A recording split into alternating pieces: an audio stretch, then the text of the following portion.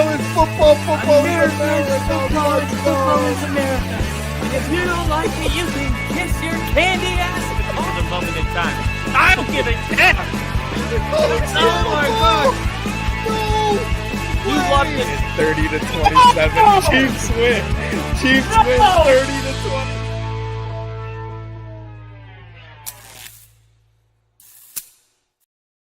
Third and 2, and Jordan Love takes off for 30. Wow. What a way to come into this game. Ladies and gentlemen, the Cowboys are playing a really good game against Green Bay. And it is exactly what I predicted. Let me see. Edit. See.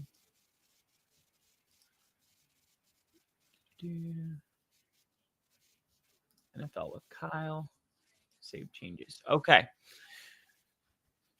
All right.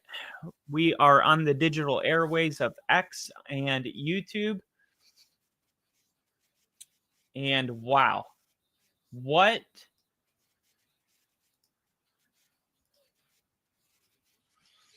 a game this has been so far. Green Bay trying to get it done, 20-3. Here we go. Love throwing it and has to just throw this one out of bounds. This has been an amazing game so far, but we're definitely in one of those games where it's coming down to the fourth quarter. This is going to be a final minute of the game type of victory for whichever team wins. Man, doesn't get any better than this. It really doesn't.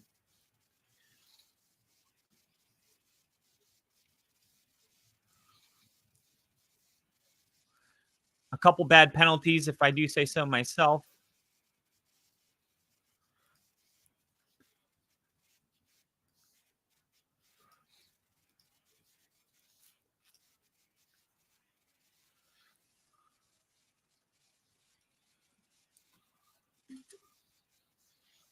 All right.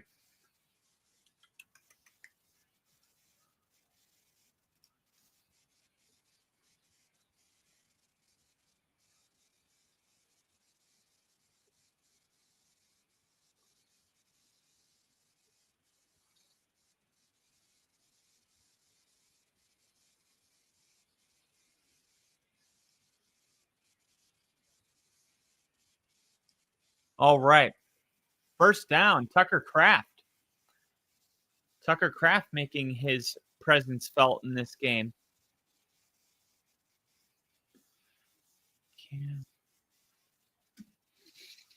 Here we go. Add an image, choose. Recent. Here we go. Boom.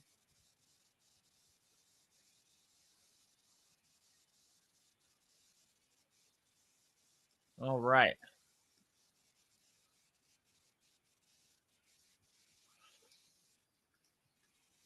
Put a scoreboard up there.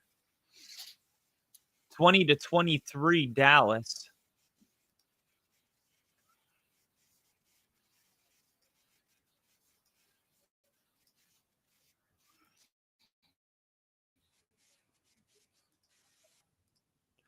All right.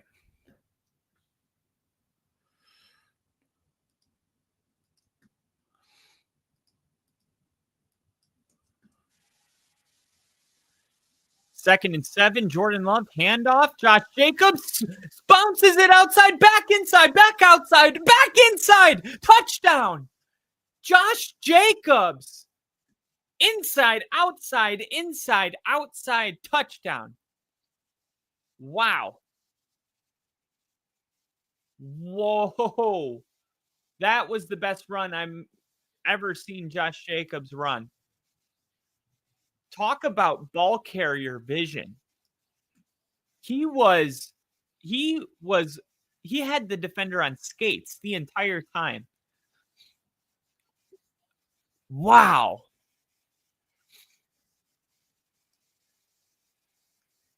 Extra point is good, and something tells me we got a lot of football left. But it is 27-26 after the extra point, and golly, what a freaking run by Jacobs again. They were on the 18-yard line, and it wasn't like there was a big hole. He cut to the right, kind of created his own hole, then took it outside, and then what was that, Deron Bland, number 7? When he was trying to race him outside, he cut back inside. When he hit the brakes and cut inside, he cut back outside and was able to score, and it was just, wow, very impressive run that time. Josh Jacobs, man. Another, between Josh Jacobs and Micah Parsons, I mean, it's like 2 players that both fan bases are like, what the hell were these guys doing being available? Some people just shouldn't be available. But if you're a Packers fan, you're very thankful they were. A lot has been made of the Micah Parsons returning. And it's been good. It's been good.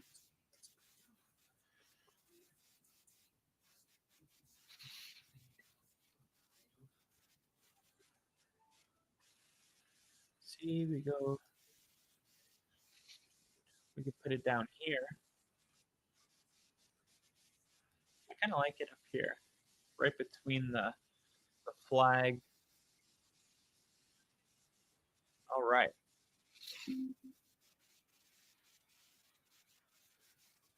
So here we go. Here we go. We got ourselves a ball game. I need a couple more catches to win $500 from Jake Ferguson, one more catch from Romeo Dobbs. And what's crazy is I bet $1 on this, which means if I would have bet $10, this is $5,000. I don't know if I should be happy about that or sad about it, but I would need Dobbs to have one more catch, George Pickens to have 2 more catch, and Ferguson to have 1 more catch, along with Ferguson to have 15 more receiving yards. But whew. Here we go. Turpin from the 3. And he's going to be stopped in the backfield. So here comes Dak Prescott. 4-point game, so a field goal doesn't tie the game. That was a very John Madden thing to say right there. Field goal doesn't tie the game. So if you're Dallas, you're looking to get a touchdown. And if you do get a touchdown, do you go for 2? That's the question. Make it a 4-point game on Green Bay. They're going to fake the handoff, roll out, and there's Ferguson. Was that Ferguson? 86? Dak Prescott, watching him play. I love that Colin Cowherd saying this. Do you know how hard it is to be a Dallas Cowboys quarterback? Think of all the stuff Dak Prescott's gone through. Dak Prescott is maybe one of the only guys that could be the quarterback for the Dallas Cowboys and still find a way to not let the noise get to him, not let the antics get to him, not let the 3 different head coaches in the last 4 years get to him, not let the fact that he was voted 77 in the top 100, only 14 months removed from coming in second for MVP, even though he's dominated his division and he has a divisional record of 31-8, I believe. Dallas is really lucky to have Dak Prescott. And I know Dak, with the playoff wins and everything like that, but there's plenty of other quarterbacks that haven't showed up in the playoffs, and they get passes. I mean, Lamar Jackson, he never wins in the playoffs, yet nobody questions his greatness. Dak Prescott's a really good quarterback in this league. I don't know if he's whatever, people want to say he's not elite, whatever that means. He's better than good. Maybe he's not the, Josh Allen or Mahomes, but he's definitely right.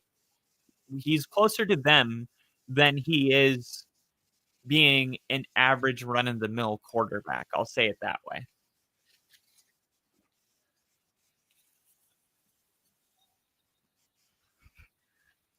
And we got whistles blowing here on 2nd and 6.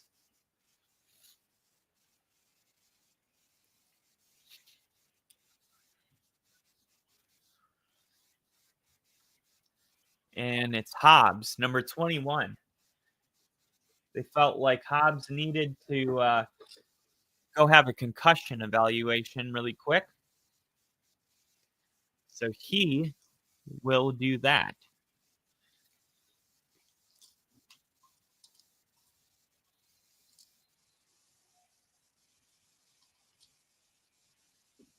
Here we go. Quick throw. Tackled at the 32.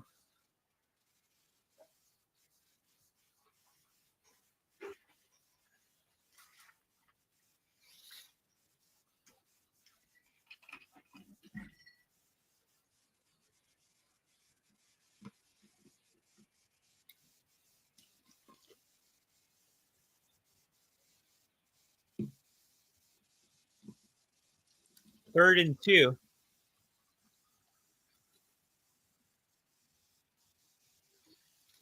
Third and 2. Dak looking. Had to fire it, and it's incomplete.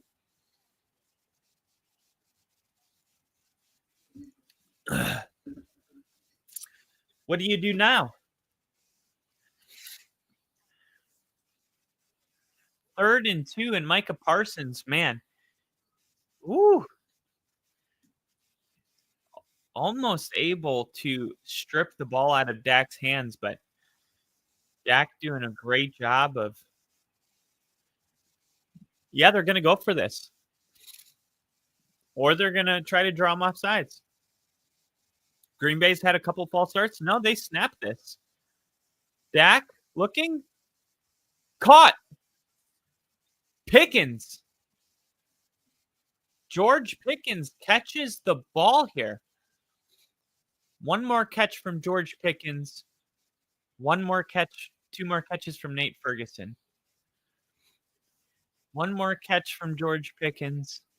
2 more catches from Nate Ferguson. How many more yards for Nate Ferguson? Jake Ferguson. 20 more yards.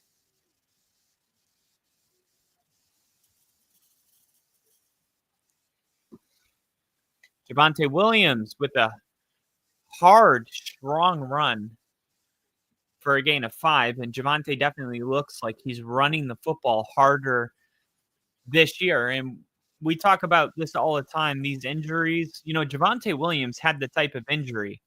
A lot of people know he tore his MCL or, something along those lines. They don't know. There's like 3 ligaments in your knee. There's 4 total. And Javonte Williams tore all 3 of the ligaments. This specific injury is so catastrophic that it's usually considered a career ender when you tear all 3 at once. Dak going deep over the head. Over the head. Too far to pull in.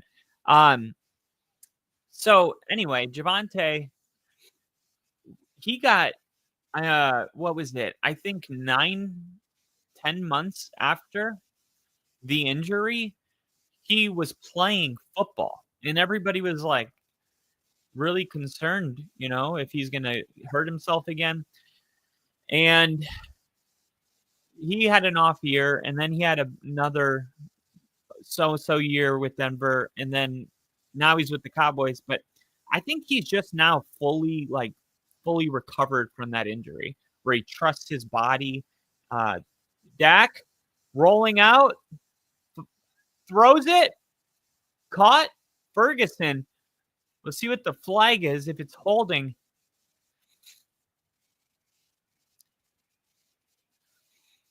What are they going to call here?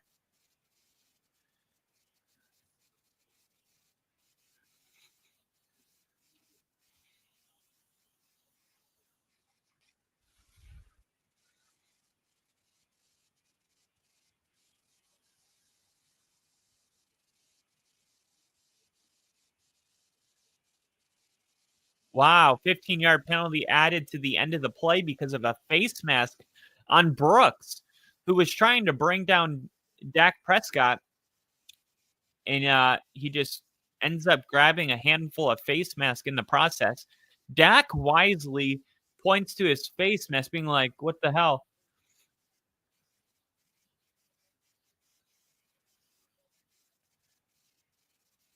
Here we go. And that catch is going to count for Ferguson. So I just need one more catch and 17 more yards from Ferguson. One more catch for George Pickens.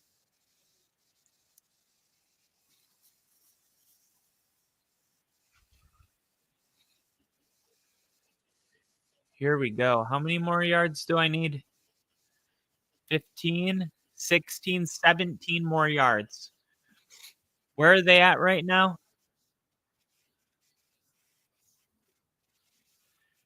The 17-yard line. They're on the 17-yard line. Well, technically the 16.5-yard line. Let's get a touchdown to Ferguson. Dak changes the play to a run, and Javonte Williams takes it all the way down to the 3-yard line. And Javonte Williams running the ball better than ever. And now the Cowboys with an opportunity here to take the lead. And Green Bay will have an opportunity, if Dallas can score, to at least try to kick a field goal and send it into overtime or get the go-ahead touchdown. But first things first, Dallas has got to get in the end zone. They got to get in the end zone. And they're going to run it, and that's going to take them to the 1-yard line. All right. If you're a Dallas Cowboys fan, welcome. If you're a Green Bay Packers fan, welcome. 23-27. And we are on our way to a new score. Wildcat, Javonte Williams, touchdown. There's a flag out. There is a flag out. It's on the near side of the field. It's offsides on the Packers. Where's the near side? Right? Isn't that relative to where you're sitting? Or is it the near side relative to the viewer? Now, I told them yesterday in my stream that this was going to be a really close game. And there was people in the comments going, Cowboys are sorry, they're trash. It's going to be a blowout. I'm like, that's not happening. I got to say, as much as everybody's like freaking out, I have a whole video on my YouTube channel about how Jerry Jones made the right decision. You can go back and watch that video. I think it was one of those rare trades where, and I'm not just saying this, I really do believe both teams won the trade, because for the Dallas Cowboys, you've kind of ran the experiment of how far Micah Parsons with this defense, with Dak Prescott, how far they can take you. the last couple of years, they've been a good team. Like, it's not like they've been, you know, embarrassment or anything. Dak was hurt last year, so throw that away. But for the majority of Dak Prescott's career, we're looking at 11 to 12 wins. We're looking at a playoff berth and a first round elimination. And they just continue to keep doing it. You have to do something different. Dak Prescott, I think he's a really good quarterback. But just saying, okay, we're going to go with Micah Parsons and Dak Prescott, CeeDee Lamb, and then we'll just have to be good enough to beat all of our opponents with those key players. It's not a great recipe. They need to figure out how to add a lot of depth and talent to this team. Is Micah Parsons worth, let me ask you this, Quay Walker, Rashawn Gary, and let's say their safety that they got from the Giants. What's his name? I'm blanking on his name. Is Micah Parsons worth those 3 players? Right? Absolutely not. You got a first-round pick this year, a first-round pick next year. That is 4 first-round picks in the next 2 years. Imagine what this team is going to look like with 2 first-round picks in the next 2 years. It's going to be insane. And the final point is people are like, Micah Parsons is a once-in-a-generational player. Every year, there's a Micah Parsons. Every year, there's one Micah Parsons. A lot of people don't realize it, but it's true.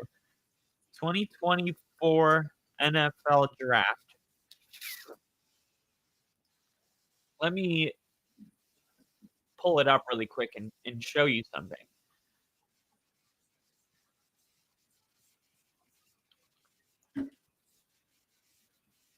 Here we go. 2024, okay? The first defensive player to come off the board was Latu, okay? That's not even we haven't even talked about Jared Verse. Jared Verse came off the board at 19. We saw TJ Watt come off the board at 30. We saw a game-saving touchdown today by Peyton Wilson, the linebacker for the Steelers. They drafted him in the 2nd round. If you could add, maybe you're going to add a pass rusher that's not as good as Micah Parsons, but maybe he's 90% of what Micah was. And then you also get to add a Peyton Wilson and a Jared Verse and a Nate Wiggins, right? Let me just take 4 players here in the first round and ask you this, okay? I'm looking at the 2024 NFL Draft, okay? Let me give you 4 defensive players. Nate Wiggins, Quinion Mitchell, Jared Verse, Latu. Is Micah Parsons worth those 4 guys? If you could choose Micah Parsons or Latu, Jared Verse, Nate Wiggins, and Quinion Mitchell. Obviously, you would take the group if you had any sense. So, not only that, but now you're not like if we just ended right there, the picks is the right move. Now, for Green Bay, because they've built a team with a lot of youth and because they've built it through the draft organically, it makes sense for them because they add a Micah Parsons and now they can actually bring a Lombardi to Green Bay. Like, if you're one piece away from winning a Super Bowl, you make that trade every time because at the end of the day, that's the goal. Dallas wasn't going to win a ring with Micah Parsons, but they might win a ring if they added those 4 guys, right? And even if they don't win a ring when they add those 4 guys, they will then be in a position where they're a Micah Parsons away. But if they were Micah Parsons away, then they would have won a playoff game by now. But they haven't through Micah Parsons' entire tenure with the Cowboys. So they were never a Micah Parsons away. Green Bay was. So it makes sense for Dallas. But aside from just the trade being good, we just talked about picks, now let's talk about the $47 million a year that's available that wouldn't be available because those 4 first rounders are all going to be on rookie contracts, which means not only are you going to be able to bring in 4 players like that, but with the leftover money, you're going to be able to do stuff in free agency that you otherwise wouldn't have been able to do had you paid Micah Parsons. So the way I look at it, I see so many reasons why Dallas made the right decision, even though it was unpopular because Micah was a fan favorite and he's just one of those players that, everyone's wearing the jersey, and I get all that. But if you're just looking at without emotion, strictly as a GM, this was the right move, and Dallas made it. And if Green Bay wins the Super Bowl, they'll forever be considered the winner of the trade, even though they were different circumstances completely. Here's Savion Williams. Now, Green Bay, 4 minutes and 42 seconds.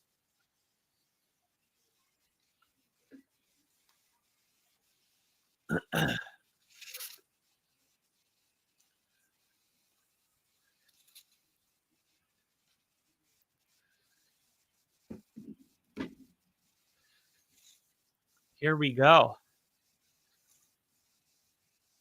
Josh Jacobs with 116 yards, 2 touchdowns. They're going to run it with him here, and they're going to go nowhere.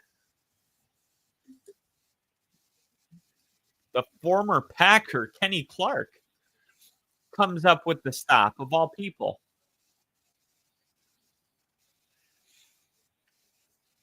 Wow. I was the throwaway pick. Kenny Clark said, and I took that personal. Wow. Wow. 3rd and 8.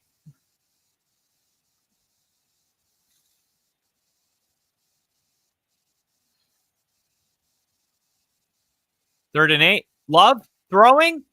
Caught. Romeo Doubs to the 40. Romeo Doubs with the big time play, man. Big time play. We got an injured Cowboy timeout.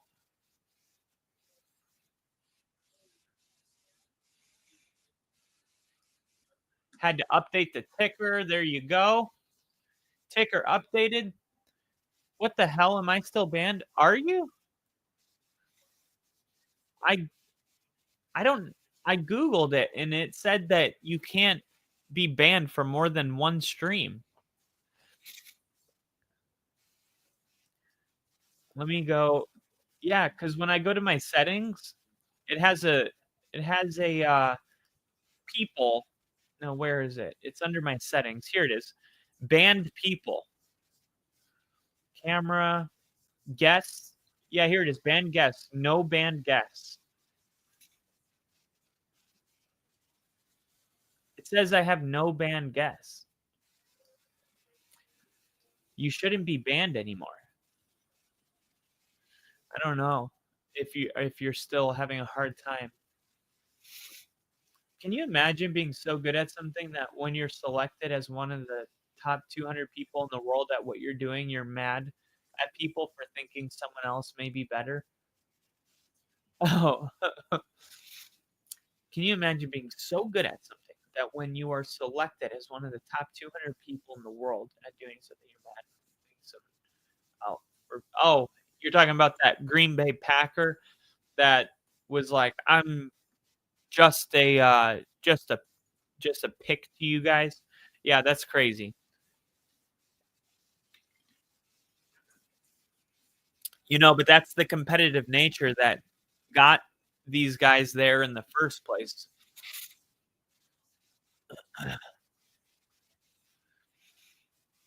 The whole having a chip because people passed on you. Yeah, I mean, didn't Aaron Rodgers wear 12 because there was 12 people picked ahead of him? Let me see. What pick was Aaron Rodgers? 24th pick. Which player wore? I think it was a receiver. Receivers have a lot of ego. That's a receiver thing. Which player wore number 4 every team that passed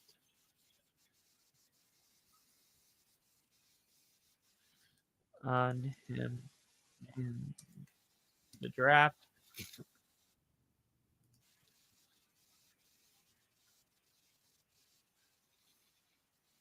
Huh. Google doesn't know. All right. Romeo Dobbs with the catch. They're going to throw this one into the ground.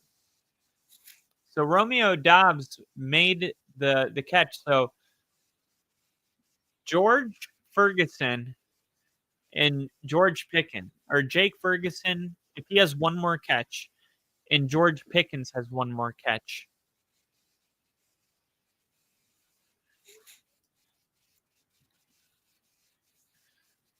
See if Green Bay goes for it. Let's see. If Green Bay scores a touchdown,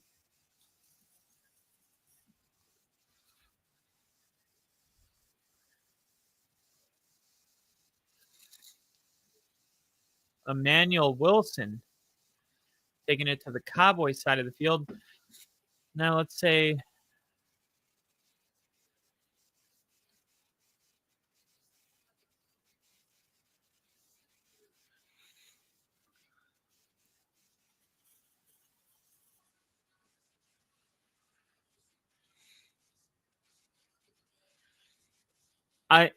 if I'm not mistaken, there's only one possible way that an NFL game can go to overtime and that team still win by 9 points.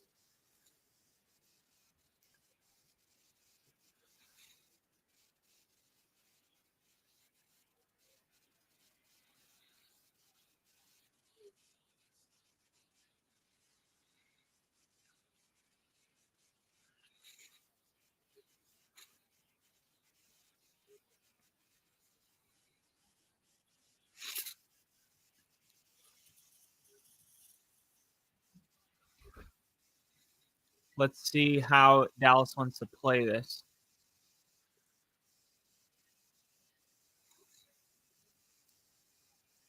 Oh, that's a flag. That's 15 yards. Wilson just hit him.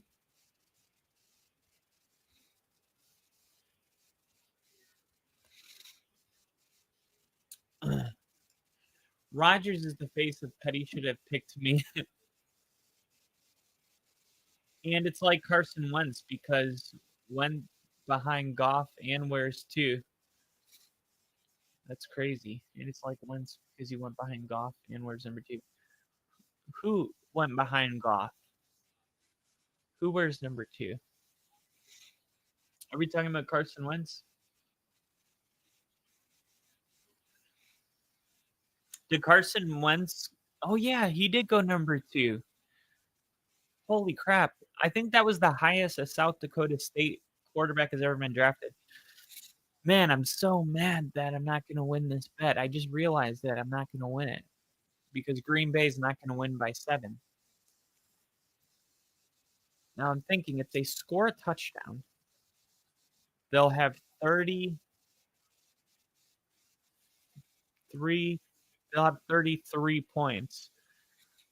Would they try to go for 2 to make it where Dallas needs a? No, I don't. Maybe they would. Think about this, okay? Let's say Green Bay scores. You know that they have the best kicker maybe in the history of the game. So if they kick the field goal, right, his range is like 65 yards. So if Green Bay scores a touchdown and they just kick the extra point, Dallas needs to take a touchback, and they literally just need 15 yards to tie the game. With that in mind, would Green Bay go for 2 and say, I'm taking the field goal off the table? You're going to need a touchdown if you want to beat me.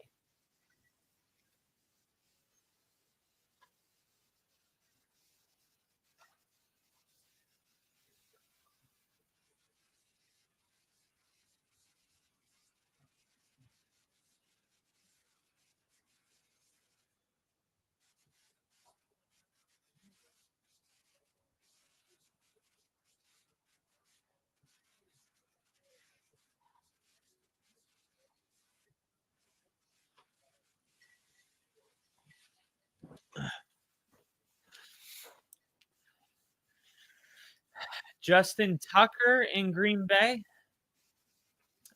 I think this kicker's better than Justin Tucker. Think of how long Justin Tucker was in the league before he was ripping, 67-yard field goals. Right? Let me put it this way. Okay? Aubrey, the Detroit kicker, right?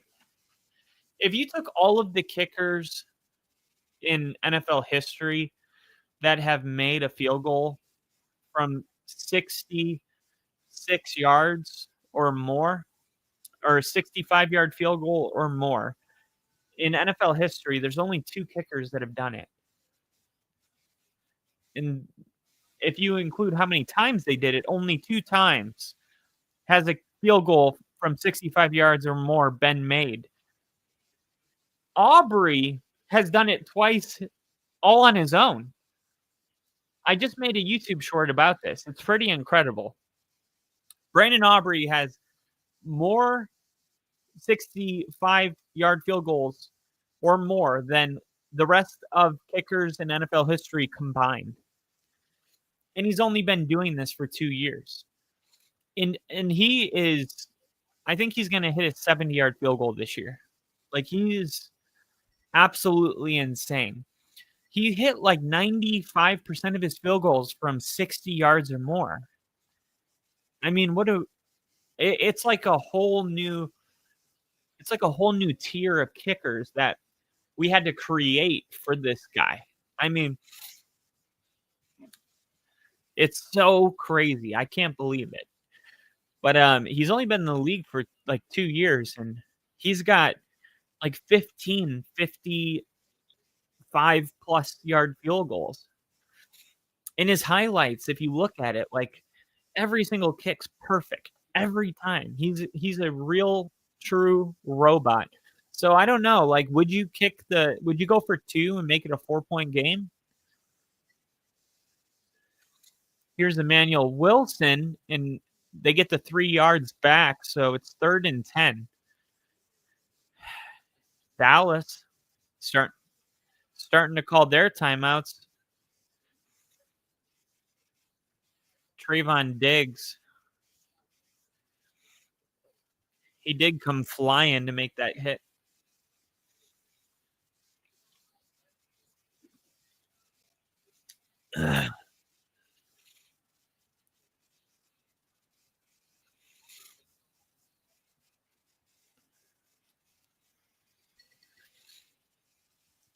All right.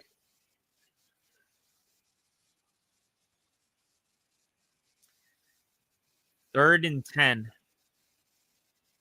Green Bay's 8 for 10 on third downs today, but their average has been 6.2 yards to go. Right now, they need 10. And why does it say 3rd and okay, so they're on the 15. So the 5-yard line would be a first down. They're going to motion Tucker Kraft out wide. Looking. Touchdown. Romeo Doubs, his 3rd touchdown.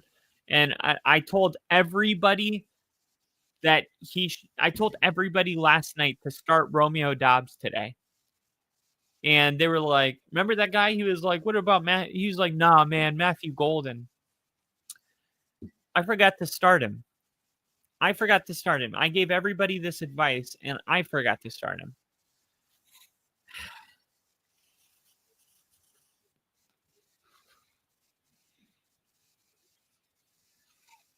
In 10 years, someone's going to hit a 75-yard. Yeah, it makes you wonder, like, how far does this go? You know? Like, it seems like there has to be a distance where, it's like the point of no return. Like physics, the human body cannot evolve to a certain point, right? Like an 80-yard field goal is just not possible.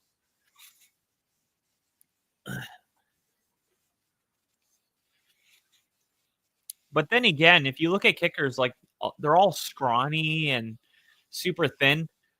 What would happen if like one of those like strongest men in the world, what are those guys called?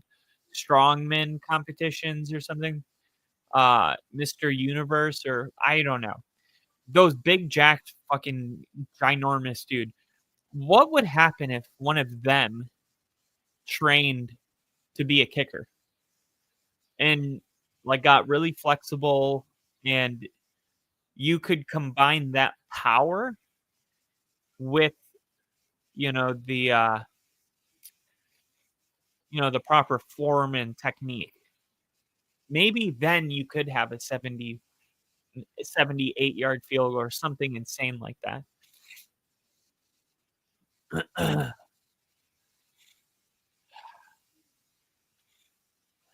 Man.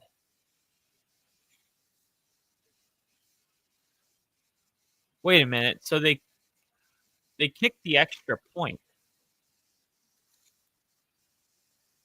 Turpin. Unbelievable. So Green Bay ends up. What happened just now?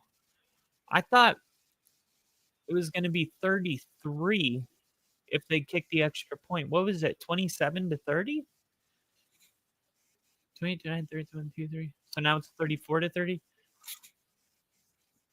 I just need Nate Ferguson to catch the ball, or Jake Ferguson to catch like a 15-yarder, a quick throw to George Pickens, and a pick six. So Green Bay wins by more than 6.5.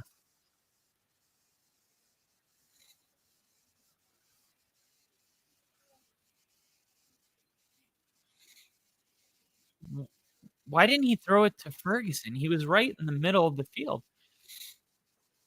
And I think Dak told Javonte, like,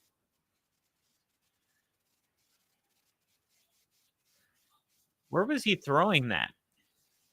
He's out there seeing ghosts. He thought Javonte was going to run out or something. What was that?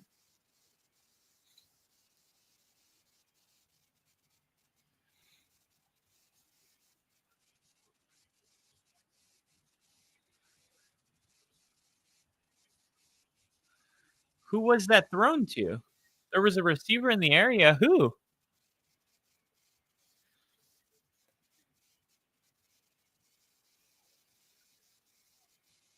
Who's the receiver in the area? I would love to know.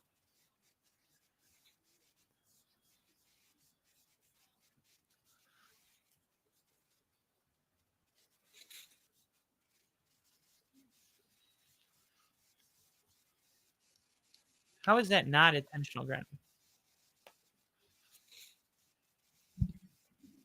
Here we go. Quick throw. Nate Ferguson picks up 7.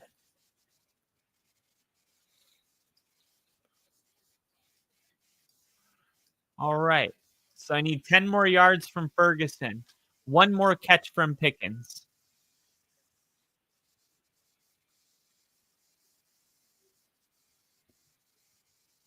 Tolbert takes it to the 30. Now, if Dallas gets a touchdown here, Come on. Ferguson. Pickens. Touchdown. Pickens scored a touchdown. Wow.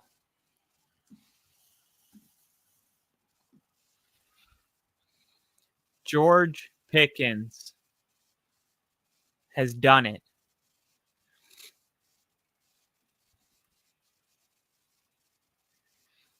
And now Green Bay's only hope is that this field goal somehow gets blocked. Because they could score a touchdown, but I guess I mean my only hope. What a freaking play.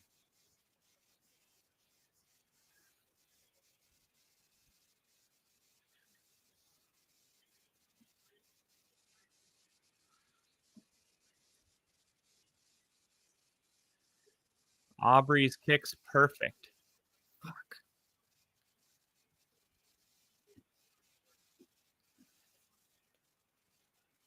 Wait a minute.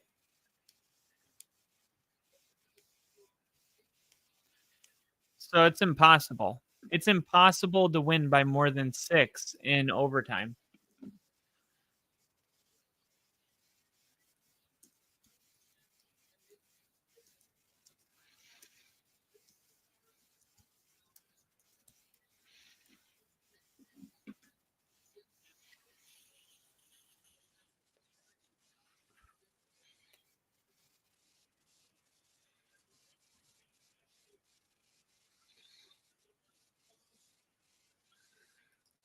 Okay, scenario 1, a team receives the kickoff and kicks a field goal or turns the ball over. Team B then possesses the ball and scores a touchdown. Team A receives the kickoff and kicks a field goal. Team B then possesses the ball and scores a touchdown. Team B then successfully converts a 2-point conversion.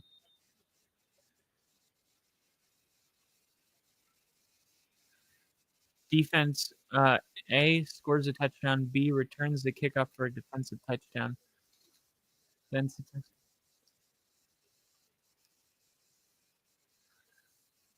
so I think the only way Green Bay could win by 7 is they would need like a field goal to send it into overtime. Then you would need Dallas to kick a field goal on their opening overtime drive. Green Bay to kick a field goal on their opening drive. And then defensively to get a pick 6. They could win by 9 in overtime, technically.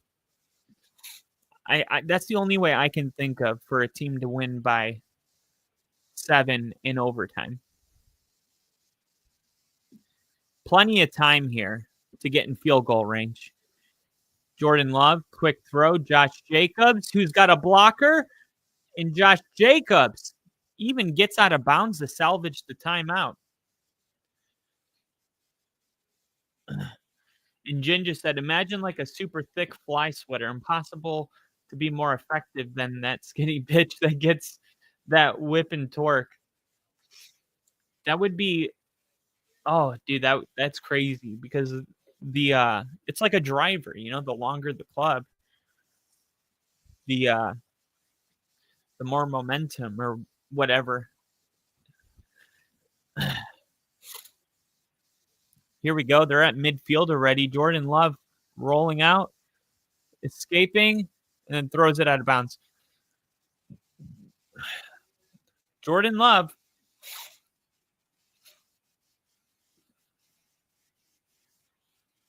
He's made Packer fans nervous at the end of games. Jordan Love has made Packer fans nervous at the end of games with throwing bad interceptions. 49ers playoff game, the Cleveland game yesterday or last week.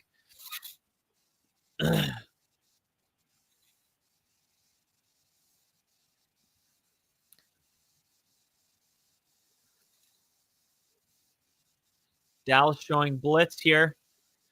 Midfield, Jordan Love gets it out, and he gets out of bounds. Malik Heath.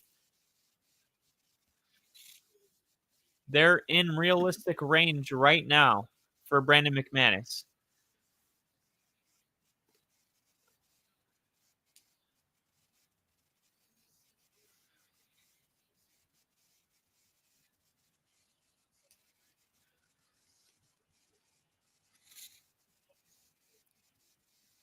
Brandon McManus has a really good leg, obviously indoor. There's no external conditions. And they're going to run it here on 3rd and 1. I think they'll call their first timeout here after picking up the first down.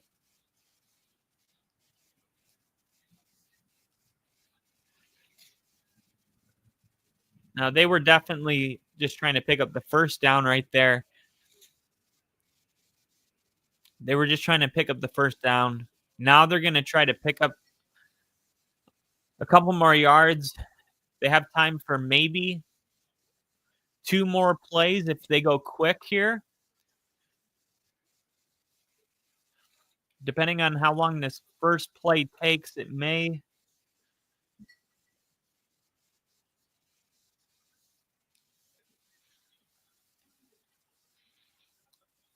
What is this? Water? Okay.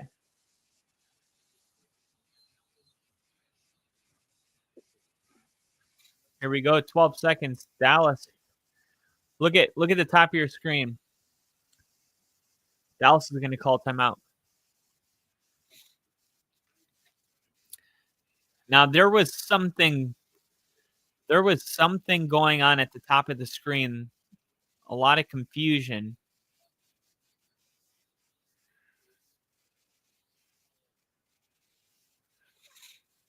Brandon McManus, Denver Broncos Super Bowl winning kicker. He was perfect that postseason. He was so clutch. I can't even tell you. Does he have a couple more moments? Remember, he signed with Green Bay last year from Jacksonville. In his first game with the team, he had to kick a game-winning field goal. Then his second game with Green Bay, he kicked the game-winning field goal. They ended up just signing him. They're going to run it with Jacobs, and that's going to bring it to the 35-yard line. So now you're looking at a 52-yard field goal.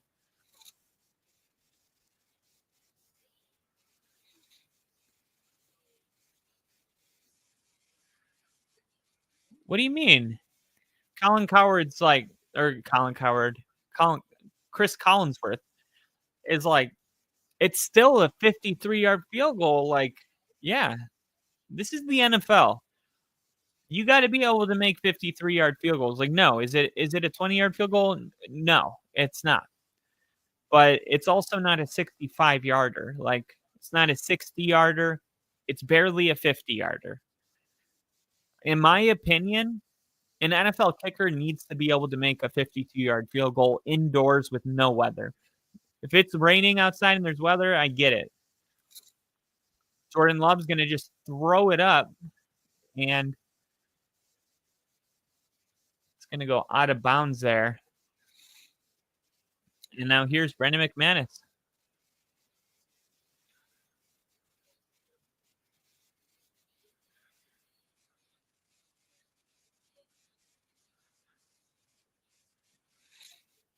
This is exactly why I benched Green Bay's defense this week. I knew that this game was going to be a crazy high-scoring game. This field goal doesn't look that long. We'll see if Dallas, no timeouts. Perfect kick. There was never a doubt about it. We're going to overtime.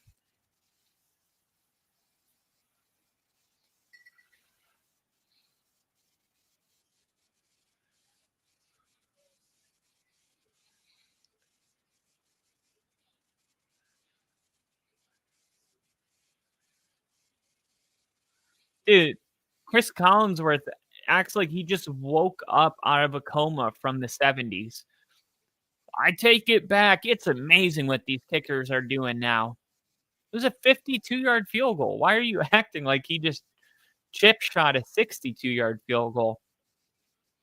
It's like, yes, kickers now can kick 50-yard field goals, Colin, Chris, whatever.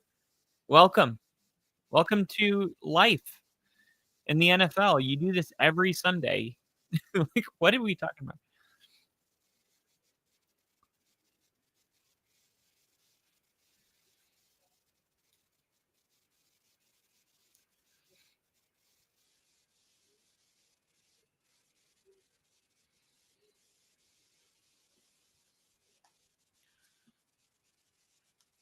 Unless the team kicking off to start OT scores a safety on receiving the team's initial possession or time runs out. Okay, each team will have the opportunity to possess the ball. So, if Green Bay scores a touchdown, they could go for 2.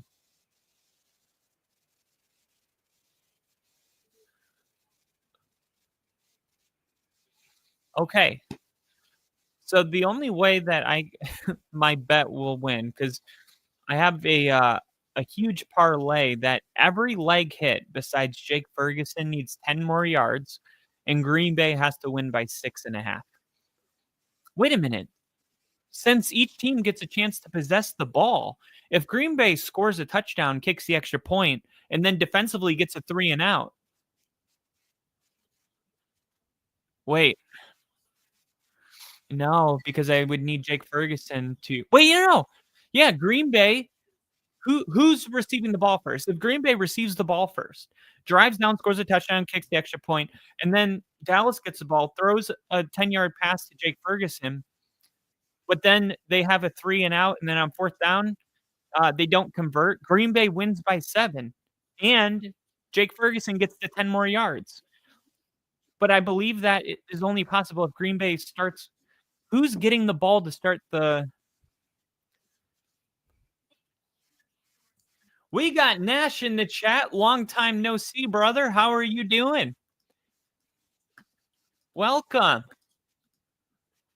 Welcome to the shit show.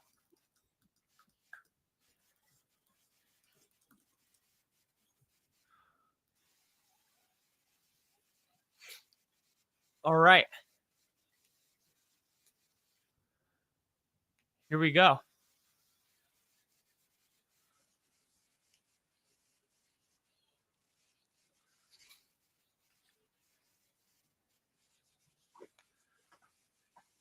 Who's getting the ball first? Green Bay?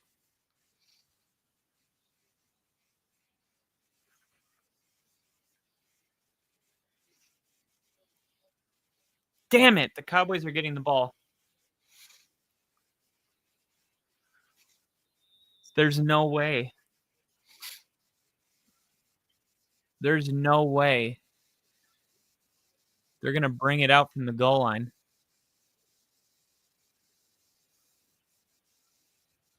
Flag down. Let me see. How is it possible?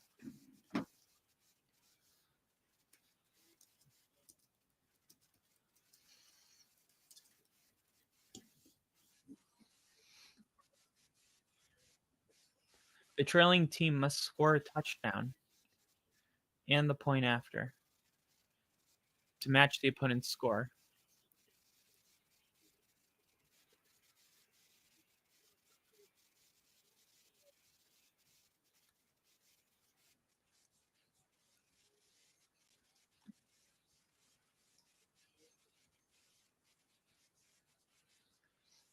Nine points. Kick field goal on the first possession, pick 6 or fumble TD.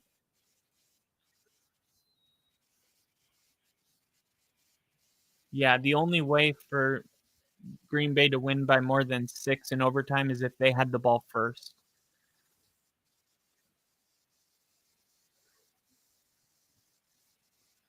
Javonte runs for 11 yards. Damn, that sucks. $500 freaking dollars. And all I needed was Green Bay to win by a touchdown.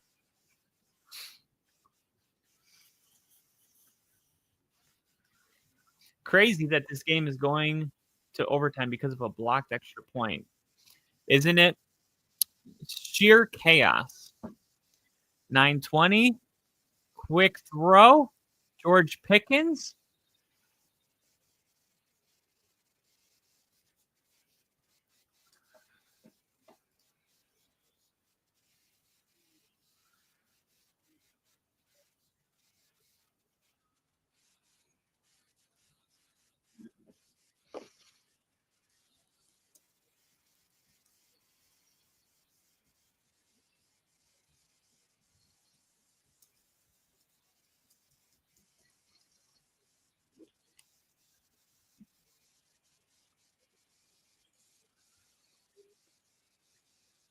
A deferred team can still win with a defensive score or a touchdown on their offensive possession, followed by a successful 2-point conversion to make it a 7-point margin. Okay, so this is what AI is saying. A team that defers winning the overtime coin toss can still win by 7 points, as deferred teams can still win with the defensive score. Yeah, but if Green Bay got a pick six, they don't kick an extra point or a touchdown on their offensive possession. Yeah, but they don't kick an extra point. If there was a pick six right now, that would be the end of the game. There would be no extra point. Prescott going deep. Pickens caught it.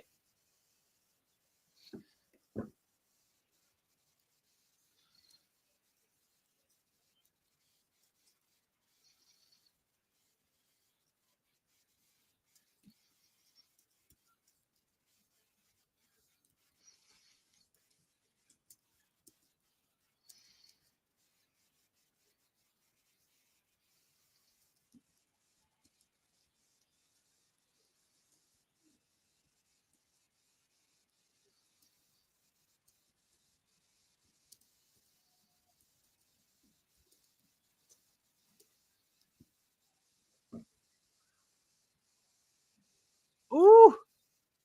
Nate Ferguson. Under the 2025 overtime rules, if you defer, your opponent scores a touchdown, taking a 6-point lead. Your team is still guaranteed a possession. If you score a touchdown on your first possession, your team does not attempt an extra point and the game does not end. The game continues and the score is tied once more. Wow. A field goal is kicked and the other team is either shut out or penalized for a safety, which would create a 7-point margin. Dak Prescott looking to throw, going deep. Caught! Tolbert stayed in bounds. Somehow Tolbert stayed in bounds. Oh my goodness. An unbelievable effort by Tolbert. How did that happen? He's in. What a freaking catch by Tolbert. Good God.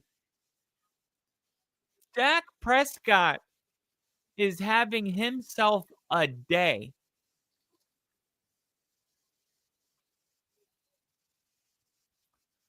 Brian Schottenheimer is going to call timeout.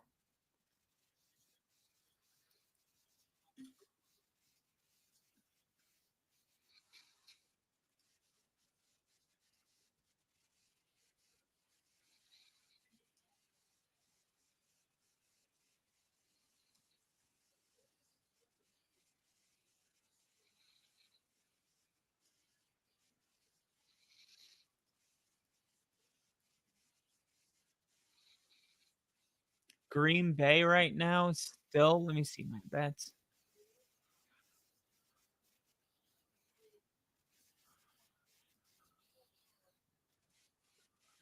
Come on. Debit card, 10, 3988. First and goal, Dallas.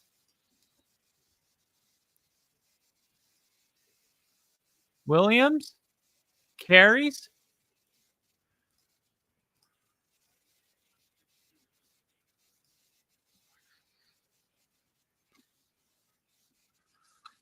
Let's see.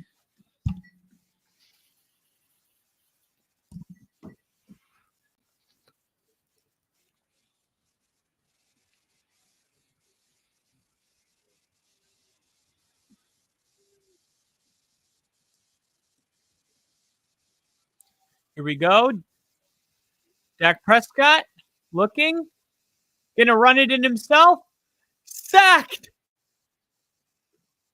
Oh, Micah Parsons saves the touchdown. Micah Parsons saves the touchdown here.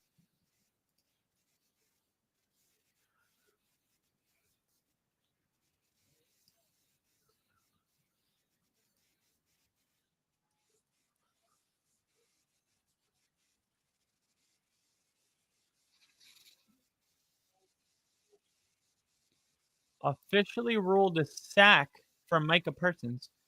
Here we go. 3rd and goal. This is huge. This is huge. Dak looking. Whoa. Why would he do that? He had time. Here comes Aubrey to try to give Dallas the lead, but why would he do that?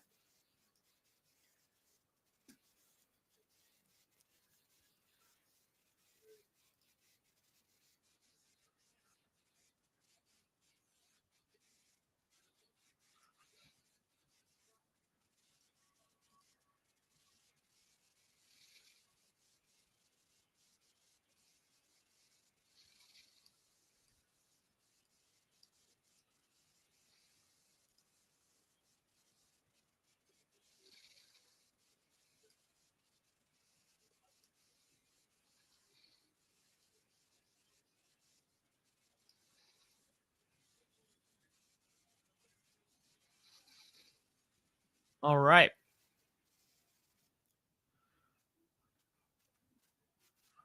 This sets up pretty nicely, huh?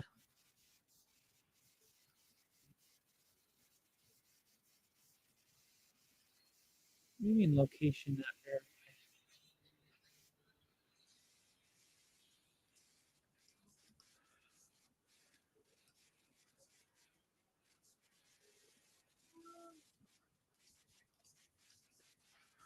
What is going on?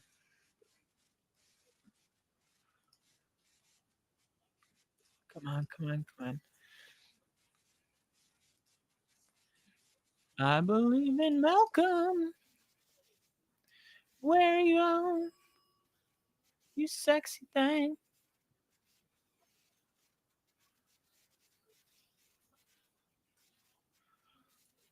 Here we go. Dollar. Go my bets.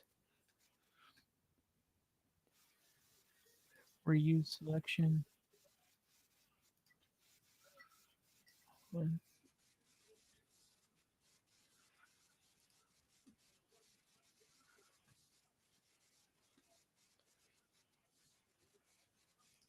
Instead of Josh Jacobs, Romeo Dobbs.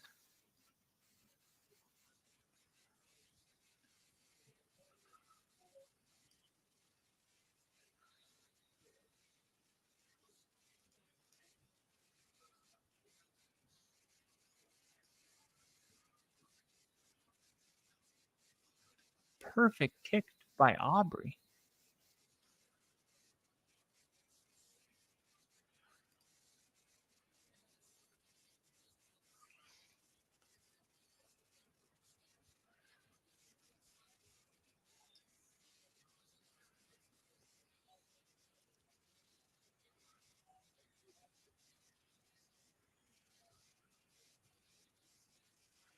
All right, here we go.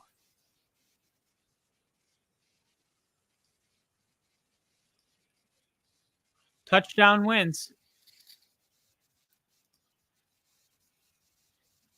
Touchdown wins the game. Field goal continues the game.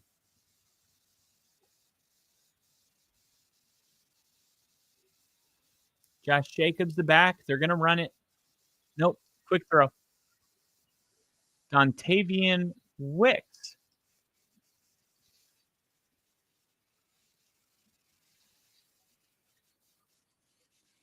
Now, I think if you're Green Bay, you got to remember who you are. Like you're a team that runs the football a bunch, right? You're not. You got to kind of get out of the mindset of like, oh my god, hurry up, we got to score. You got 4 minutes. That's a lifetime. You got to go back to Green Bay Packers football here. Do what you do.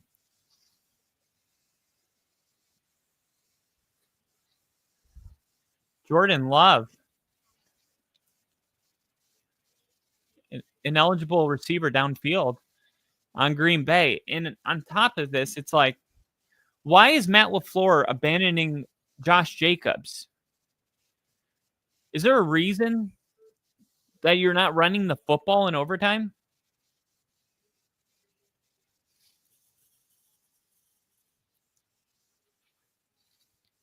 Penalties declined, but now you can't run the ball because it's 3rd and 6, and it's like you're going to set up a 4th down, but it's like, what are you doing? Look at that. If they handed that to Jacobs, look at that. The middle of the field's wide open. He might have scored. Well, he doesn't have the speed to score, but if he breaks that tackle, maybe he does get chased down. But now Dallas is taking a timeout.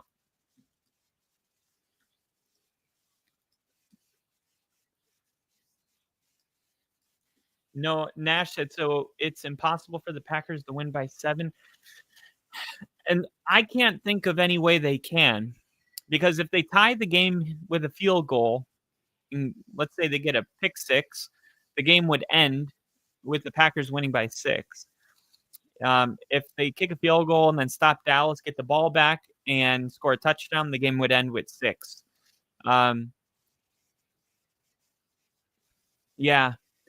Now, it could have worked if Green Bay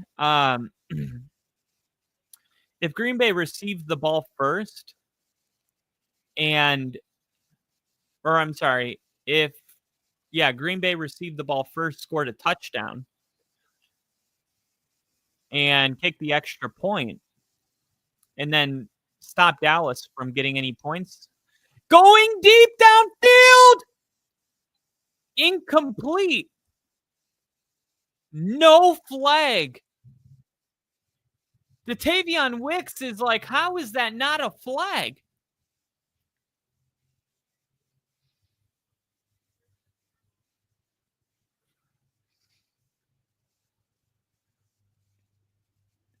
That's not interference? What do you mean?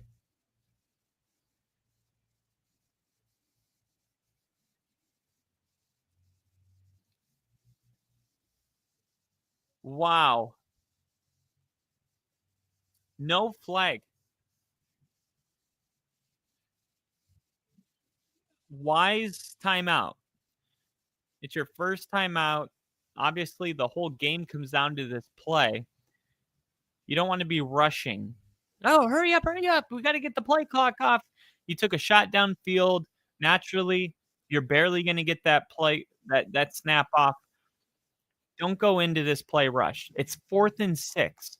Why is Green Bay taking shots 50 yards downfield? Why did they not give Josh Jacobs a handoff one time? Why did they abandon the running game completely? I don't know. I don't like the energy that they came into this drive with. I mean, time's not a factor. You need to just play Green Bay Packers football. You're a running football team. It's like they're playing Dallas' style of football here.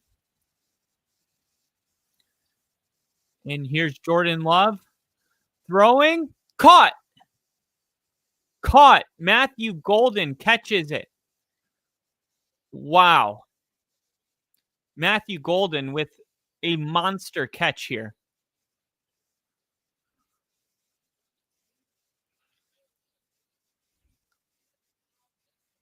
Wow. That was a game-saving catch. It doesn't get any more clutch than that. Game on the line, and you make that catch.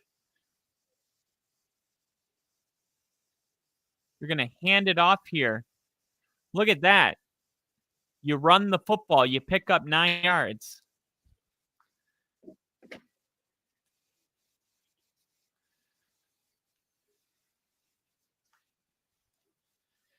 Josh Jacobs not in the game. Why?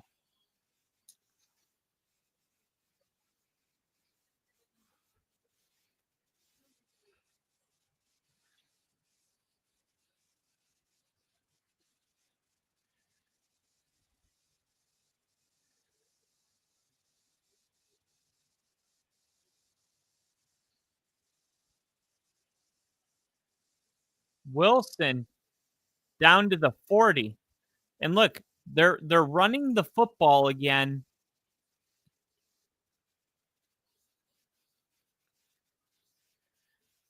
Of course, Josh Jacobs isn't even going to make an appearance on this final drive.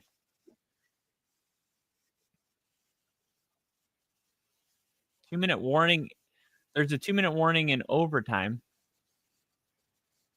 Josh Jacobs looks like, why am I not being put in the game? It's overtime. Game's on the line. What the hell? I don't blame him. If you're Josh Jacobs, how are you not, like, why am I not in the game right now?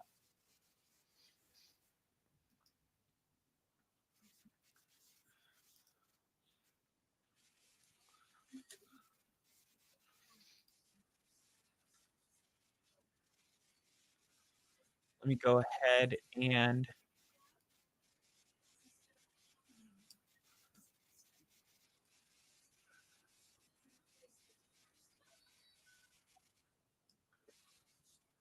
done.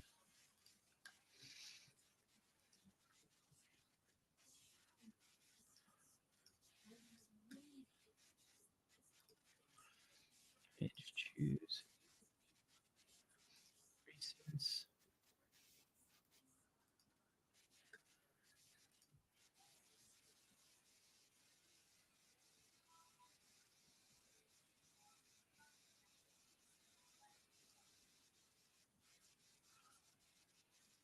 All right.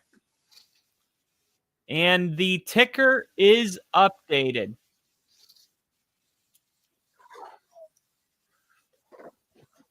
Oh,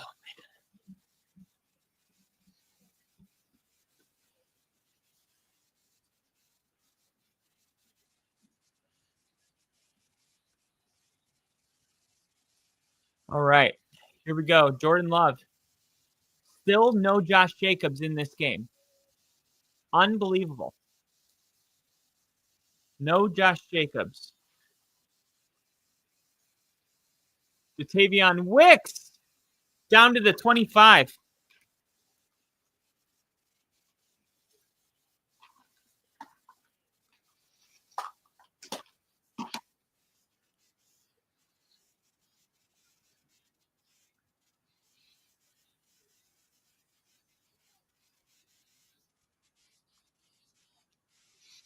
Honestly, the go route would have been a touchdown.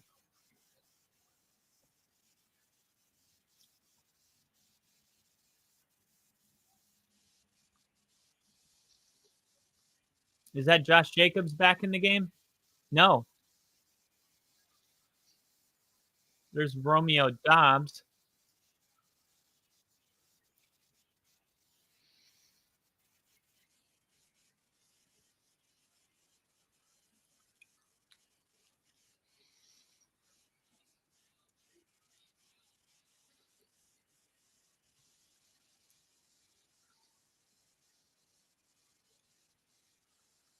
All right. Wilson picks up a first down, and now Green Bay. 40 seconds left in the game. Green Bay within 10 yards of winning this game, 12 yards away. Timeout. Timeout. Green Bay is going to call timeout.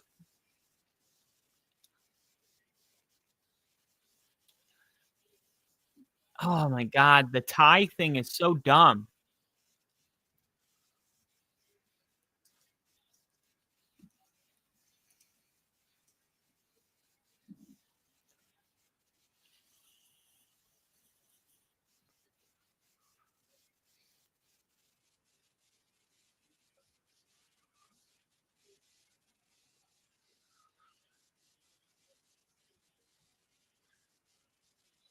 Damn, Jerry Jones does not look good. Looks like he got punched in the bottom lip.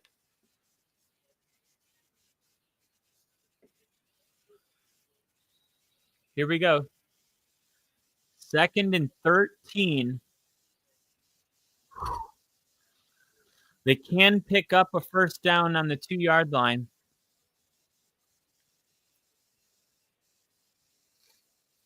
Is there a reason Josh Jacobs isn't in the game?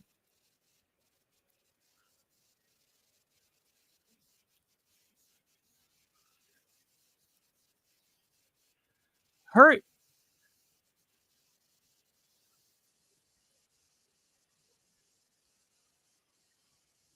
There's 1 second left. Jordan Love threw the ball with 1 second left.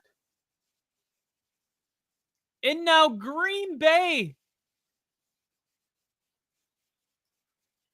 with the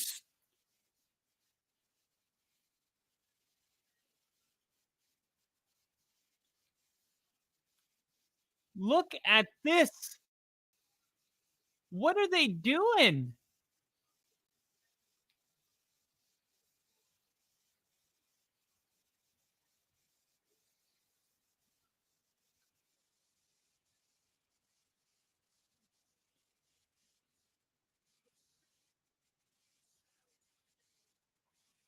A tie. A tie. Micah Parsons comes back. Do you know how many Dallas Cowboy fans said today, in a perfect world, I want there to be a tie?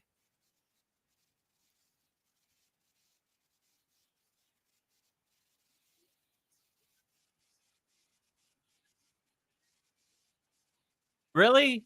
Because I don't feel that way. I'm upset, okay? I don't like this is the most un-American thing ever. A freaking tie. There's no ties. There has to be a winner. This is so dumb. There's nothing dumber than a tie. Maybe having to declare an onside kick. But besides that, this whole tie thing is so ridiculous. But do you know how many Dallas Cowboy fans were out there saying, I'm a Cowboys fan, but maybe you're, also Micah Parsons fan, and you're thinking, in a perfect world, I just wish that I wish there could be a tie. And what game did Rick say might tie? There was a game where Rick said there might be a tie. Oh my gosh, I can't believe this game ended in a freaking tie. So bummed out that this one ends in a tie. Wait, does that mean the spread pushes? Image. Wait, if it's a tie, the spread pushes, right?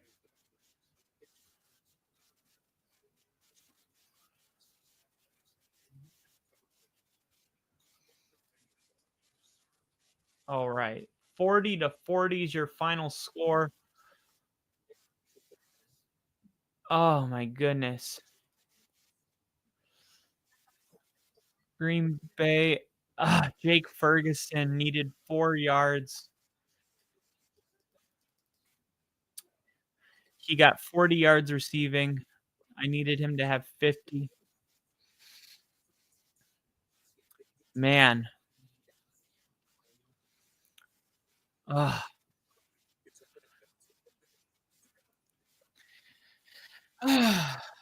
oh man.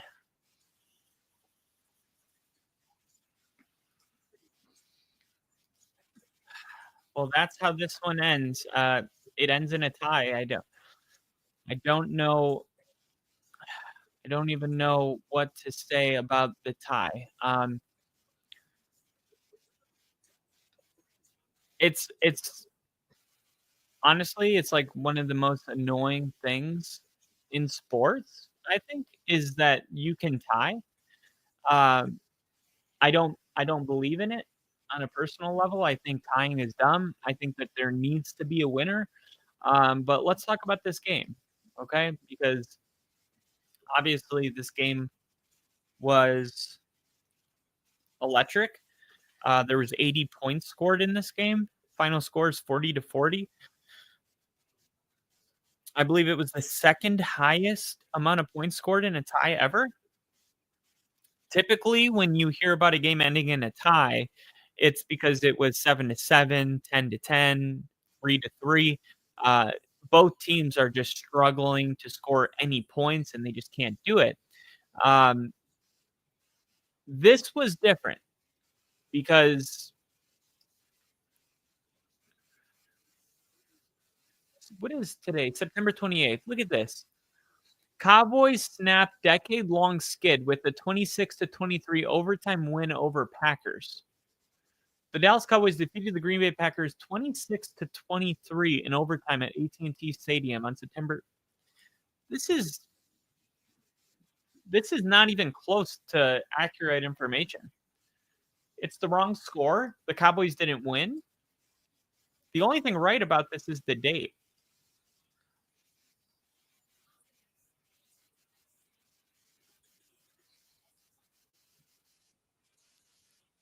I gotta see this.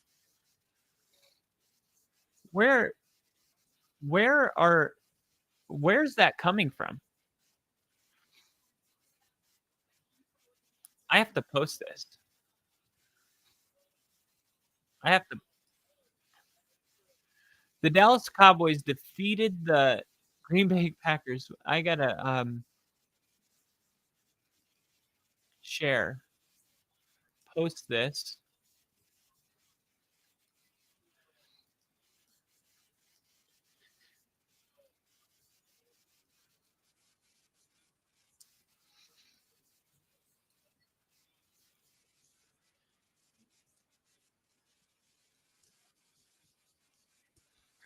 Fix this misinformation.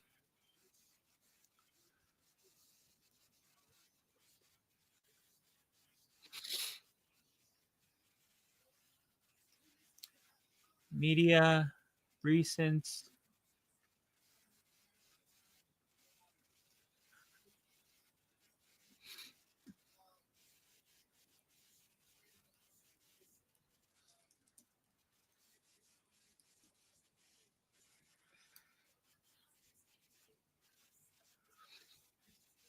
All right. So,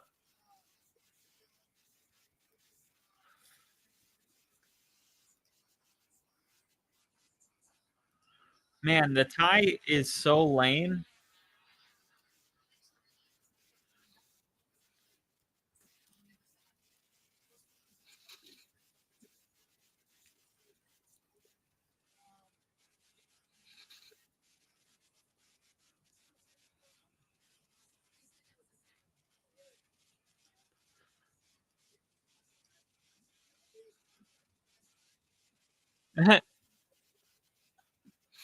they're talking they're talking to Dak Prescott right now.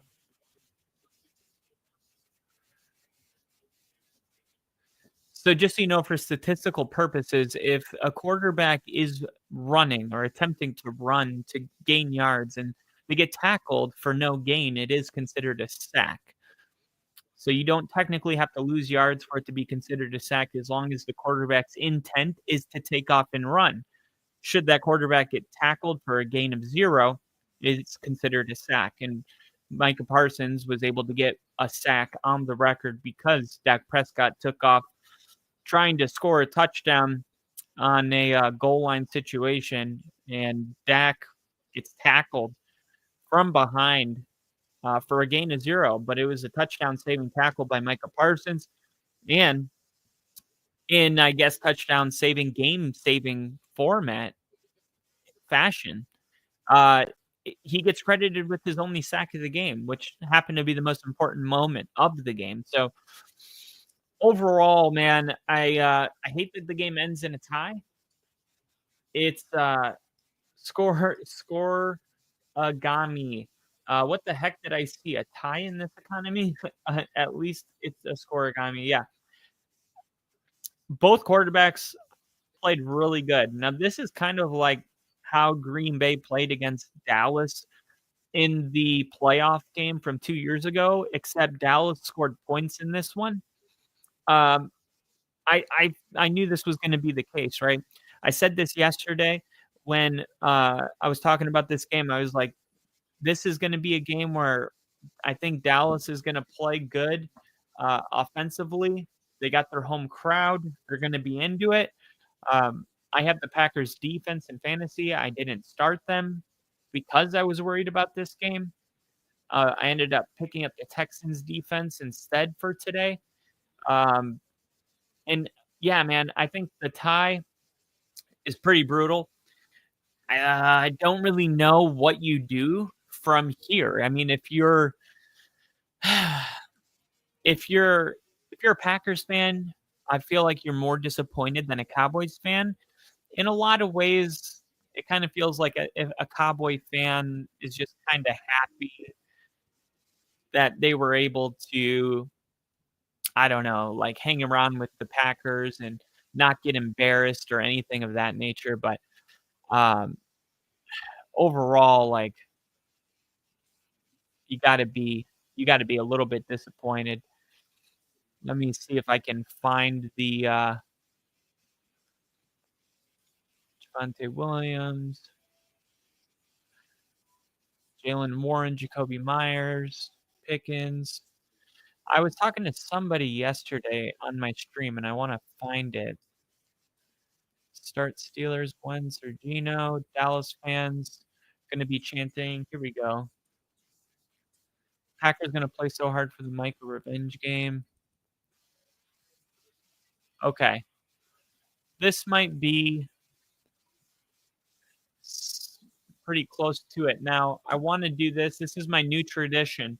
So after the games, only primetime games am I doing this, but I go back to our predictions and I show you guys, what our predictions were, and we kind of compare that to what actually happened. So our predictions episode was 3 days ago on Thursday at noon.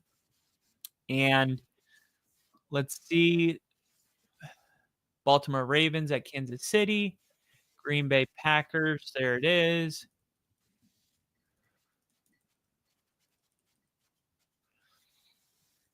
And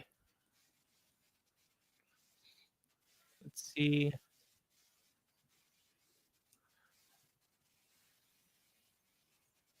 All right, got it. And where are we at? 1 hour, 45 minutes, and 2 seconds. 1 hour, 45 minutes, 2 seconds. 1 hour, 45 minutes, 2 seconds. And we'll go StreamYard. Share screen.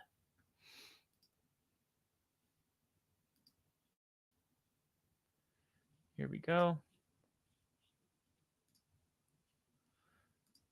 And let's go. But I think Baltimore rights the ship. Maybe Derrick Henry doesn't fumble for a fourth game in a row after week 4. But like you said, I wouldn't be surprised if it's a 40 either of those, and that's the take the dub. All right. Next, we got Micah Parsons going back to Dallas. It sounds so weird, but this is the Micah Parsons coming home. He said he doesn't care about a tribute. The only tribute he wants is a win for the Packers. And just last week, everybody was talking about how good Russell Wilson looked. This week, it's Caleb Williams Spoiler alert, the Dallas Cowboys have been protesting the Micah Parsons trade by not covering anyone on defense. So the the Dallas Cowboys now are in position to have maybe their fans more excited for a football game than they've been in a long time. This place is going to be crowd going crazy. The Dallas Cowboys are going to want to win this game. Dak Prescott's going to want to win this game. The Green Bay Packers and Dallas Cowboys are, no, I'm America's team. No, I'm America's team. This is going to be the numbers this game's going to get are crazy. I'm excited for this game, but the Packers are coming off a loss. They didn't take the Browns seriously. No CD Lamb. I'm taking the Packers -7 here. Yeah, this is going to be a very emotional game for not only the Cowboys team, but Cowboys fans. Like you said, this is Micah Parsons coming back and going to try to wreak havoc on Dak Prescott, on that entire offense, to do his best to really be like, hey, this is what you guys missed out on. You guys should have signed me instead. Now I'm with Green Bay and killing it, right? The Green Bay defense was already pretty damn good last year, and then you add Micah Parsons and it gets better. And you've seen it through this season so far. They embarrassed the Lions week 1. Obviously, they had a bit of a short circuit moment with the Cleveland Browns, but I think you got to credit the special teams for the Browns there to get that dub. But mostly, I think I'm blaming the offense on that one with Jordan Love with a late game interception.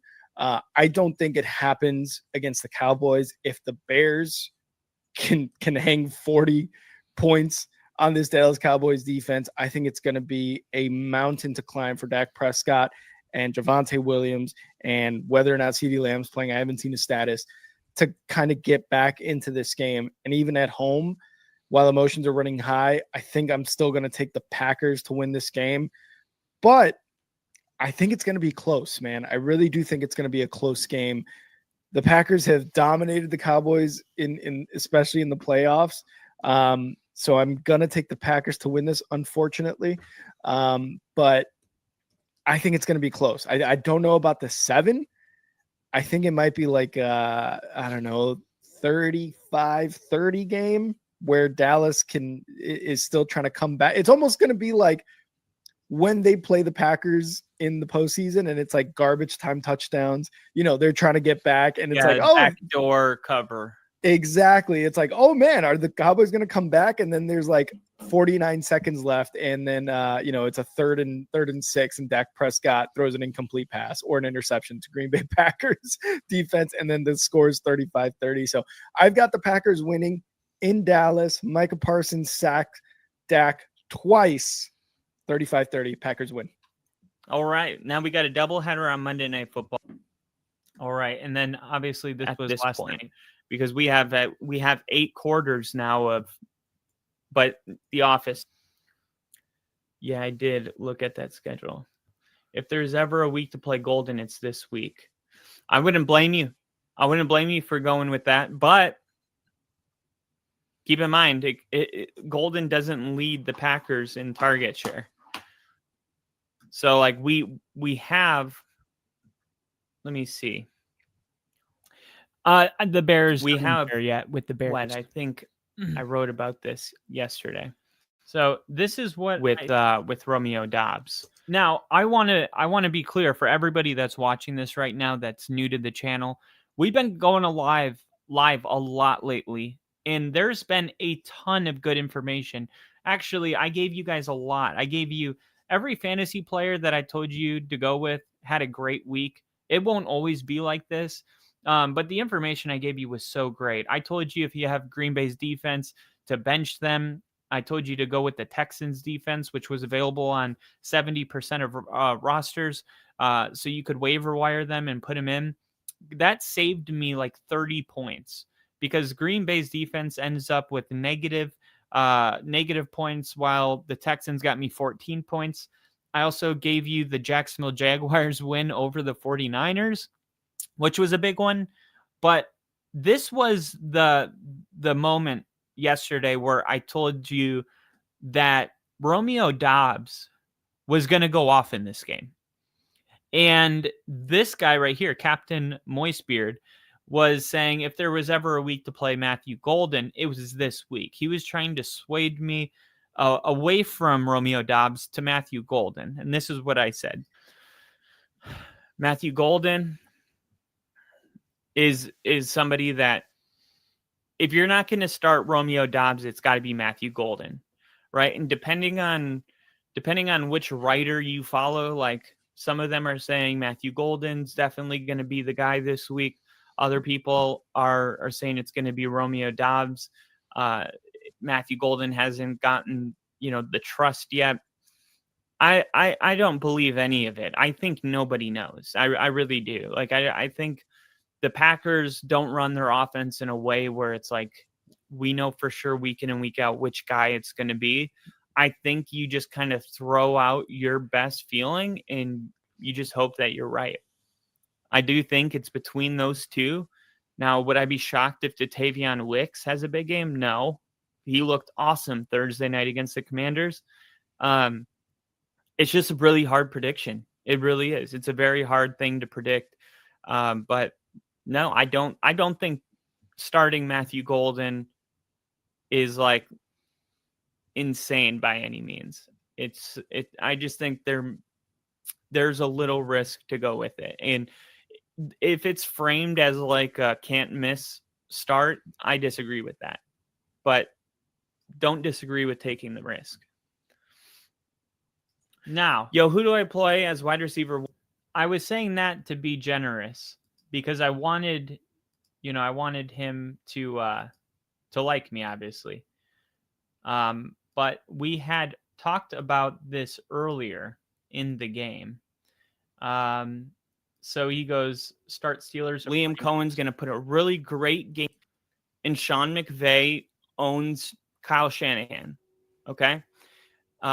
I feel like Liam Cohen's going to put a really great game plan together. And I think it's time for the 49ers to drop one.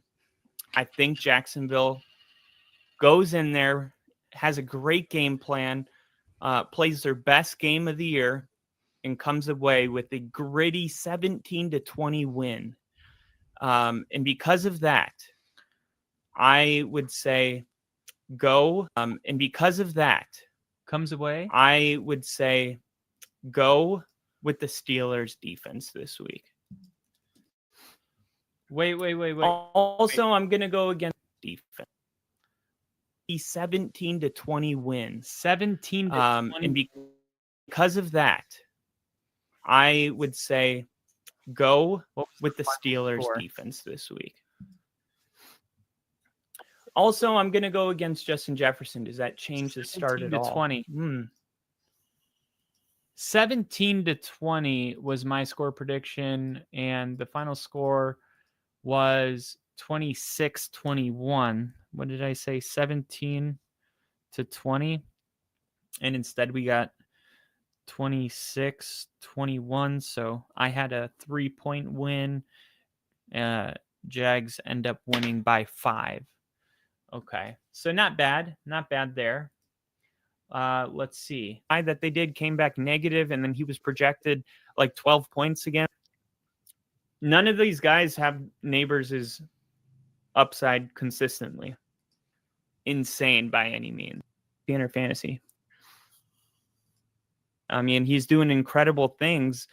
And now Mike Evans with the hammy, I mean, he already is the number one target in Tampa. I think he won that trade by Johnson, Igbuka, Golden. Okay, Caleb Williams, Omadunze, and Griffin's defense them the nod this week, picking up the Texans defense but I ultimately ended up picking up the Texans defense and giving them the nod this week. Would you trade Tyreek and T. Higgins for Tony Pollard and ETN and Miller? All right, this wasn't a prediction. I'm going to hold them below 7. Look at right here. And then he said, I think the Packers going to hold them below 17 points, maybe even under 13 points. If they do, then I would be surprised. But I mean, I could definitely see it. I mean, the Packers defense is legit this year. Sometimes you just got a feeling, and for some reason, I just have a feeling this game's going to be a little more back and forth. It's just a feeling, and I could be totally wrong, and I can live with that. I mean, it wouldn't be the first time. Braylon Allen and Kendre Miller, better chances of becoming full-time starters. And his Packers going to play so hard for the Micah revenge game. And I actually look at it the other way. I think the Cowboys are going to play so hard for to be on the winning side of this. Now, if the game was in Green Bay, I would feel more like what you're saying. But because they're going to Dallas, they're going to Jerry World, and Micah Parsons is coming back like as a villain. I mean, he just met the Packers. You know what I mean? Like, I'm sure they want to win for him, but maybe not any more than they want to win anyway. The other teams known Micah Parsons since he got into the NFL, and now he's joined the arch enemy. Like, if anyone should be emotional about this game, it's Dallas. Green Bay should just be happy that they ended up with Micah Parsons, but Dallas should be the one that is out there trying to prove something. So that is where I'm at with this game. And I'm cheering for the Packers, by the way. It's my second favorite team. Born in Wisconsin. I was at Brett Favre's last game as a Green Bay Packer. The roots run really deep in Green Bay. But I'm just looking at this as an outsider saying, I think the Cowboys are going to be the team with the chip on their shoulder coming Sunday Night Football. Dallas fans going to be chanting, "Fuck you, Jerry. Fuck you, Jerry." Yeah. I mean, let's talk about this game now that we got a little bit of perspective. The Dallas Cowboys came out, and it was evident that they wanted to win this game. There was nothing more important. To Dallas Cowboy fans, this was their Super Bowl, which was very obvious. I thought Dak Prescott played a hell of a game, and the more I continue to watch Dak, the more I continue to think we do not give Dak Prescott enough credit, right? They've pretty much given Dak Prescott this team and said, hey, win a Super Bowl. And sometimes they take players away. Sometimes they don't pay players. Right now, CeeDee Lamb, keep in mind, CeeDee Lamb didn't play in this game, and they still scored 40 points. They scored 40 points in a game where CeeDee Lamb didn't play. That's because of George Pickens. That's because of Jake Ferguson. That's because Javonte Williams. That's because Dak Prescott. This Dallas Cowboys team has a lot of issues defensively. They've given up 40 points in 3 consecutive weeks, right? They gave up 72 points in the last 2 weeks between the Giants and the Bears. I mean, look, they made Russell Wilson look like, I don't know, the best version of him that we've ever seen, including his Super Bowl win. And yet, a week later, Russell Wilson played so poorly that he was benched. So that puts Dallas's defensive miscues in perspective. Dallas has a serious issue defensively. And yet Dak Prescott found a way to get 40 points in this game without CeeDee Lamb, because that's what it took. I gotta say, like, Dak Prescott, to me, like, just to me, right? I'm gonna say something crazy, right? Dak Prescott looks better than Mahomes right now. I watched Mahomes. I watched the whole game today. Dak looks better. I saw Lamar Jackson today. Dak looks better. I saw Lamar last week. Dak looks better. Josh Allen looks better than Dak. Jalen Hurts arguably looks better. Justin Herbert, He lost today to the Giants, but overall, like, he's playing, I think, at the same level as the Dallas Cowboys. But there's not many quarterbacks that are playing better than Dak Prescott right now. And I think a lot of people are shocked by this because Dak Prescott got hurt. And then all of a sudden we blinked and Dak Prescott was 71st in the top 100. And whoa. This guy got hurt last year. We're only 13 months removed from him coming in second place in the MVP voting list. How did this guy drop off to 71? He didn't play. How can you get fired on your day off? That didn't make any sense to a lot of people. It didn't sit well with many people. But you know what? Nobody really thought anything of it until week 1 came around. And we saw Dak Prescott. And we saw how good he looked against the Philadelphia Eagles. And we thought to ourselves, maybe we were wrong about this. Maybe we were off.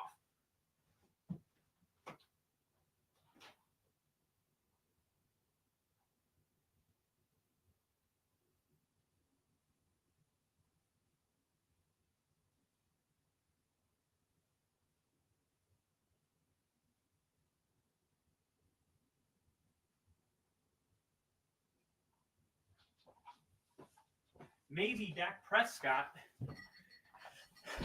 is actually an elite quarterback. Maybe the Dallas Cowboys are going to be one of the teams that, if they can build a defense around, if they can use the 4 first-round picks in the next 2 years to build a defense, maybe Dak Prescott can be the kind of guy to lead his team to a Super Bowl. Because what I see from Dak Prescott, as much as people are like the Cowboys losing in the postseason, I don't think it's so much a Dak Prescott thing. And I want to be super clear about this. I don't think the Cowboys are losing in the playoffs because of Dak Prescott. I think Dak Prescott has had a game that, one game comes to mind where he didn't play a good game in the postseason. Lamar Jackson has a ton of those, but, for some reason, we don't carry the same weight. Like, we say he's a choker and all this stuff, but with Dak Prescott, it's a whole new level, because although we say Lamar Jackson's a choker, we don't talk about taking away his MVP. We don't, think it's crazy that he's on the cover of Madden.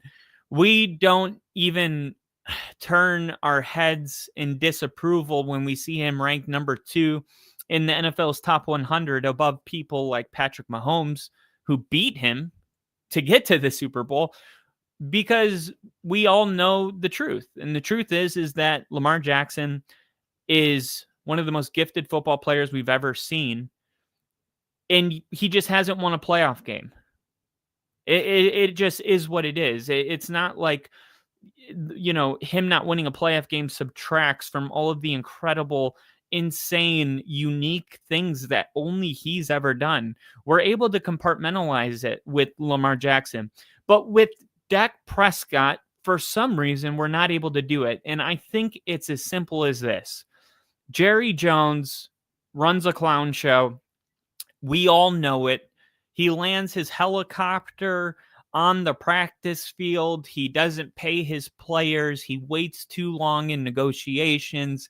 He wants to be in front of the media. He wants to draft his own players. He refuses to bring in a head coach that can have real autonomy over his players. We know all of the things that annoy us with the Dallas Cowboys, and I feel that we take Dak Prescott and we take all of those emotions and feelings and we combine them with Dak Prescott. And then it's so much more when Dak loses a playoff game than it is when Lamar loses a playoff game. It's incredibly, incredibly more infuriating. But I think Dak Prescott, considering all of those things that he does put up with, the fact that he's a Walter Payton Man of the Year, despite the fact that, all of these things that are going on, it would be totally excusable almost for Dak Prescott to not be like a big team guy with this current team. But that's not the case. Dak Prescott is not, you never hear off the field issues. You never hear of any issues with him at the podium. You've never heard him call out a team or have an argument. You've never seen him, I don't know, like spit in someone's face. You've never seen any of these things with Dak Prescott. He just shows up, gives his team a chance to win, and plays the quarterback position better than 85-90% of the quarterbacks in this league. And he does it consistently on a weekly basis. The Dallas Cowboys haven't even had CeeDee Lamb the last 2 weeks, and yet Dallas is 5th in the NFL in scoring, and they're going to be ranked a lot higher when it's all said and done, right? Detroit is number 1, okay? They're averaging 34.3 points per game. Buffalo, number 2, 33.3 points per game. Baltimore is number 3, 32.8 points per game. Indianapolis, 4, 30.8. And then Dallas is 5, 28.5. Now, Dallas, when you look at their last week game, and they last week scored only 14 points against the Bears. That was a terrible game, right? But Dak Prescott still was 31 for 40, like 31 for 40, 250 yards, a touchdown. He had 2 interceptions, but overall, like the box score doesn't really reflect the actual score. I mean, Caleb Williams was able to go out there and throw for almost 300 yards. DeAndre Swift, I mean, he only had 33 yards on the ground. The Bears couldn't run the ball to save their life, but you had Luther Burden, who hadn't even really come out to play yet this year, go over 100 yards. Rome Odunze almost goes for 70. Swift almost hits 50. Colston Loveland, everybody was involved in this game, and the Bears just had a good game offensively, and the Dallas Cowboys just couldn't get it done. But I don't think that that's like an indication of who the Cowboys are. I think sometimes teams just have a bad day at the office. Now, there's levels to it, and I said this yesterday. The Carolina Panthers beating the Atlanta Falcons 30-0 is a level of bad day at the office that is a level too far, right? A bad day at the office can only be extended so far before you enter the territory of, no, like, if your bad day looks that bad, you have some serious dysfunction. I didn't feel like the Cowboys' loss over the Bears was that bad of a bad day at the office. I think that's like the definition of a bad day at the office. Your quarterback goes out there, he still completes 80% of his passes, over 250, throws a touchdown, but a couple bad bounces, a couple tip balls turn into picks, and, you know, one gets away from you. You end up losing the game by, 15 or 17 points. Not the worst thing in the world. Okay. And what Cowboys showed you today is that they can go up against Green Bay, who before, last week, only 7 days ago, everybody unanimously had Green Bay as the best team in the NFL. Now, people have withdrawn that because of their loss to the Cleveland Browns, but we say it every single week. The Packers losing to the Cleveland Browns was not an indication that we were all wrong about the Packers. Like, we saw them dominate the Detroit Lions, and we saw them dominate the Washington Commanders. Like, those things are still true, even though they lost to Cleveland, didn't play a good game. Okay.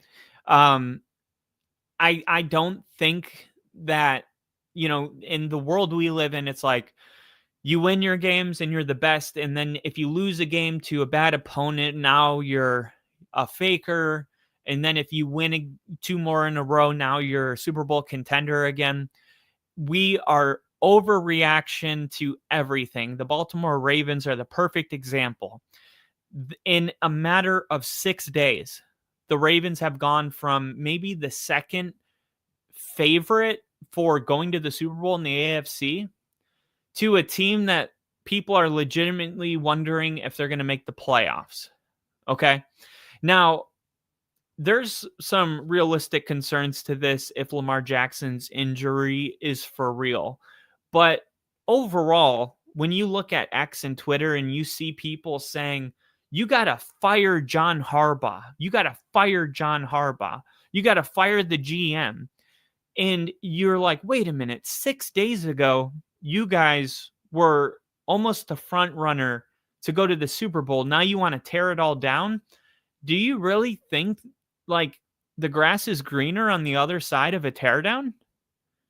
Ask yourself this. I mean, what are some teams that were really good, tore it all down, and it paid off for them for the next 10 years without including a variable like a franchise quarterback leaving the team or something like that? Because you could say the Denver Broncos, when they fired John Fox after 2 years of being 13-3, 1 year losing the divisional round in 2012, and then the next year they go to the Super Bowl and get annihilated, and then his third year they lose to the Colts in the divisional round, a game I was at personally, and then John Fox gets fired, and then in comes Gary Kubiak, and Denver wins the Super Bowl.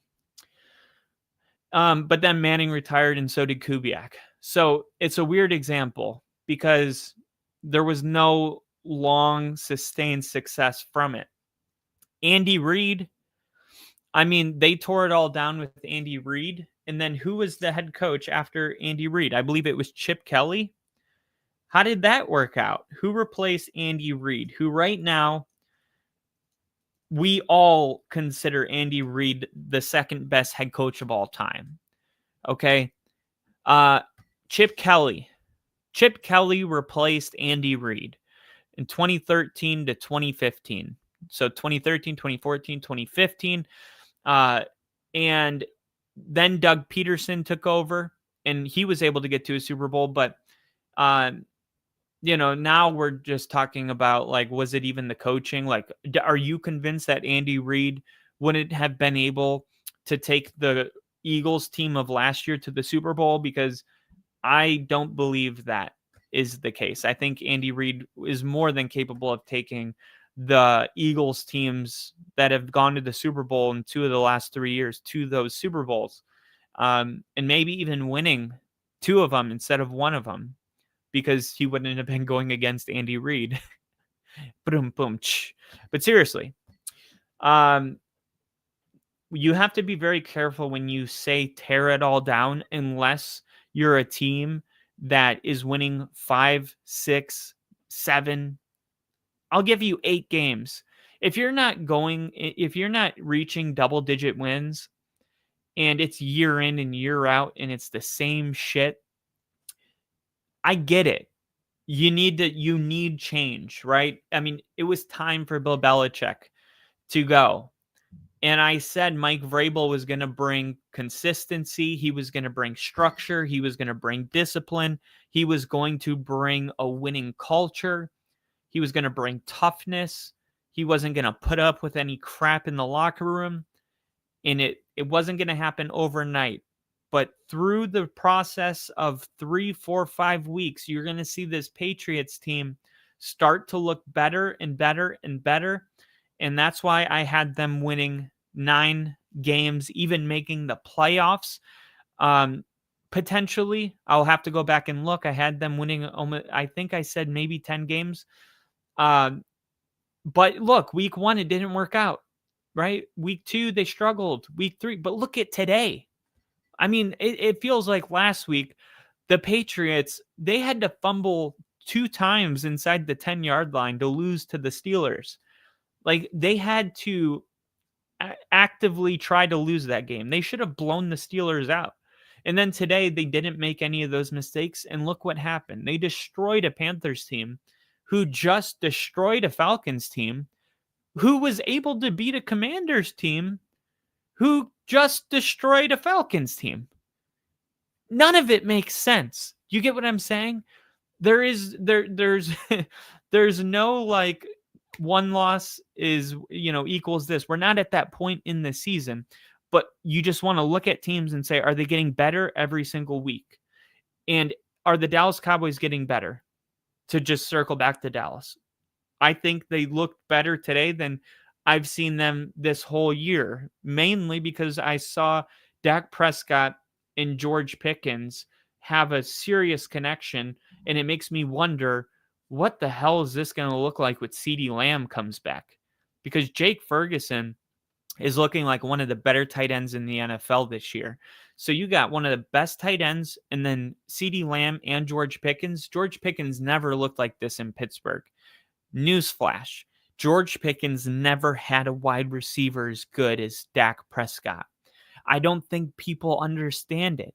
They know George Pickens was a good receiver. Everybody acknowledged that Dallas was going to have a legitimate number 2 wide receiver, but nobody remembered how good Dak Prescott is. Because Dak Prescott, I think about, if you're a good receiver with a team with a bad quarterback, imagine how good that guy will be when he gets paired up with somebody like Dak Prescott. And the only reason so many people, missed the boat on how good George Pickens was going to be, and there's a lot of people coming out of the woodworks like, I knew. No, you didn't, because that's why he had an average draft position in like the 6th round, when right now he's like a top 15 wide receiver. Nobody knew. I did say that George Pickens is a legit number 2 receiver. And what is this offense going to look like? I had a short. I actually posted it after the Eagles Cowboys game, because I was like, look, Dak Prescott hasn't had a legit number 2 wide receiver since Amari Cooper. And that was just a little over 12 months ago, and he came in 2nd place in MVP voting. So that's what we know about Dak Prescott. Dak Prescott has a high percentage of games without losing, especially his divisional games. Now, if I told you Patrick Mahomes is 35-5 in the division, you would say that is absolute domination. There's only a couple quarterbacks that have been able to dominate their division in this type of a way. You look at Peyton Manning when he was with Denver, his division record was insane. I think he only lost to a divisional opponent twice in 4 years. You look at the Tom Brady domination, right? But I mean, his division was weak. But still, you got to dominate your division. Tom Brady did that. And these are like the greatest. Aaron Rodgers in the NFC North for the last 15 years has dominated his division. Am I missing any? That's pretty much it, right? Those are the quarterbacks that have dominated their division. I'm not talking about like they won 70%. I'm talking like 90%. Dak Prescott. How does that feel? Right? And this isn't Tom Brady's division where everybody gets rolled over. Do you know, since 2002, if you looked at since 2002, each team's record, the AFC East has 3 teams in the bottom 3. I'm sorry, the bottom 10. There's no other division with 3 teams that have the bottom 10. They're at a bottom 10 in wins and losses. That is a part of the reason why Tom Brady was always catapulted to the conference championship. Is he sat home week 1, then the worst team would go to Foxborough and get crushed, and then he had to play a really tough game, either Denver or Pittsburgh. And then if Tom Brady wins that game, he's in the Super Bowl. But it was really like, you got one tough game and you're in. That is not the case in the NFC East. The NFC East is so competitive that there hasn't been a back-to-back division winner in 23 years. And think about this. The Eagles have been to the Super Bowl 2 times in the last 3 years, and they haven't even done it. How competitive of a division do you have to be to not have a repeating division winner in 23 years? Yet, we know how competitive the NFC East is. We know how good the Commanders are becoming under Dan Quinn the last couple of years. We know that the Giants, for all of their faults and mistakes that their organization is in right now, we know that Dable took Daniel Jones, his rookie year as a head coach, to the playoffs and into Minnesota and beat the Vikings. And we know that the Eli Manning years were full of, playoffs and 2 Super Bowl victories. And we know the Eagles are probably one of the most consistent teams in the last 10 years, right? They have the Super Bowl with multiple coaches, Doug Peterson, the Philly Special, 2 in the last 3 years. And yet, Dak Prescott is 33-8 in his division all time. 33-8. This is something that people are not talking about enough. Dak Prescott's 76-46 as a starter. There's a lot of really good quarterbacks that are, about even. Like Baker Mayfield is about 500. CJ Stroud, just a little over 500. Dak Prescott he has 2 seasons worth of games over 500. And he's 33-8 in the division. Okay. I almost feel like before the season even started, before a snap was even snapped in the opening game, Dak Prescott had his face spit on or spat on. I almost feel like it's symbolic to Dak Prescott being ranked 79th in the top 100, just 20 months removed from throwing for 4,516 yards, 36 touchdowns to only 9 interceptions, and a pair of rushing touchdowns. And just like 2023, when Dak had an MVP season, he had Amari Cooper. He needed that number 2. They got rid of him. They brought in Brandon Cooks and tried to convince all of us that Brandon Cooks was a legit number 2. It's like, look, if Brandon Cooks was that good, then Bill Belichick, Sean Payton, and Sean McVay and Kyle Shanahan wouldn't have all collectively gotten rid of him, right? Why did all these great coaches not keep Brandon Cooks if he was so desirable? Okay. They have a real number 1 in George Pickens. And I think George Pickens is about to enter a new tier. I really do. As good as George Pickens has been since he's entered the league, we haven't seen anything yet because we forgot that Dak Prescott is a great quarterback and George Pickens has never had one of those. So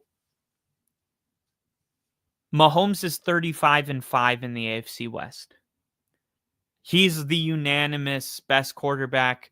Some people are going to say best quarterback in history. They're ready to give him that title right now.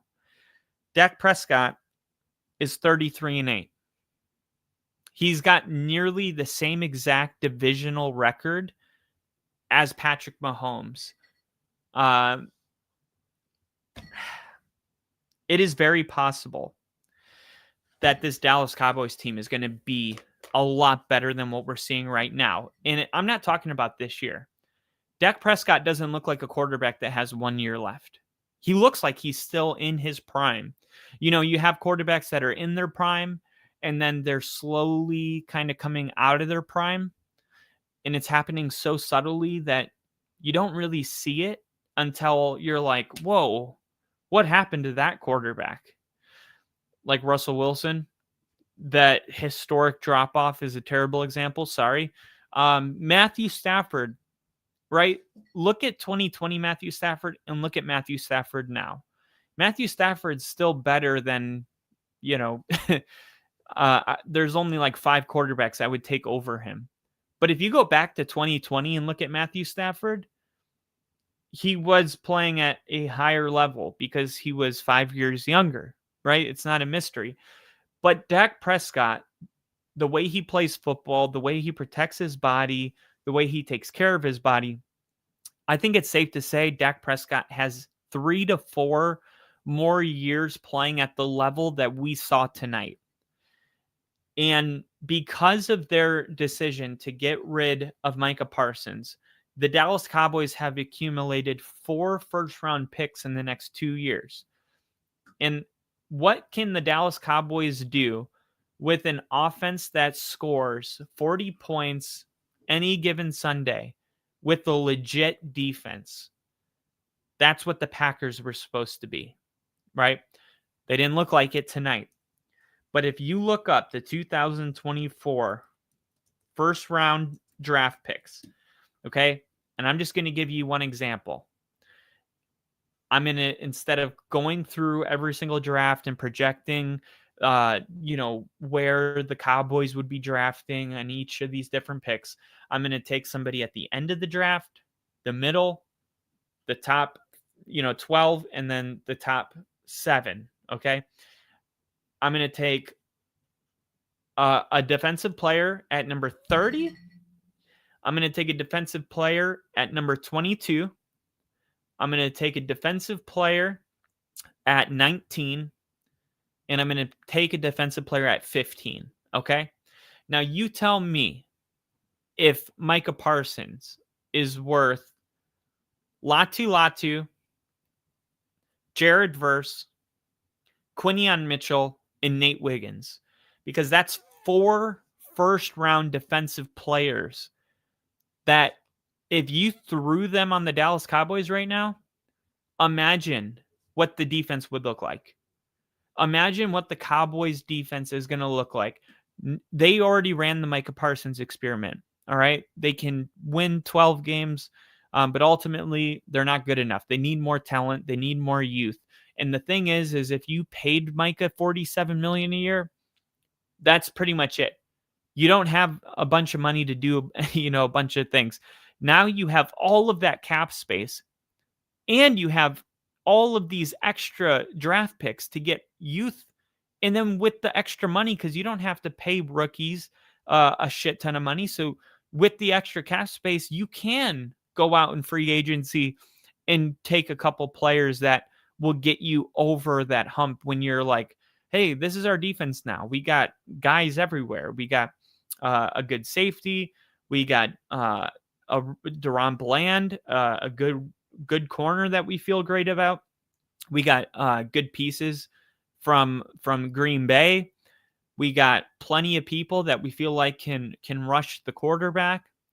We drafted Nate Wiggins. We have Quinion Mitchell. We have Jared Verse. We have Latu or a Dallas Turner or Byron Murphy, whatever. Like, I think sometimes fans get so caught up in a moment with a player that they love this player. His jersey sells everywhere. And they forget that every year there's a Micah Parsons. Very confrontational, I know. No, there isn't. Micah Parsons was the first player ever to win first team All-Pro in his first 4 seasons. Okay, whatever. Maybe there's not a Micah Parsons. Maybe there's like a player that's 9/10 of Micah Parsons. By the way, I think Micah Parsons is a little overrated. I'm just going to say that. If Micah Parsons was so good, why is he always getting subbed out of the game on running downs? Why does Green Bay run first down and second down a lot of times? I don't even see Micah Parsons out there. Or he'll come in on first down and then he'll run off for second down. I'm sorry, but if you're getting paid $47 million a year, you're a part of every defensive package. You're not like Von Miller, who we're trying to, put on a snap count to salvage you. You're freaking $47 million a year and you're 4 years into the league. You're in your prime right now. You should be playing 100% of defensive snaps, just like other players that are, your age are doing, that make a lot less money. But if you added this much talent to the Dallas Cowboys and Dak Prescott continues to play at the level, you're in the offensive line, they finally got it really like solid. After a couple of years where it was a little shaky after the retirement of Zach Martin, I believe, because Zach Martin retired in 2025. That was this year. So who was it that anyway, they rebuilt the offensive line. I know they drafted like 3 different Tylers in the past 4 years. Cowboys draft 2024. Tyler Guyton. Yeah, there's Tyler Guyton in 2024. In 2023, they drafted Mozzie Smith in the first round. Then they got Luke Schoonmaker, Eric Scott, but really Mozzie Smith was the big draft pick there.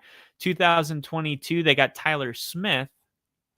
Tyler Smith was their first rounder. So you got, 2 first rounders in the last 2 years on Dallas's offensive line. And then, of course, in 2021, they got Micah Parsons. But look, people, and just to put a bow on this, that there's a Micah Parsons in every single draft. I could go through and show you that we have Jared Verse in 2024. This year we had Abdul Carter. In 2023, we had Will Anderson Jr. In 2022, we had Micah Parsons. In 2020, or was Micah Parsons 2021? Yeah, Micah Parsons was 2021. Let's see, 2022. And this is such a great point to drive home for whoever's listening out there. 2022, Trayvon Walker. Oh, Aiden Hutchinson. Seriously, the first 2 picks of the draft were edge rushers. Then you had Derek Stingley Jr., Ahmad Garner, Sauce Gardner, Kayvon Thibodeau. The first 5 picks in 2022 were all defensive players. Okay, let's go to the end of the the second round.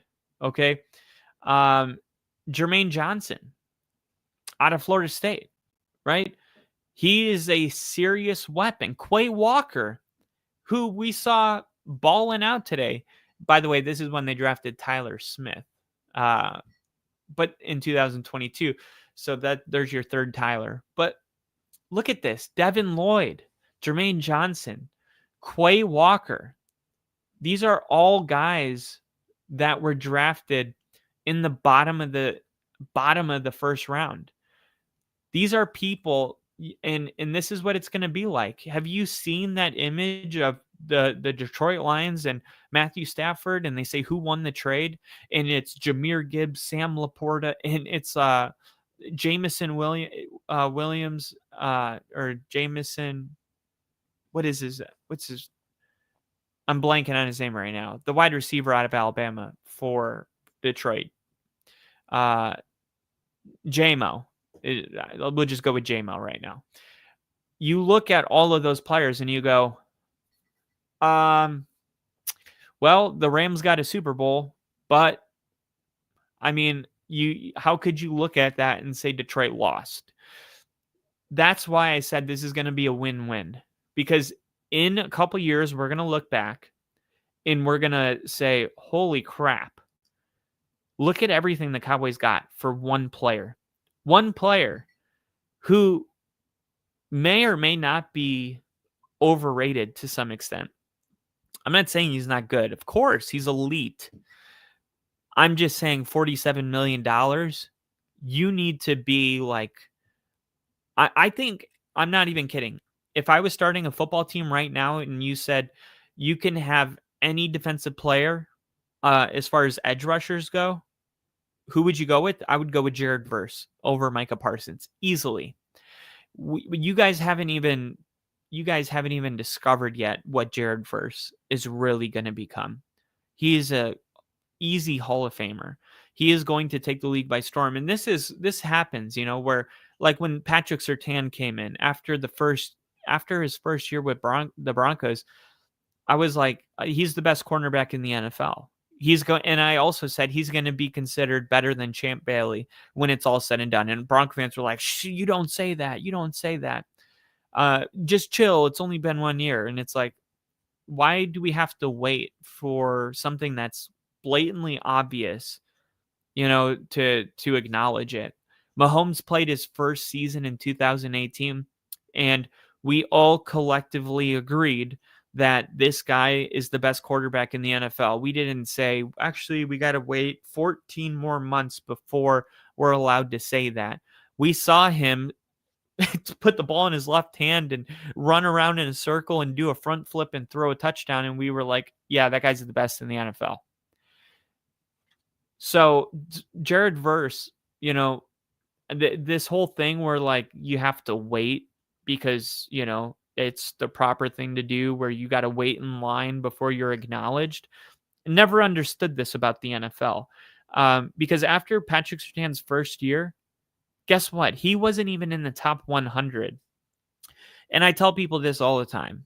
I'm like, Surtain didn't get any better from last year when he won Defensive Player of the Year from his rookie year. Like, he came into the league just the way he is now.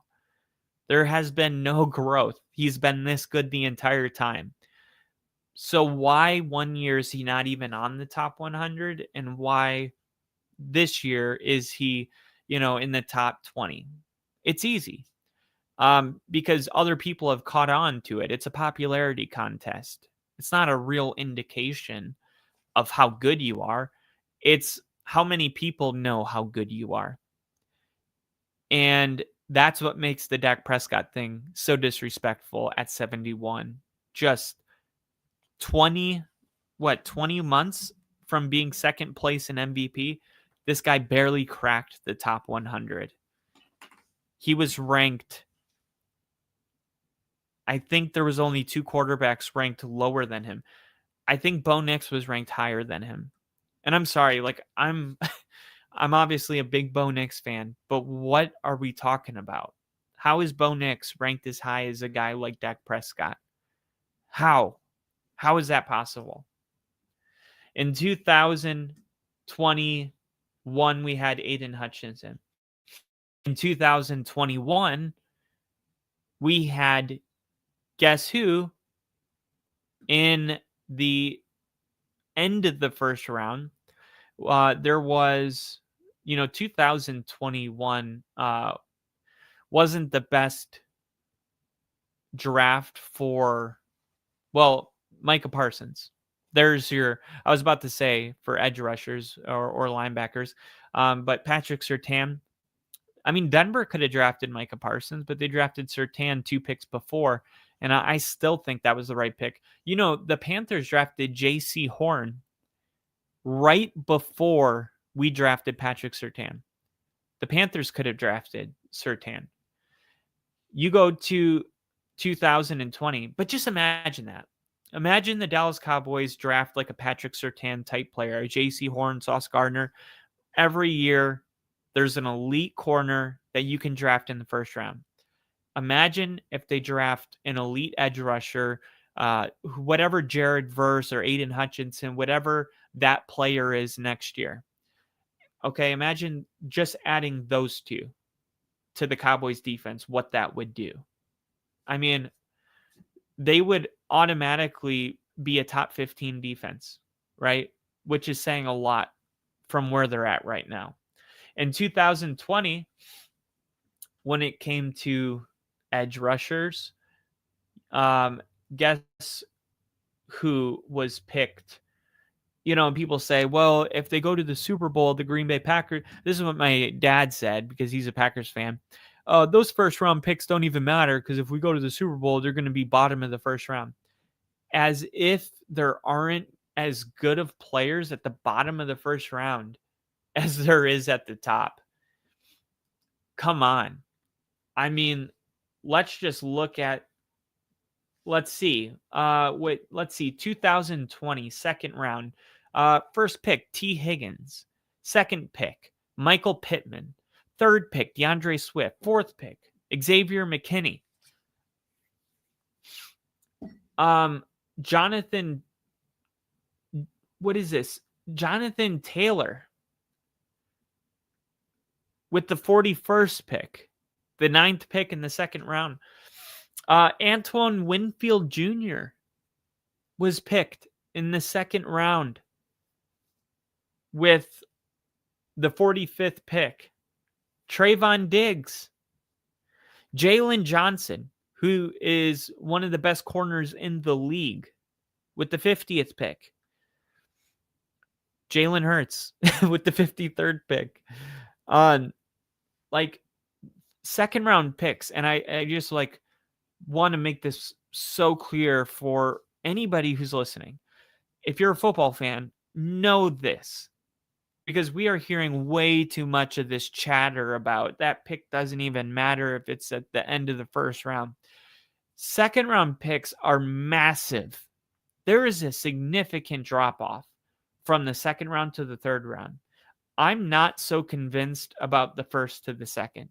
People say, you know, first round picks in the top 15, you have this % chance of, you know, becoming a star or getting a contract. And if you're picked after, you know, the first round, then your chances drop 50%, whatever.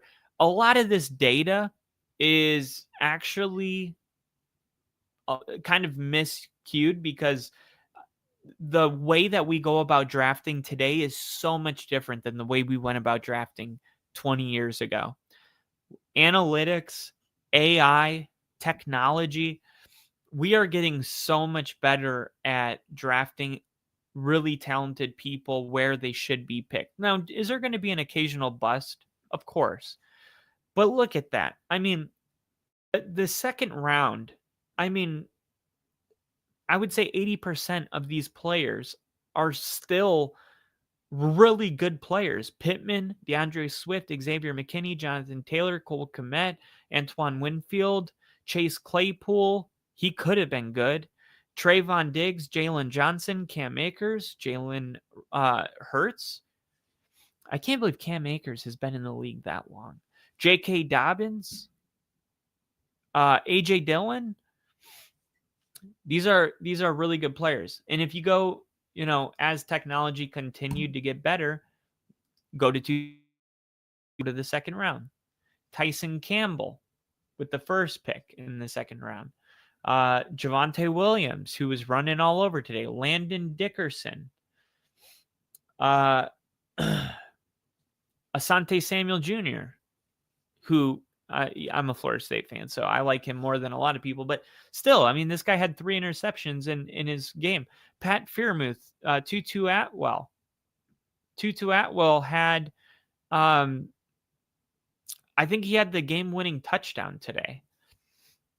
Creed Humphrey, still playing center, one of the best, highest-graded centers in the NFL. 2022, second round. Logan Hall, Christian Watson, Breece Hall, Kyler Gordon, Boy Mafe, Kenneth Walker III, Wan'Dale Robinson. Look at how much better the second round is from one year to the next as technology and AI. In 2021, there was like 5 players in the second round. Look at 2022. I'm just going down the board. I'm not even picking. Logan Hall, Christian Watson. I mean, Breece Hall, Kyler Gordon, Boy Mafe, Kenneth Walker III, Wan'Dale Robinson, Tyquan Thornton, who is starting to finally break out with the Chiefs, Cameron Jurgens, George Pickens. Speak of the devil. That's kind of full circle, right? Alec Pierce, Trey McBride, Sky Moore, James Cook, Nick Bonito, Cam Taylor-Britt. Are you kidding me? Nick Bonito at 64. The Dallas Cowboys are going to add 4 stars to their team, right? At least 3 of the 4 are probably going to hit. But imagine adding a Nick Bonito, a frickin' Aiden Hutchinson, a Sauce Gardner, and a Patrick Surtain to the defense. And what would your expectations be? Let me just ask you that. If that's what happened, if the Cowboys added 4 first-round draft picks, right? They use all 4 of their first rounders in the next 2 years on the defensive side of the ball, and they had Sauce Gardner, Aiden Hutchinson, and Xavier McKinney, and it could be a Jared Verse. It could be a linebacker. Let's go with Quay Walker. All right, those guys. Let's say all those guys joined the Cowboys. What would you think? What would you think the expectations would be? Okay.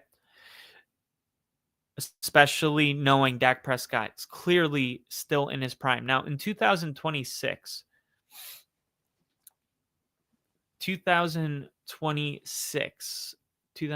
free agency, top 10 in every position. Okay.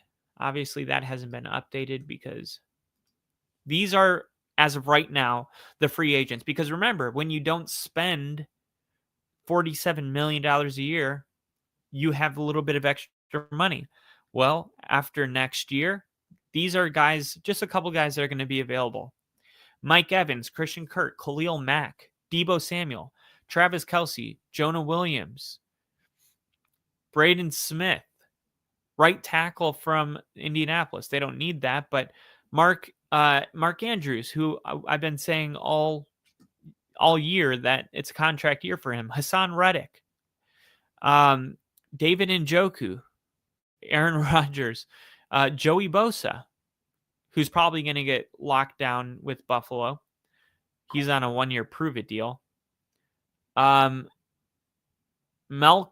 J.D. Reader, Alan Lazard, Jacoby Myers, Jamie Ward, Darius Slay, Leonard Floyd, Tutu Atwell. Darius Slay is going to be available. So he's only making $10 million a year right now, Darius Slay. He would be a significant upgrade to the secondary. So the Dallas Cowboys, my big takeaway is that they are going to be potentially a Super Bowl team in the next 2 years. Dak fumbled the ball. That's no incomplete pass. We are missing 3 O-line starters. And Ginger said, and I'm in Indiana, LOL, so tired of Cowboys and so sick of hearing about Shador. I hear Cowboys all day on the radio. That's crazy because I don't even listen to the radio. I don't even I don't even know what that's like. I listen to YouTube when I'm in the car. But the reason I bring all of it up is because the Dallas Cowboys showed us something today. And no, they didn't get the win, but very in plain sight that not only without Micah Parsons can they still be capable of beating a team like the Packers, but without Micah Parsons and going against Micah Parsons, they can still be capable of beating a team like the Packers. Dak Prescott is having a year where he may finish top 3 in MVP voting, depending on what happens. The defense definitely has some serious problems that they need to figure out through the first 4 weeks of football. Okay. The Dallas Cowboys, I said it earlier, they're 5th in points per game. They are averaging 28.5 points per game. Okay, but they're top 5, and that's without CeeDee Lamb for 50% of their games. You look at a team like Tampa Bay, they're 24.3, they're 14th. The Rams, 25. Minnesota, 25. Green Bay, 26. Washington, Philly. All of these teams are not scoring points the way Dallas is doing it right now. And isn't that just like same story, different year? Dallas scores a bunch of points, loses in the end because of their defense. They need to bring serious depth, okay? Because when you go to opponents' points per game, there's only one team that's given up more points than the Dallas Cowboys, and it's the Baltimore Ravens. And is it a coincidence that the Baltimore Ravens are now a 1-3 football team? Yeah, you can't give up 33.3 points per game and win football games. You can't do that. And if, and in a way, like the Ravens have kind of, they're like the AFC Cowboys in a way, if you really think about it. They got a really good quarterback that, struggles in the postseason. They got Roquan Smith that they paid a bunch of money. That would have been their version of Micah Parsons. They got okay pieces in the secondary, like they're names of people that but how good are they really? Kind of like your, Trayvon Diggs and Deron Bland, which a lot of us only know Bland because of that year where he had, broken the record for pick sixes.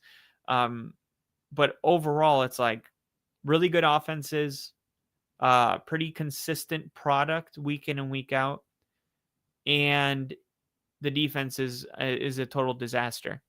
The New York Jets and the Miami Dolphins are actually giving up less points than Dallas and Baltimore. But you look at Chicago's defense, they're giving up 29.3 points per game. Tennessee giving up 30. The Saints giving up 30. Cincinnati giving up 30. Jets, Dolphins. These are all teams that are, for the most part, 0-3 or 0-4 or 1-3. You look at the top defense in the NFL in points per game, it's Houston. Houston's giving up 12.8 points per game, and they're 1-3. Is that not the weirdest stat? And now part of it is kind of because they had a shutout, so it dramatically brought down the average today. But still, on average, the Texans are giving up 12.8 points per game, yet they've only won one game. And that's against Tennessee, who on average is giving up 30 points per game. That's their average. And against them, they were able to score 26 points. So they scored below Tennessee's average. So serious offensive problems with the Texans. But outside of the Houston Texans, the Seattle Seahawks, the Chargers, Jacksonville, I don't think we're talking about Jacksonville's defense enough. They're only giving up 18 points per game. Part of that is because they've played a lot of bad opponents, but still, they deserve some respect after today beating the 49ers. Arizona's defense is actually really, really good, and they're even getting better. A lot of youth, and I think the problem with Arizona is Kyler Murray. I'm starting to think that's what's going on. Now, when you watch the Cardinals play, man, they're flying around, they're making tackles, they're getting off the field. Nick Rallis, the defensive coordinator, he was hired in 2023. He was part of the same coaching, tree of the Philadelphia Eagles. It was you had Nick Sirianni, and then when they hired Jonathan Gannon, he brought his linebackers coach to be the defensive coordinators. Okay, but he has very unique defenses. His scheme is very adaptable and player friendly. People understand it, which allows them to play faster and play quicker. So the Cardinals are one of those teams that if their offense was, what they were in like 2020, this would be an undefeated Cardinals team. It could easily be an undefeated Cardinals team. That's the kind of defense they're playing right now. And what's interesting about this year is when you look at the top 5, or let's say the top 10 teams in points allowed per game. So the teams that are giving up the fewest amount of points of any team in the NFL. On any given year, usually those are all teams that are not only playoff teams, but they have a 12-4, 13-3, 13-4 type of record. Okay. This year, when you look at it, a lot of these teams are just maybe a game above 500 or 500. The New England Patriots are 9th. They're 2-2. Minnesota 2-2. Kansas City 2-2. San Francisco 3-1. Arizona 2-2. Jacksonville 2-2 or 3-1. Yeah, 3-1. The Chargers 3-1. Seattle, I believe, 3-1. Yeah, because they lost to the 49ers. And then Houston 1-3 with their first win coming today. Green Bay 12. Denver 13. 21.3 points per game. Atlanta 14. And then look at this. Philly, Buffalo, and Washington. 22 points per game they're giving up. Carolina, Tampa Bay, Pittsburgh, Las Vegas, the Giants, Cleveland, Chicago, Tennessee, New Orleans, Cincinnati. So this is what I would say. From Washington and up, those are all teams that if they can fix their offense, they just score a little bit more. These are playoff teams. Atlanta, Denver, Detroit, Philly, Buffalo, Washington, the Colts, the Rams, the Patriots, the Vikings, the Chiefs, the 49ers, the Cardinals, the Jaguars, the Chargers, the Seahawks, and the Texans. These are teams that if they get their offense going, if they're not going, right, then they're going to be a playoff team. There's 7 teams? What is it? 7 teams, 7 seeds. So 14 teams total that go into the playoffs. And going from Washington up, I counted 18 teams.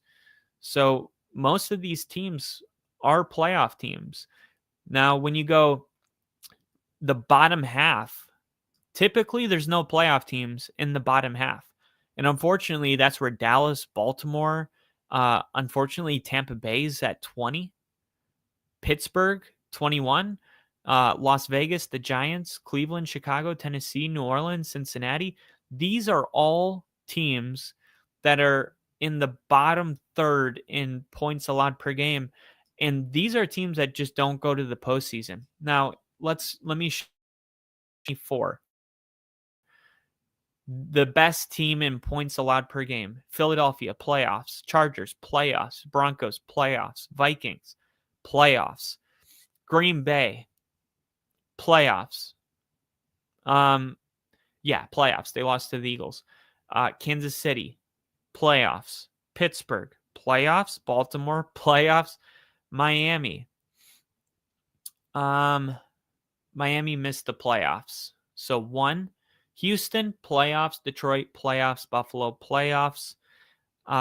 Seattle missed the playoffs, I believe. Chicago missed the playoffs. Rams, playoffs. Tampa Bay, playoffs. Washington, playoffs. So there was only one team that was able to make the playoffs, underneath being, a bottom third defense, and it was Washington. Washington was the only team that was able to do that last year. And the reason was because Washington in 2024 had such a great offense that they actually finished sixth in the NFL in points per game with 28.8 points per game. So my message is pretty clear. The teams that are stacking wins right now, that are winning football games and they're feeling good about themselves, I can't get on board with them until they move up the ranks, because history tells you that even if you're winning 2 games like the Bears in a row, if you're ranked 27th, 28th in points allowed per game, you're not going to the playoffs. It's not happening. I mean, even the Commanders were top 5 in points allowed, or in points per game. That's how good their offense was last year. And they were barely, able to get in, but their defense was 22nd, not 29th.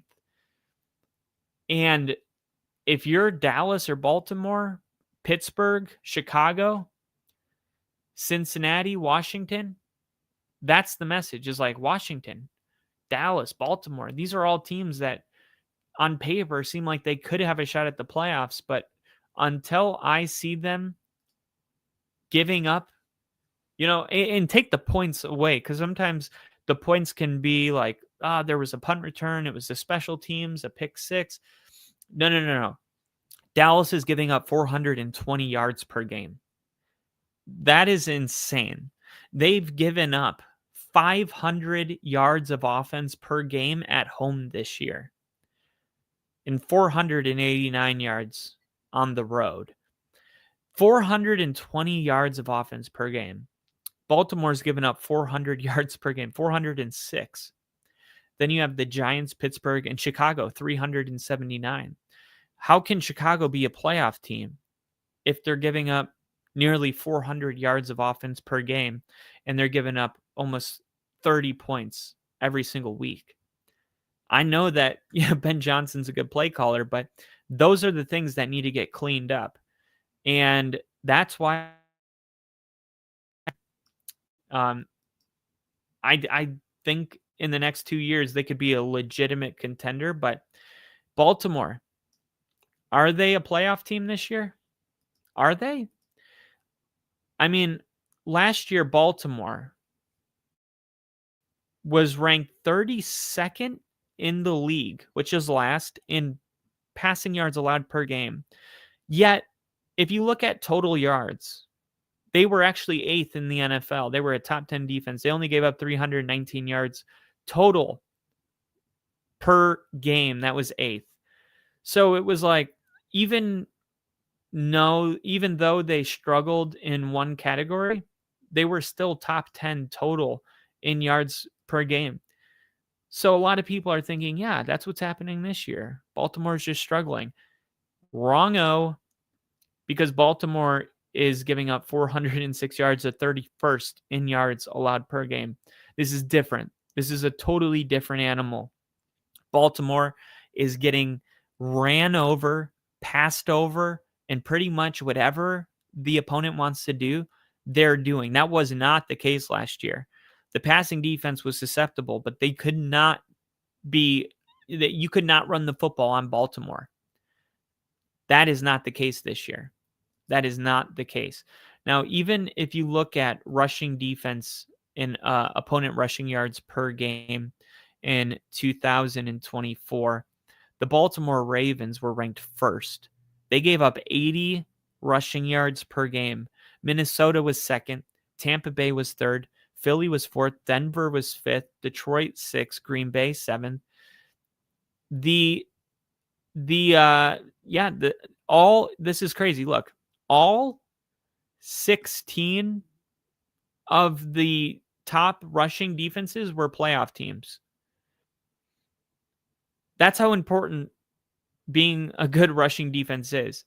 If you can't stop the run, you're going to lose your games every single week, because they're going to control time of possession. They're going to control first down, second down. They're going to set up 3rd and 3. Your third downs are going to be easy to convert. And when Denver is playing tomorrow, and when people ask, like, what's wrong with Denver? They can't run the football. They're not running the football effectively. That's it. There's all these guys that people are trying to get involved. Like, oh, how can we get Marvin Mims more involved? How can we get Troy Franklin more involved? Why isn't RJ Harvey taking more snaps? Because the entire first half we ran 9 plays. Okay. Because defensively we couldn't get off the field, so the time's winding down. But offensively, it was 3 and out against the Chargers, 3 and out, 3 and out. That was our first 9 plays. That was it. Luckily we went for them 4th down right before the first half ended and got a big touchdown, to 50-yard touchdown. That sparked something, but up until that point, we had nothing. How can you get a drive going? How can you get players involved when you're not running plays? Right? That was the problem. It was like the Chargers ran on, one drive the amount of plays that we ran the entire first half. So that's why you need to be able to run the football. Okay? And if I looked at rushing yards per game, the Denver Broncos, where are we ranked right now? Denver is ranked Buffalo, Washington. Denver is actually ranked 8th. I don't understand that. That is so misleading. Okay, I guess because, okay, look, RJ Harvey broke like a 50-yard run week 1. Last week, J.K. Dobbins had 3 plays in a row that resulted in like 70 rushing yards. But if you look at like rushing yards, I don't know. It's just, I was going to say yards per carry, but still that's kind of miscued because of those big chunks. Just, this is why stats don't tell the whole story. You have to watch the game, because you look at this and you're like, oh, Denver's a top 10 rushing team. They're running the ball just like, Baltimore, who's ranked with, only 2 more rushing yards per game than Denver. So Denver is pretty much Baltimore. Not even close. Not even close. The Colts are only, 7 more rushing yards per game than Denver? Do you feel like Denver's running the ball like the Colts? Come on. Atlanta with Bijan? Detroit with their 2-headed monster? You know what's really surprising is Jacksonville's 3rd now in rushing yards per game. 144 rushing yards per game. They ran for 151 yards against the 49ers. Jacksonville is a rushing football team. Okay? Now think about this. Last year, with Liam Cohen, the Tampa Bay Buccaneers. Tampa Bay had a lot of categories where they were 20th, 15th, but this specific category, rushing yards per game, they drafted Bucky Irving, and boy, did Bucky Irving pan out. And Liam Cohen found a way to scheme this running back into 146 rushing yards per game. 5th best in the NFL. And now the Jacksonville Jaguars are the 3rd best rushing team in the league. Okay, maybe they're just a good running team. Maybe they ran the ball really good last year. Yeah. Let's see. No. Jacksonville was 25th in rushing yards per game last year.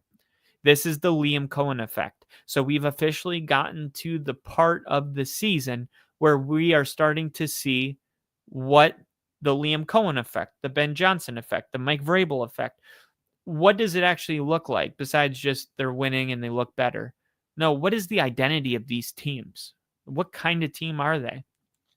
Caleb Williams, an under center guy. What is he? But what do we know?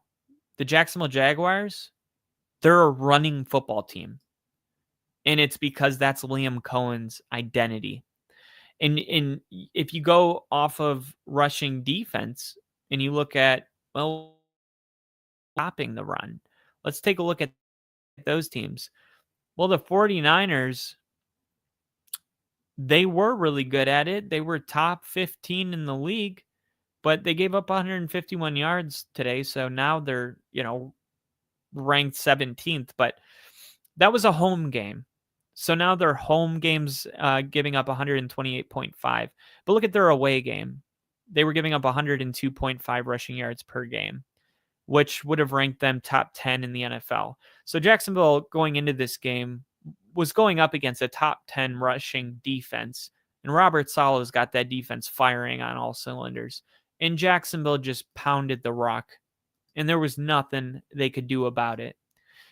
So when you look at Jacksonville and their offense, you go, Jacksonville, it just isn't impressing me through the air. Whether you have Brian Thomas Jr. on fantasy and it's pissing you off that he's not more involved, or you thought Travis Hunter would play a bigger role, Jacksonville finds themselves kind of, middling the pack, 17th in the NFL in passing yards per game. They have 204 passing yards per game. You guys, I have news for you. This is really, really good. Look, you don't want to be a team that's throwing for 400 yards per game. You truly don't. You know how many teams do that and they can't run the football? Or they're throwing for 400 yards because their defense is giving up 40 points per game? Jacksonville is the true definition of a balanced attack right now. They're top 5 in the NFL in rushing yards, yet they're still ranked right in the middle in passing yards per game. That is really good news for this Jacksonville team. This is the way that Matt LaFleur does it in Green Bay. It's not very common with the NFL the way it is now that you're going to run 22 times and, play boring football. A lot of people like the Detroit Lions with the trick plays. We're going to go for it every fourth down. Matt LaFleur is a guy that punts on 4th and 1. Crowd doesn't like it. He doesn't care. He takes the field goal when it's 4th and 3 on the 30. The crowd doesn't like it. He doesn't care. Matt LaFleur is like, hey, we're just going to control the game. We're going to control the tempo of it. And we're going to be physical. And then when they're not expecting it, we're going to throw it over top. And that's what Jacksonville's going to be this year. That's what it looks like. Third down conversion rate. If you look at a team that's good at converting on third down, you're going to find a team that's really good on first down and second down. That's just the truth. Green Bay is the best third down team in the league. They convert on average 7 third downs per game, which is pretty freaking amazing. One second.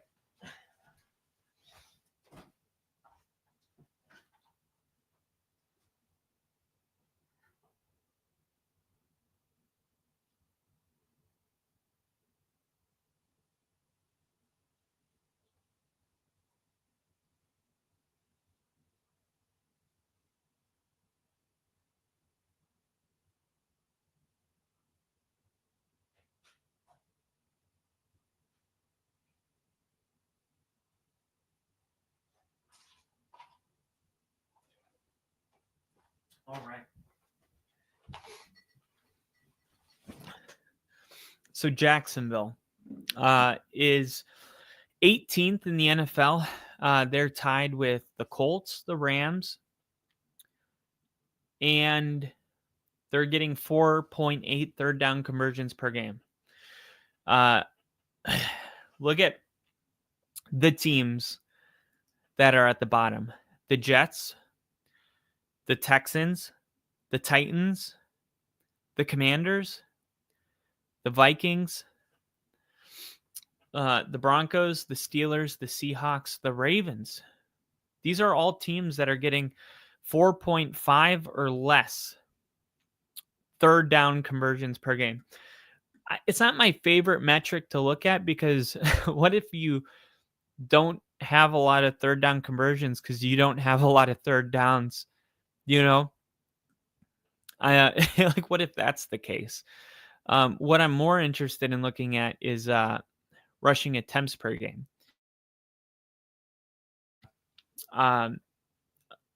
Wow. And this is crazy, but look at this. Buffalo's running the football 33 times per game. Green Bay's running it 30 times. Your top 5 running teams, right? Green Bay, Indianapolis, Seattle, Atlanta, Philly, and Buffalo. Detroit and Jacksonville. There's Jacksonville right there at number 8. Top 10. I mean, the other thing is look at 2024 rushing attempts per game. Tampa Bay, 28.2. Guess what Jacksonville has right now? 28.8. It is the same thing we saw with Tampa Bay. Tampa Bay right now, they kept the same philosophy. Tampa Bay has 28.3 rushing attempts per game. Last year they had 28.2. Jacksonville's ranked 8th with 28.8. Tampa Bay is right below at 9 with 28.3. These are the teams that are running the football effectively, which allows them to continue to do it because they're controlling the tempo, they're controlling time of possession, they're not getting, they're not getting down 40 points where they had to abandon the run. None of these teams have had to abandon the run this year. Even in their losses, they've been very close games. Jacksonville didn't abandon the run in their one loss. Tampa Bay didn't have to abandon the run today. You know what I mean? Detroit didn't abandon the run. So these are teams, I mean, these should be playoff teams. Buffalo, Philly, Seattle. Seattle looks like a playoff team. Green Bay, Indy, Detroit, Jacksonville, and Tampa Bay. Tampa Bay, man. The only thing with Jacksonville is the defense, okay?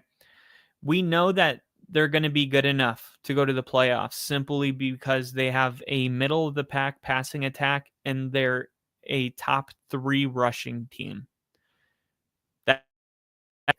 Then you look at scoring offense, and Jacksonville is 16th. You would like to see that higher, but scoring 24 points a game's not bad at all. Tampa Bay scoring 24.3. And I feel like nobody's complaining about Tampa Bay's offense. Yet Jacksonville, I'm hearing a lot of complaining for some reason. And they're literally the same amount of points per game. The Rams are getting 25 points per game. 1 point more. So what is the defense? Okay. How many points is Jacksonville? Jacksonville's 4th in the NFL, giving up 18 points per game. 18 points per game. And then their rushing defense, how many? 4th. Rushing defense is 4th, 82.8 points per game. Passing defense? Talk about passing, opponent passing yards per game.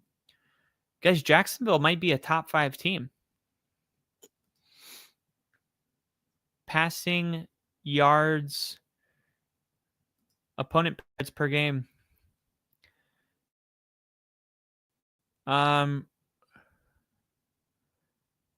Jacksonville 24th.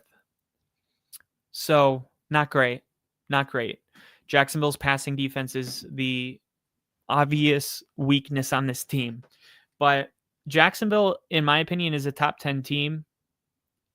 People aren't going to realize it for a couple more weeks, but I'm going to tell you right now, any team that can be top 5 in rushing defense, top 5 in rushing attempts on offense, while being 3rd in rushing yards per game, 15th in yards per game, and averaging the same amount of points as the Rams, this is a top 10 team. It really is. And I'm gonna make this I'm going to probably turn this into a short because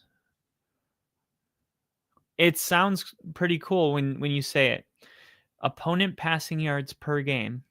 Okay, that's their weakness. Okay, so I'm even going to write that down. Weakness, passing yards. And how many are they giving up? 235 yards per game. But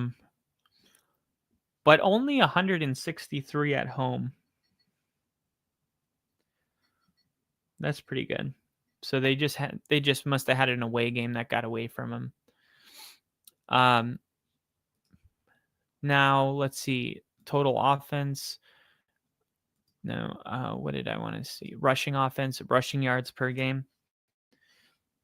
Rushing yards per game is third in the NFL, 144.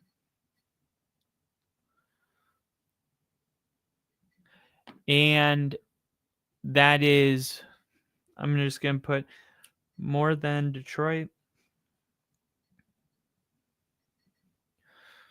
More than Detroit. More than the Colts. More than the Ravens.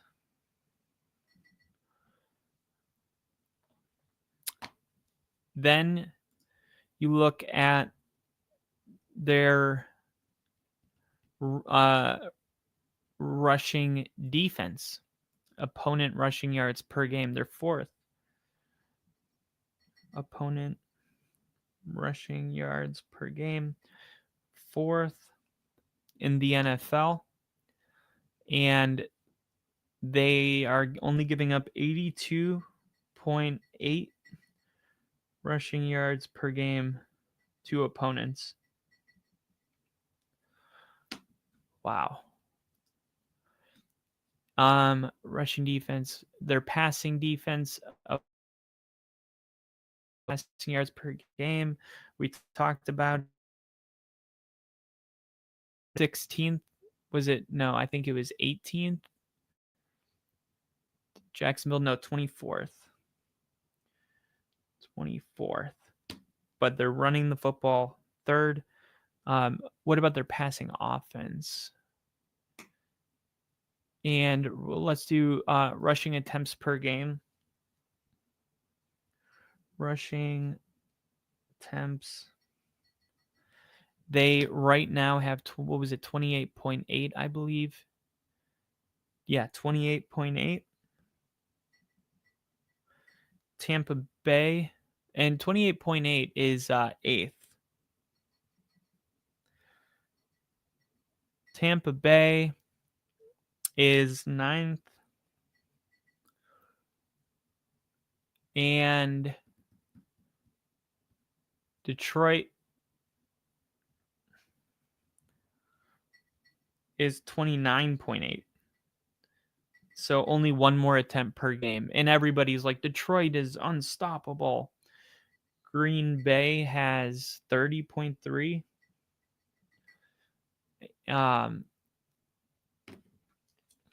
And I thought it was so cool that Jacksonville and Tampa Bay both have 28 attempts per game. And then last year, Tampa Bay had 28.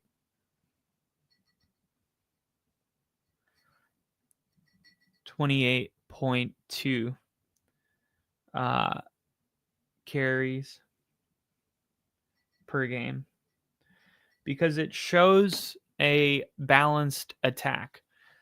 In 2024, the top 7 teams in carries per game was Philly, Baltimore, Washington, Detroit, Green Bay, Pittsburgh, and Buffalo. I mean, those were the best teams in the NFL. If you had to make a list, the Chargers weren't far behind as well. The teams that were at the bottom of the league, the Jets, the Bengals, Cleveland, Carolina, Jacksonville, Giants, were all teams that didn't make the playoffs. and they just happen to be 23 through 32, because they're not running the football. They're playing catch up. They're playing from behind. They're not controlling the tempo. The teams that are top in the NFL in carries per game or rushing attempts per game, rushing yards per game, those are the teams that pretty much control the game. And that's why when you look at time of possession, it's like they're going to control that, which means what? It means their defense doesn't have the ball very often. It means the opponent's offense isn't on the field very often. What does that mean? They're not going to score a ton of points. Jacksonville's 4th defensively, giving up only 18 points per game because they run the football and control time of possession. Now, let's see who leads the NFL in time of possession, because that's something we can look up.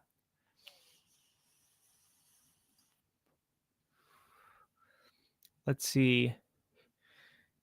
Extra point conversions, offensive touchdowns per game, special teams, average scoring margins, offense by quarter, total offense. Here it is, time of possession. We're going to go excluding overtime. Average time of possession percentage. No, we're going to go average time of possession. Jacksonville, look at that. They're ranked exactly where they're ranked in rushing, 4th. It all makes perfect sense, you guys. Jacksonville's 4th in the NFL. 32 minutes per game. Buffalo's 1st. They're also number 1 in rushing attempts. They're also number 1 in rushing yards. The Colts are right underneath.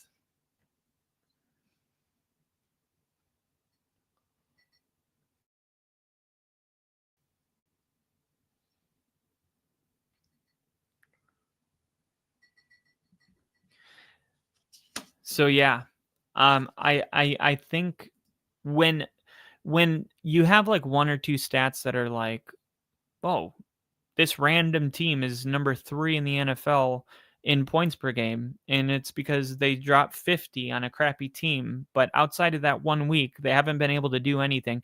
It's like, okay, your stats aren't really telling a story. They're telling a moment. When you can kind of like walk down the road of stats and go, well, if that's the case, then behind this door, I should see them dominating time of possession. Okay, that's the case.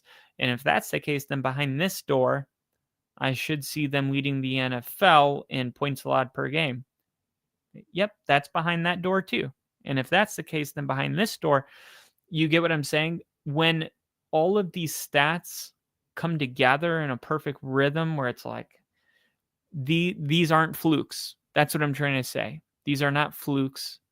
This is a team identity. And I didn't know this about Liam Cohen. I guess I got so caught up in the passing attack with Baker Mayfield and Mike Evans, and I just got carried away. I didn't realize, and I was a big Bucky Irving fan, so I guess I should have realized it, but I had no idea that Liam Cohen's like bread and butter was running the football. But that is totally the case. Liam Cohen is a monster at running the ball. Rushing yards per game. Now, I know they struggled. I think they were the worst team in 2023. Because they had Rachaad White that year. No, they were 31st. I remember because I had a whole story about it. And that was 2023.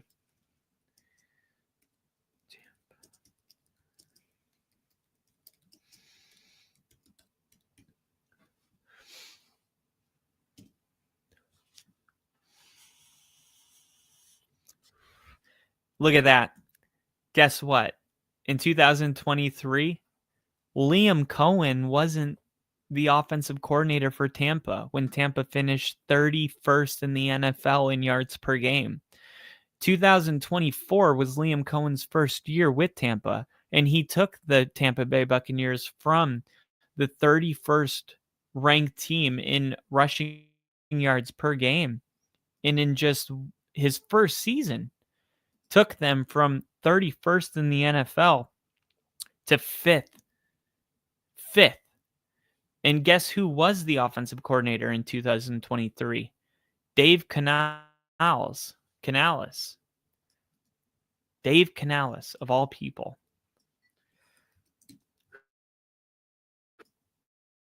For the Panthers. Dave Canales, 2024, he was with the Panthers. Carolina, 110 rushing yards per game, 16th. 2025, Carolina,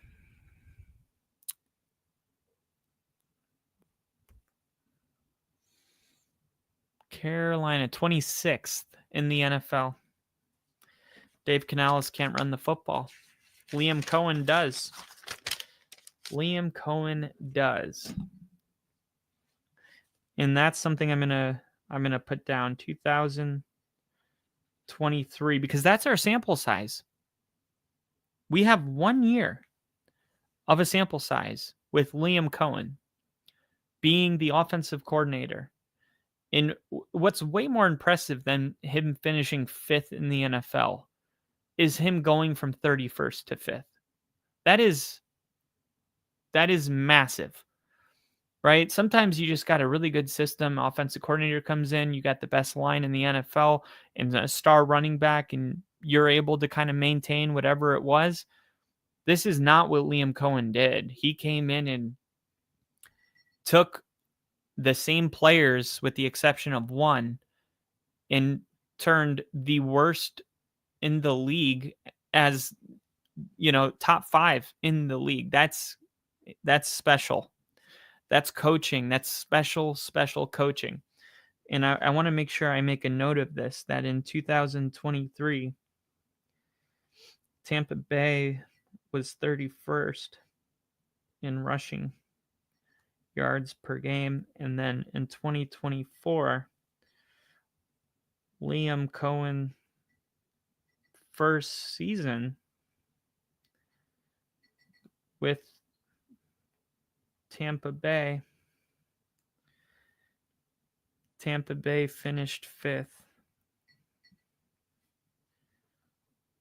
while Carolina was 26th. And we saw Tampa Bay go from 31st to 5th.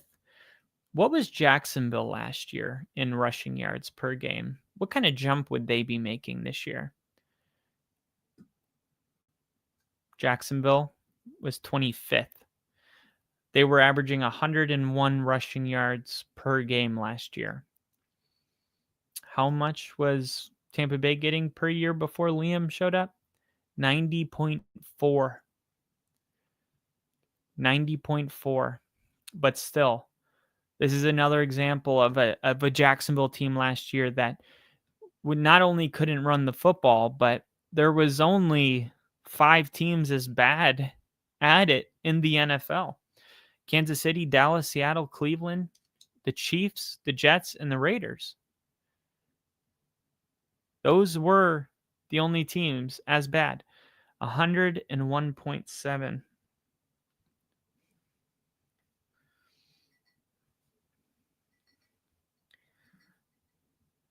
Wow.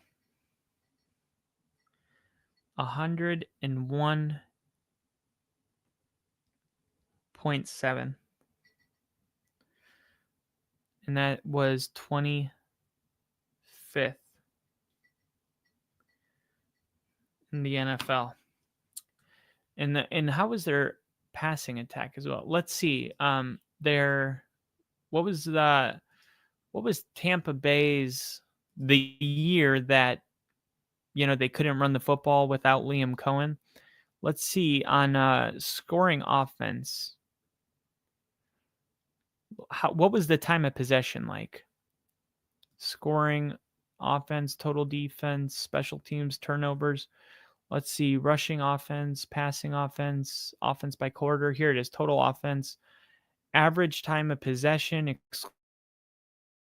2023 without Liam Cohen. Tampa Bay was the 31st ranked rushing offense in the league.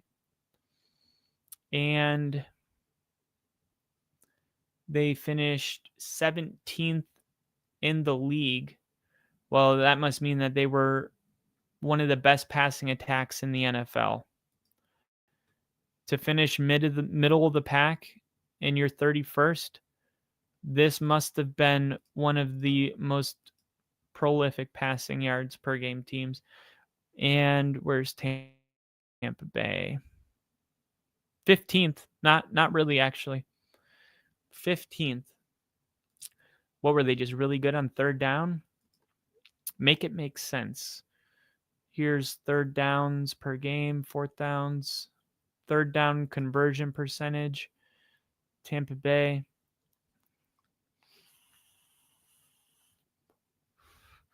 22nd in the league at converting on I'm in 2025. That's why. 2023 and Tampa Bay was 9th actually. 2023, I believe Tom Brady was there. So that was Tom Brady's last year. Let's see how they were in time of possession in 2023. Because it keeps defaulting to 2025. Okay, 2023. Tampa Bay, 17th in the NFL. 17th.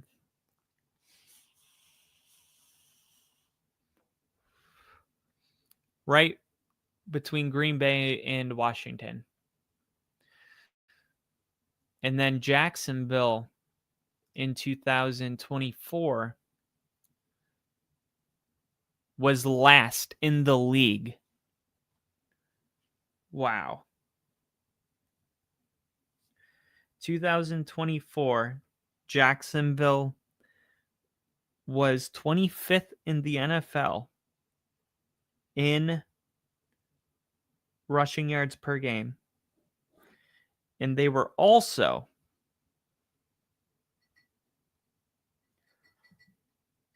last in the NFL in time of possession. Last in the NFL at time of possession, 25th at running the football. Let's see how they were converting on third down, because usually if you're not running the football effectively, you're not converting first downs. This is 2024. That was just last year. That is crazy. That the turnaround is pretty remarkable. And 2024. And Jacksonville, 25th to 101.7. Yep. Wow. And it's crazy because when you run the football effectively, you control time of possession, that you don't give up a lot of points because of that.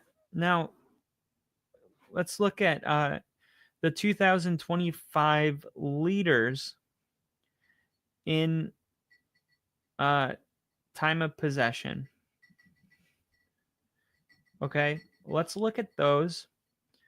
Let's see. I'm going to split it into two categories. On one side, I want to see how many of the top 5 leaders.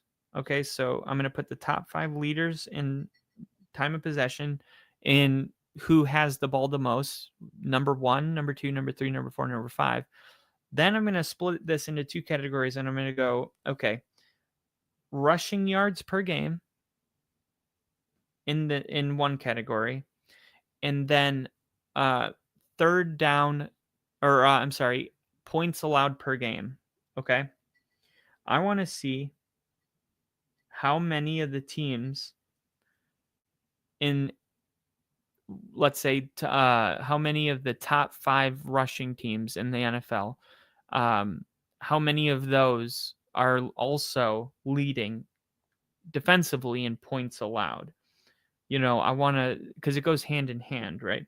Points allowed, rushing yards, time of possession.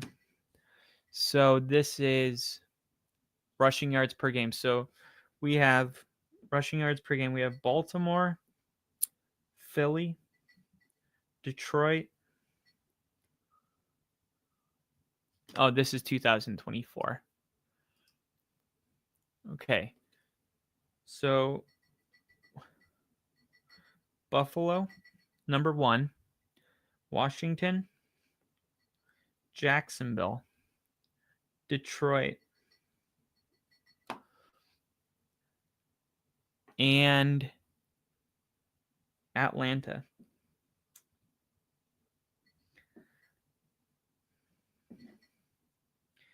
Now, time of possession. And we got Crafty in the chat. Crafty said, sorry, it just lagged out. After Dable and Morris came up big today, is Canales back to having the hottest set? Yes. Yeah. I think he could be fired tomorrow. I mean, it is bad. And also, the Tampa Bay Bucks in 2023, they had the 31st worst rushing attack in the NFL. They were ranked 31st in the league. 1 year later, they were top 7 when Liam Cohen took over as offensive coordinator, because Canales ended up getting a head coaching job. They promoted this guy, right? Imagine that. Imagine being the worst at running the football in the NFL, and then they promote you to head coach. But it was a good thing for Tampa Bay, because Liam Cohen takes over and they go from 31st to 7th. And now you look at the Jacksonville Jaguars, they have the 3rd best rushing attack in the NFL, even though last year they were ranked 25th in the NFL. Liam Cohen is doing the same thing to Jacksonville that he did for Tampa. And that's why we're going to look at time of possession. So I said I want to see how connected they are. So the number 1 team in rushing yards per game is Buffalo. The number 1 team in time of possession is Buffalo.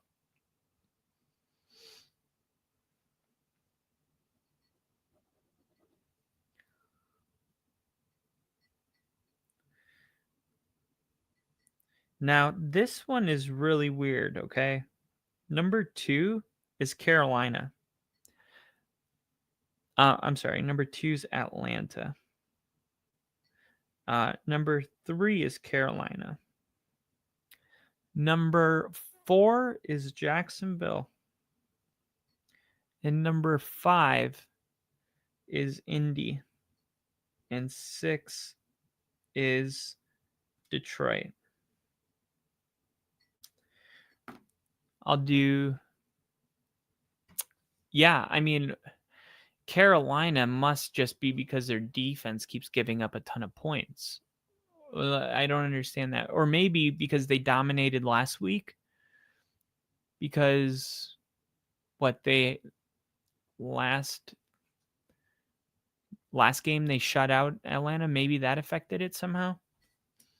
But now let's go to points allowed, because this is what I want to see, the connection. Scoring defense, opponent points per game. So Houston's number 1. Number 2 is Seattle. Number 3, Chargers. Number 4, Jacksonville. Number 5, Arizona. Wow. You guys, I don't think you realize how good Jacksonville is. No other team is top 5 in rushing yards, time of possession, and points allowed. Houston, Seattle, the Chargers, and Arizona, all of those teams, which are top 5 in points allowed per game, none of them are top 5 in rushing yards or top 5 in time of possession. Meaning their defense is, maybe the story is that their defense is dominating and it has nothing to do with running the football. Maybe that means Jacksonville's defense isn't really all that good. They're just on this list because they're so effective at running the football that they're taking the ball away from the other teams. Because how come Buffalo, Atlanta, Carolina, and Indianapolis and Detroit are the top 6 teams in time of possession? How come none of those teams are top 5 defensively in points allowed if they're holding the ball, more than their opponent by the largest margin in the NFL? And that is an interesting question. And I think what you have to look at, first off, Carolina, they're third in time of possession. How many points are they giving up per game? Carolina is giving up, they're 19th, but they gave up 42 points today. They've only played one home game, and they haven't given up any points at home yet. That's kind of crazy. Carolina hasn't given up any points.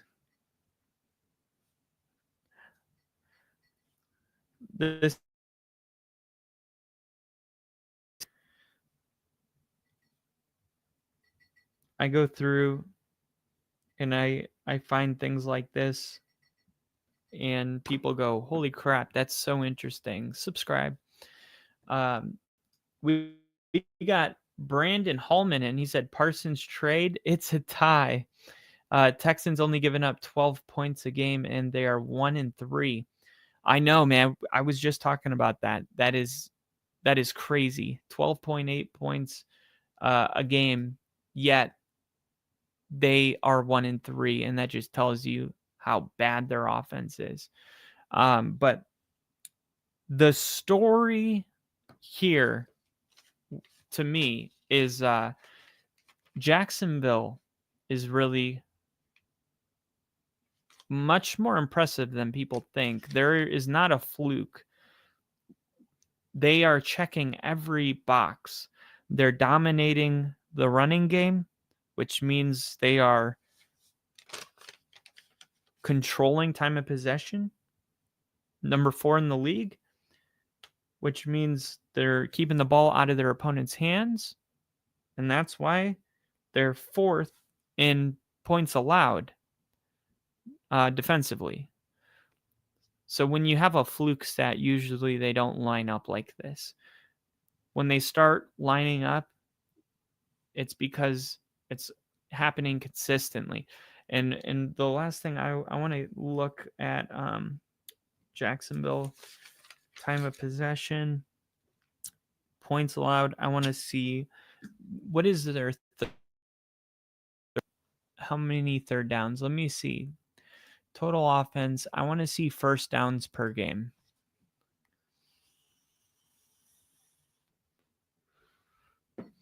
Dallas is leading the NFL in first downs per game.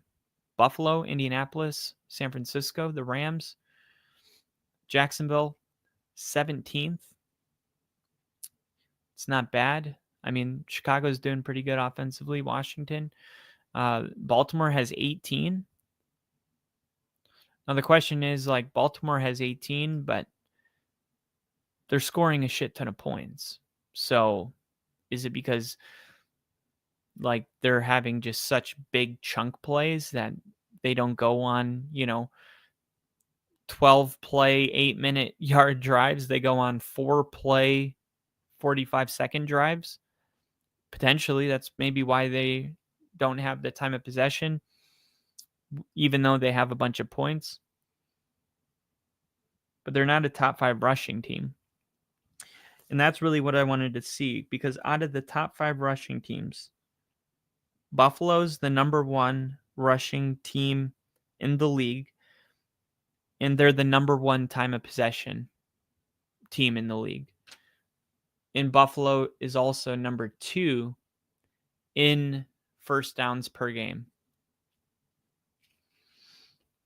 which is remarkable.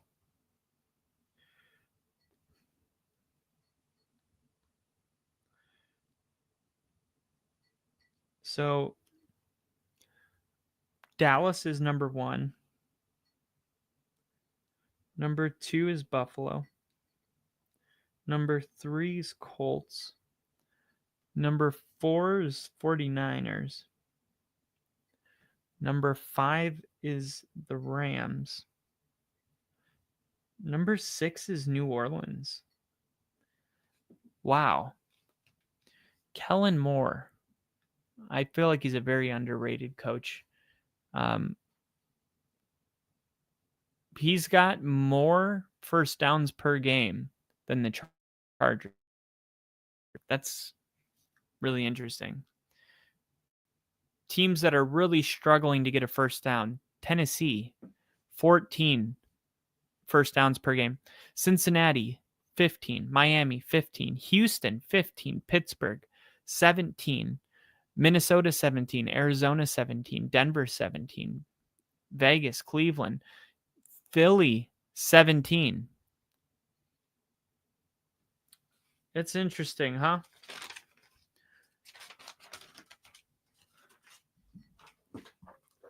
That's interesting, right?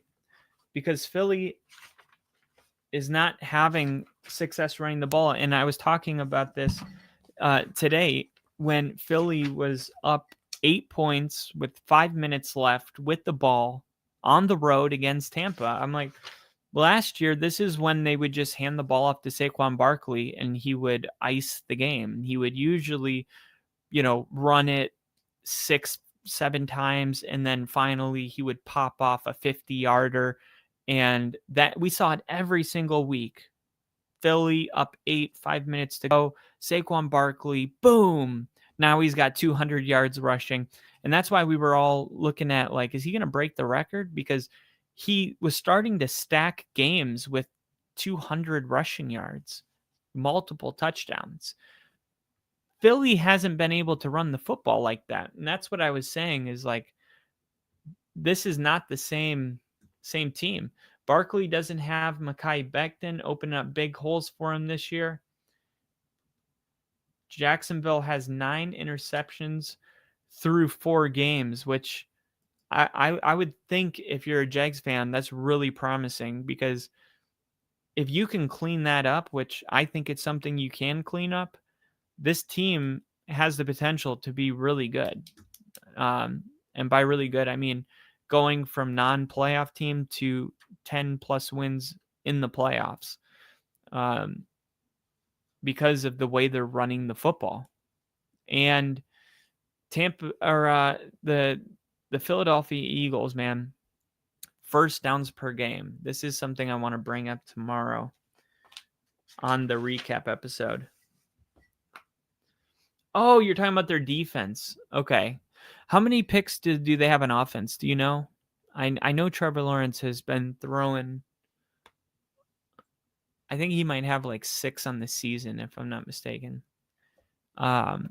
Philly. What is it? First downs per game.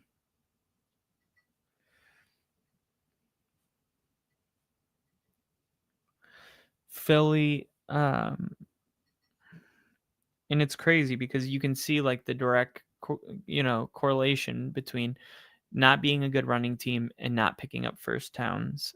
Philly 22nd, 23rd. Wow, 21st is Baltimore.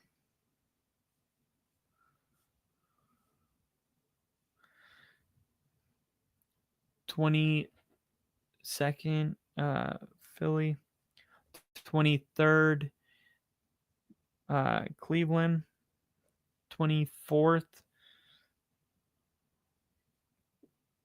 the Raiders. 25th, my Broncos. 26th, Minnesota. 27th, there is no 27. 28, 28, Pittsburgh. That's why I said yesterday, like, Jalen Warren's been disappointing. And somebody was like, he's the 11th best or 15th best fantasy rusher or something in points. And I'm like, yeah, I guess I was just referring to the fact that Pittsburgh doesn't have a good rushing attack, you know? And I was like, do they? Because this guy was making me think maybe I've just not been paying attention at all. But I'm like, everything I've heard about Pittsburgh and everything I've watched has been like, they can't run the football. So I guess I assume that Jalen Warren, their running back, wasn't having a good year. But I was corrected on the stream and they were saying, no, he is having a good year, which I found surprising. Tennessee, dead last. Oh, he's got 4 picks on the year. Jacksonville has 13 total turnovers for their defense in 4 games. Jags are on pace for 55 turnovers. Picksonville, oh my gosh. That sounds better than Saxonville. I don't know if you know this or not, but I'm actually from Jacksonville, and I don't remember if I told you or not. If I did, just tell me to stop. But I'm from Jacksonville, and I was in the Navy, and I joined as a naval air crewman. And when I joined, there was only 2 places, the type of plane I was on. You can only be stationed in 2 places in America. And one was Jacksonville, Florida, and the other was Washington. And I thought, that's so funny. I joined the Navy and I'm back where I grew up. I thought I was going to, I don't know where I thought I was going to go, but not back home where I was raised. And I ended up getting in a bad accident. The Jaguars had me on the field to like honor me. And I'll show you here. This was like one of the coolest things. So here it was.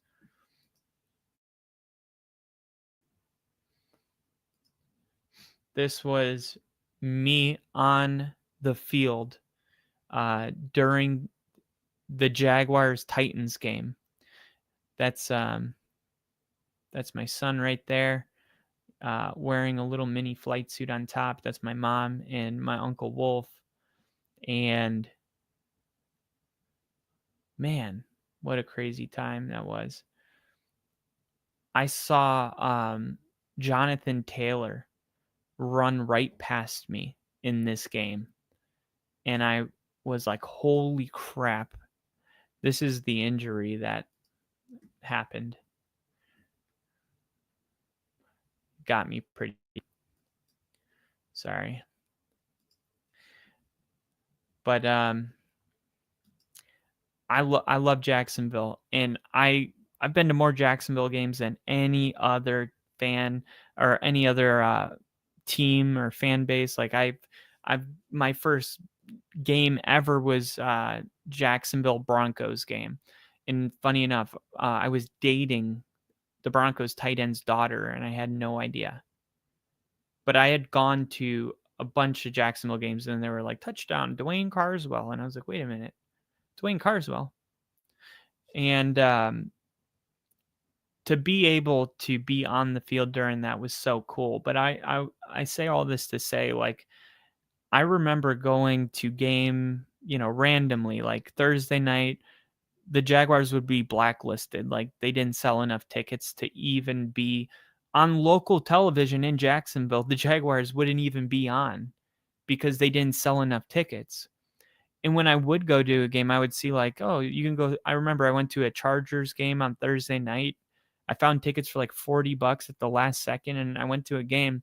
And I remember my mom going, it's so sad because you can tell like the fans that are here, like they want to have something to cheer about. Like they're trying, they're mustering like, all right, here we go. Like, they don't even feel it. They're just going through the motions like, hey, fake it till you make it. And I remember her going like, it's just sad that like they can't give the fans back something.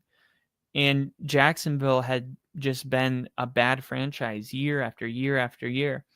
The best year was probably David Gerard.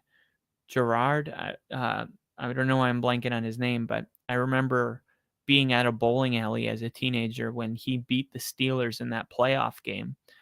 And it was crazy. I mean, they were so stoked. But my entire life, the Jacksonville Jaguars have been like the laughing stock of the NFL. So I'm like really want Jacksonville to turn a corner. And it seems like every time you feel like they're doing it, it was a temporary thing. Like Blake Bortles in 2018 in the Saxonville AFC Championship. And there were some bad calls in that game, by the way. But still, like, then all of a sudden they're not even in the playoffs and Blake Bortles is gone. And then you have 2020 with Trevor Lawrence, or what was it, 2019 with Trevor Lawrence, and he goes to the playoffs, or I think it was 2021 when they beat the Chargers. And you're like, oh my God, Trevor Lawrence, his first year with a head coach that's not Urban Meyer, and he's in the playoffs, and now he's in the divisional round. And then all of a sudden, 2 years back to back missing the playoffs. So you're just hoping that like this is going to be, even if they have 10 wins, like this is the beginning of something that's going to actually be sustainable in the future, where it's not going to be a 1 year, thing. And I really believe Liam Cohen was the best head coach in this cycle. And I told Rick that because Rick's a Bears fan and he wanted Ben Johnson. And I'm like, Ben Johnson, I think will be a good coach, but I really felt like Liam Cohen was the guy. And if he can turn Jacksonville 1 year from, he took over Tampa Bay. They were the 31st ranked rushing team in the league. And he took them and they were top 5 in 1 year. And Dave Canals left to go to the Panthers, and he took over as the OC, and that's what he did. And now he took Jacksonville, which was 25th last year, and all of a sudden they're 3rd. And I'm seeing a trend, and I'm thinking, man, if they can really like get a culture of like we run the football, like those teams that run the football, dominate time of possession, convert on 3rd down, and give up fewest points per game, those teams, like they win for like 80% of their games for the next 7 years. That's your Detroit Lions, your Buffalo Bills, your Baltimore Ravens, like not so much this year, but when you're checking all of those boxes, you're not going to just have one good year. Like you're doing something right on every level. And even in the passing game, like Jacksonville's still 16th or 17th in passing yards per game. That's fine. They don't need to throw it for 400 yards. Dallas does. And it's no wonder why. Look at them. I mean, they're giving up 40 points a game almost. So I think Jacksonville is on pace right now to, I think it's going to take the public 5 more weeks or so.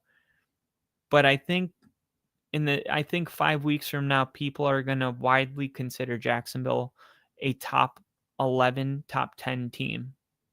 And it could be as high as top 7, depending on if the turnovers continue on the defensive side of the ball.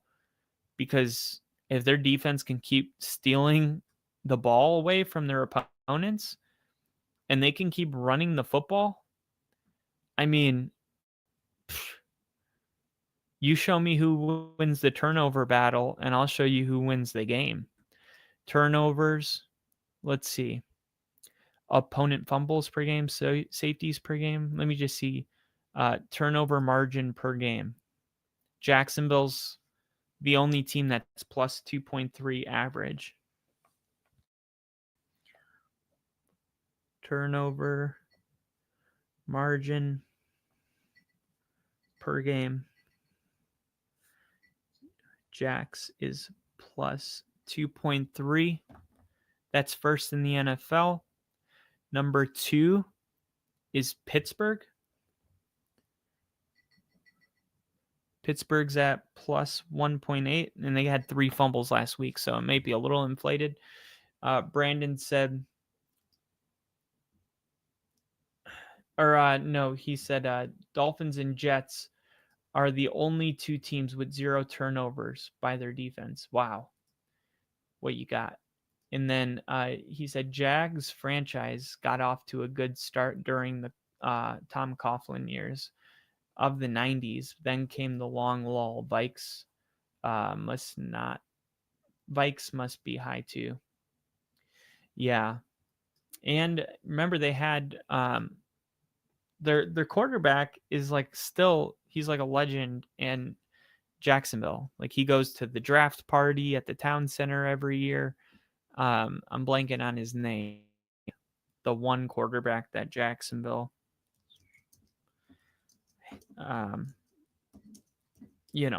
everybody knows who it was. What is his name? Mark Brunell. Mark Brunell's like, those were some good years for Jacksonville, but I didn't really experience them, as a person that didn't really start remembering football till 2002. And yet, Crafty, your credit, you knew that I was talking about Mark Brunell. Let me close some of these so it can run faster.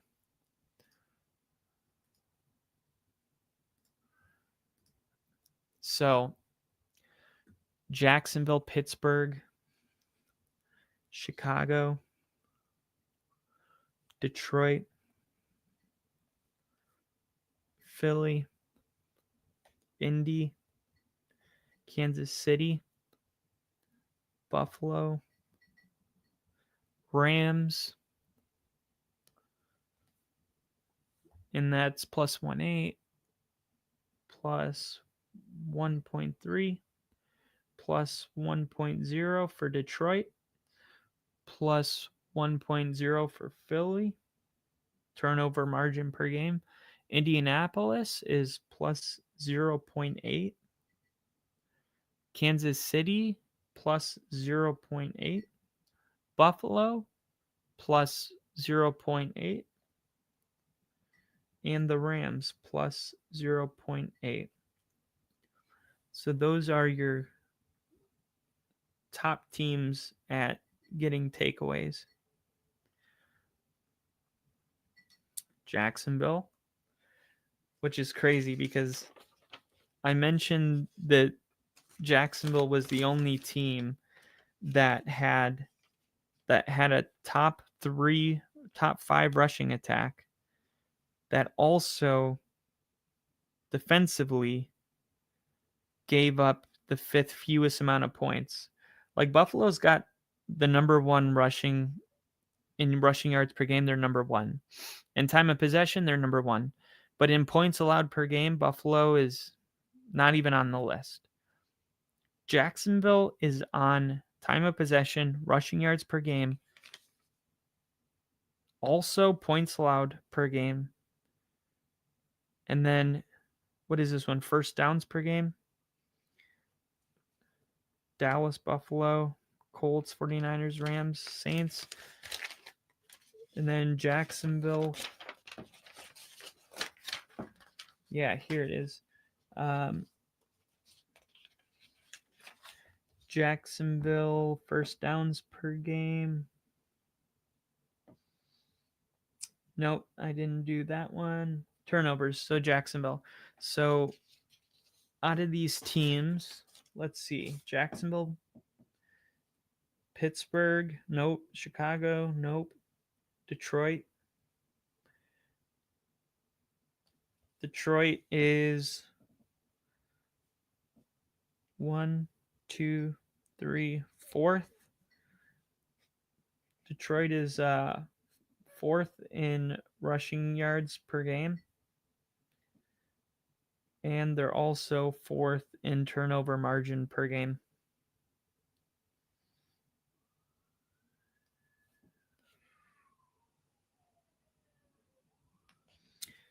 And then Philly. Nope. Guys, Philly is concerning. Philly is concerning. Indianapolis. Indy is 5th in time of possession.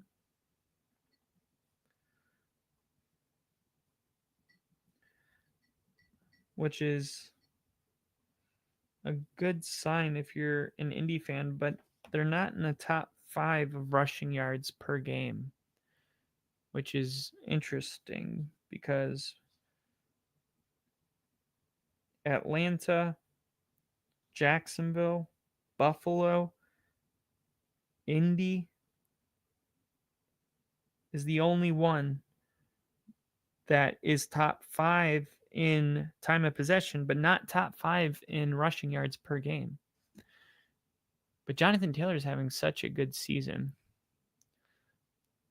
Let's see, rushing offense, rushing yards per game. Let's see. Where is the Colts? Indiana. Oh, they're 6th. I knew it. I'm like,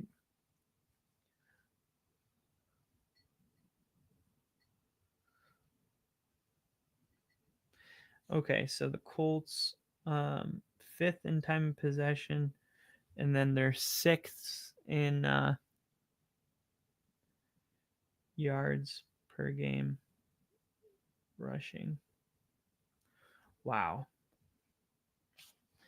And then Kansas City doesn't crack any of these lists. Buffalo, of course, they crack. They're 1st in time of possession.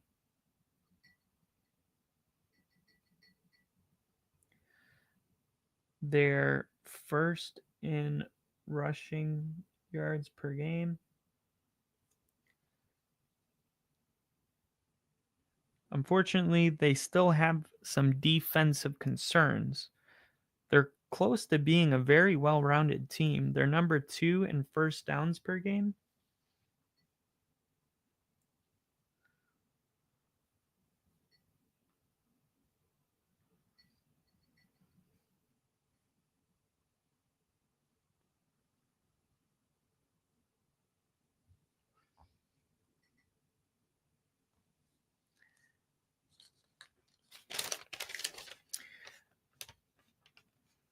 Wow. Yeah.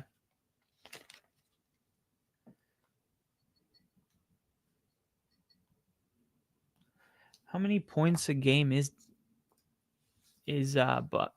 Buffalo giving up total defense opponent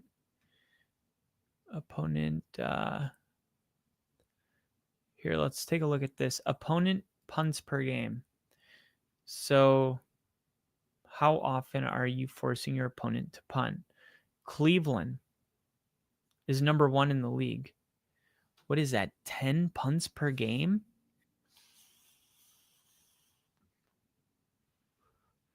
Jacksonville's given up, 5 punts per game? But that's because they're taking the ball away so much. But that's interesting because it's like, is Jacksonville's defense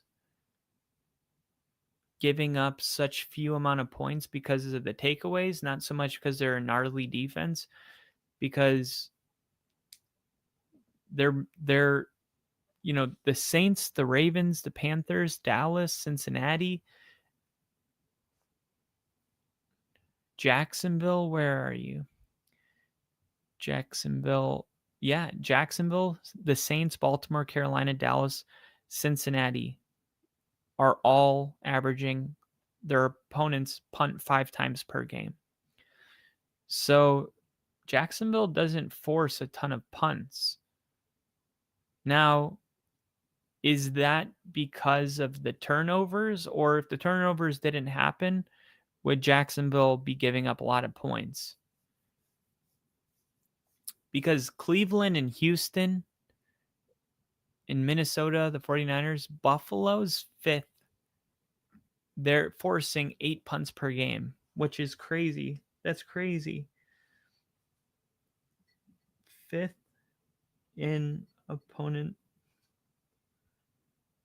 punts per game. That's crazy because they're not top 5 in points allowed, which is what I was really trying to find. I got sidetracked in here. What I wanted to see was scoring defense, opponent points per game. Where's Buffalo? 17th, 22.5, underneath Philly.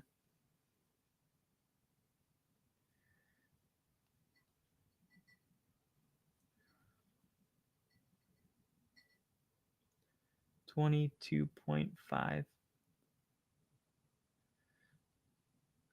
And Philly is 15th with 22. Wow. And then I think I got a pretty good idea of who's who. I think if I had to make a list of like things people aren't probably realizing, it's Seattle's defense might be elite. Okay.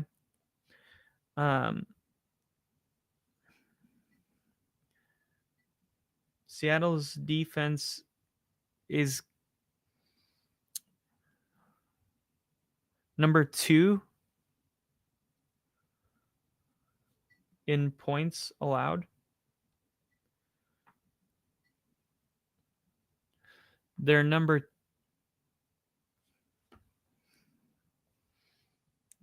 2 in points allowed.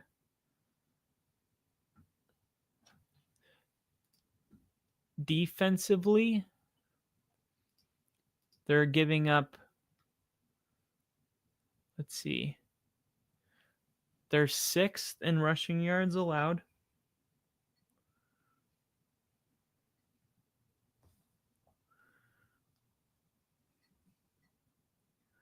Sixth in rushing yards allowed. What about points, passing offense, passing defense, passing yards per game, passing? Yeah, let's look at passing yards per game. Seattle is 15th with Green Bay. But that's good, It's okay. If you're number 1, number 2 in rushing in points, you just don't want to be like Baltimore, who is the number 1 rushing defense and 32nd passing defense. If you can be elite in 3 categories and then there's this one category where you're 15th, you're going to continue to be an elite defense. Green Bay is 15th in passing yards allowed per game. I find all of this, I don't see New Orleans on the bottom of many metrics. I find it quite surprising. I continue to see New Orleans ranked pretty high in a bunch of categories. And I guess that's just how bad certain teams are. And that's kind of what my surprises are. I'm going to talk about Jacksonville. I'm going to talk about Seattle. I think Seattle is turning a corner. Sam Darnold leads the NFL in throws of 20 or more yards down the field. Team penalties per game. Now this is like the one thing that we got to figure out if you're Jacksonville, okay?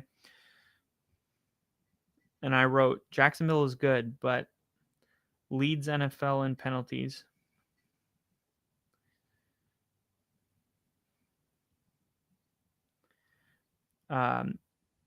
Great teams that are well coached don't have 9.5 penalties per game.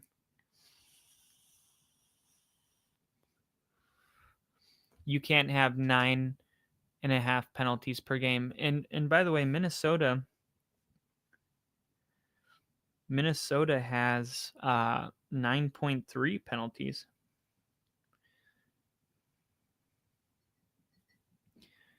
Green Bay has 8.8.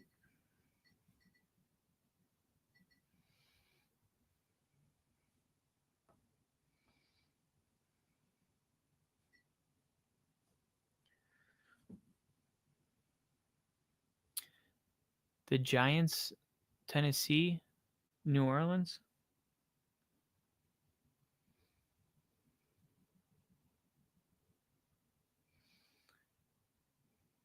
The Giants, Tennessee, New Orleans, and Green Bay all have 8.8 penalties per game.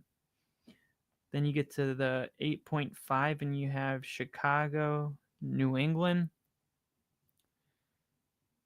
8.3, Arizona,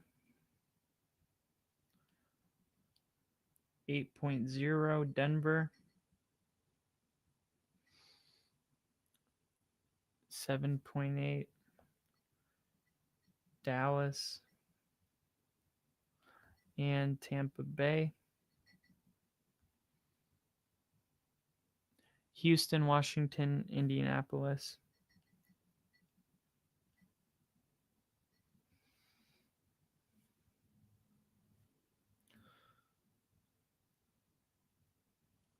.5 penalties.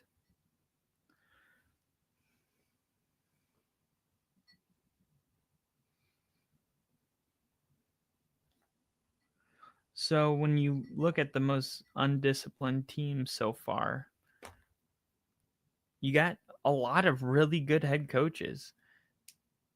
Kevin O'Connell, Matt LaFleur, Liam Cohen.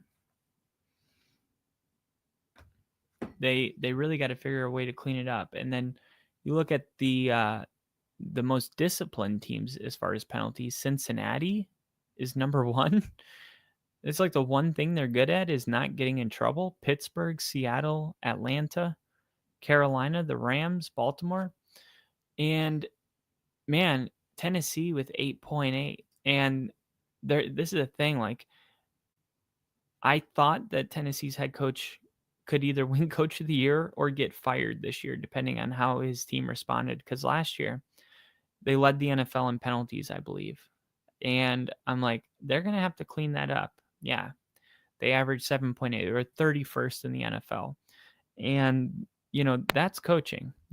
Last year, if you take a step back with the season coming to a close, right? The best teams in the NFL, Arizona, the Chargers, the Colts, the Rams, the Chiefs, the Raiders, Atlanta, and then the worst teams with penalties, the Jets, Tennessee, Dallas, Baltimore, Houston. Surprising. I didn't know Houston was undisciplined. Offense by quarter. First downs per play, seconds per play, time of possession, punts per play. I wanted to see fourth down conversions per game. Kansas City's leading the league. Detroit, number 2. New England, 1.8.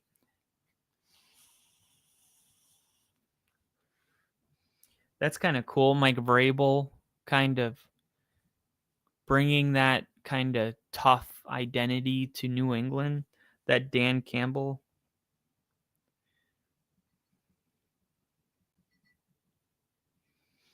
Go for it, big balls identity.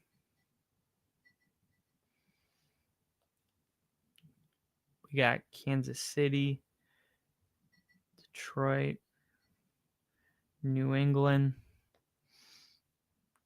Jets, Carolina, and Colts. Now, some of these teams, I would say, like Carolina and the Jets, you're probably going for it because you're down late in the game and you're, trying to stay in it.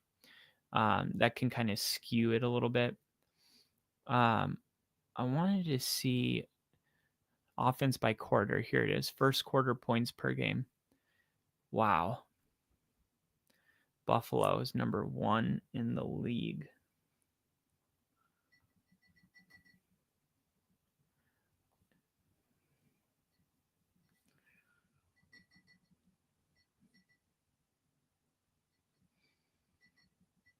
Buffalo is scoring 9.5 points per quarter right now. Seattle, Philly, Chicago, Indy, Detroit,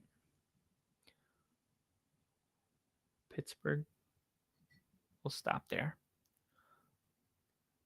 New England, Green Bay. I'm going to add that. That's interesting. New England, Green Bay. 9.5, 8.8, 7.8 for Chicago.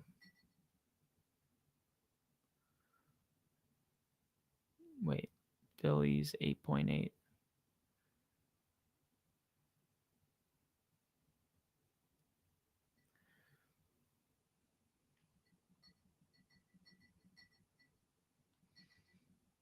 Indianapolis 7.3. Detroit 7.0. Pittsburgh 6.8. New England 6.5. And Green Bay 6.0. Now, where is Denver's 3.3? Okay. Now, this is a problem. And I'm going to bring this up tomorrow before the Broncos game. 3.3, 24th. That is insane. Denver, the Giants, somehow Tampa Bay, Dallas, Miami, New Orleans, Cleveland, Tennessee, Kansas City 1.5.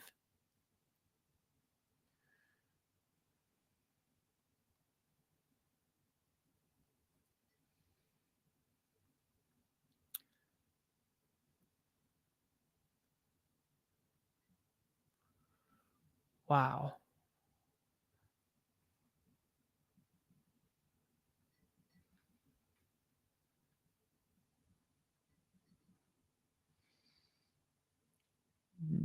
Miami 2.3.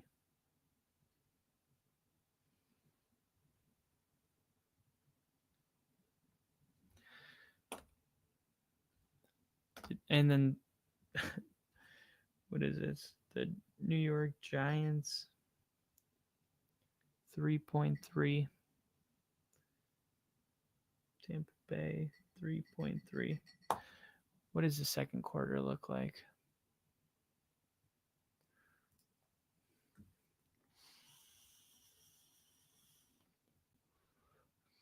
Wow.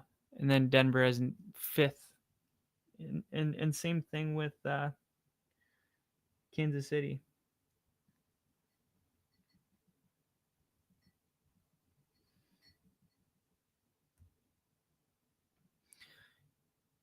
Kansas City.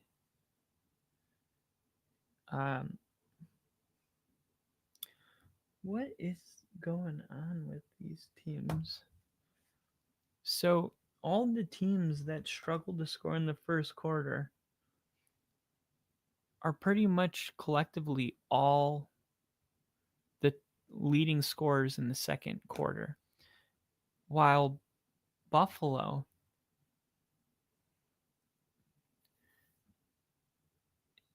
is ranked 21st, and they're number one in the first quarter. Denver 9.3, Detroit 9.3, Indianapolis 10.3, but Kansas City, it's really just Kansas City and Denver. Jacksonville 11 points.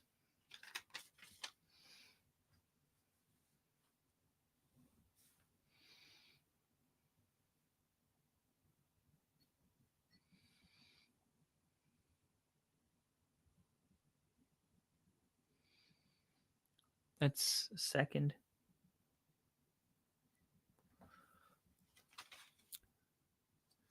So Denver's doing good in the second quarter. The third quarter is terrible. And then Denver's doing really good in the third quarter. Denver's the third best team in the third quarter.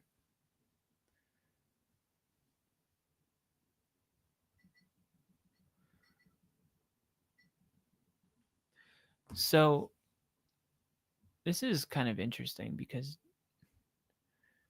Denver is the second quarter, they're the fifth best team. The third quarter, they're the third best team. And then the fourth quarter, they're the 31st team. Yep.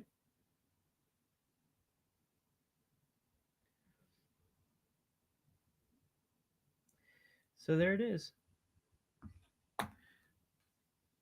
There it is. Denver is the worst fourth quarter team in the NFL. And it's the same, 3.3. They averaged 3.3 points in the first quarter, 3.3 points in the fourth quarter.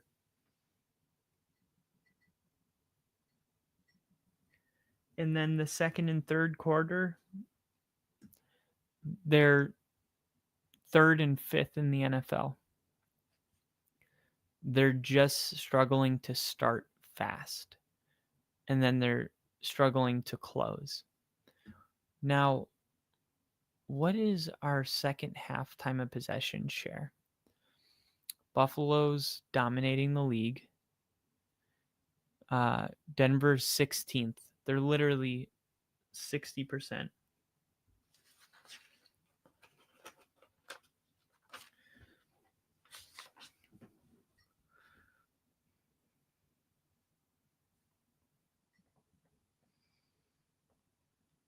Okay.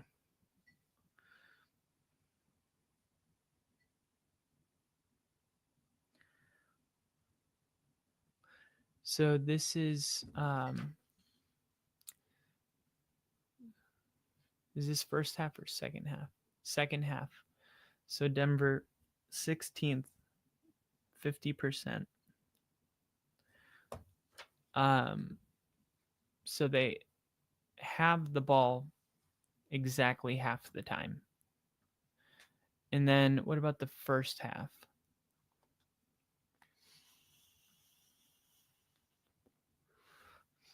'29th.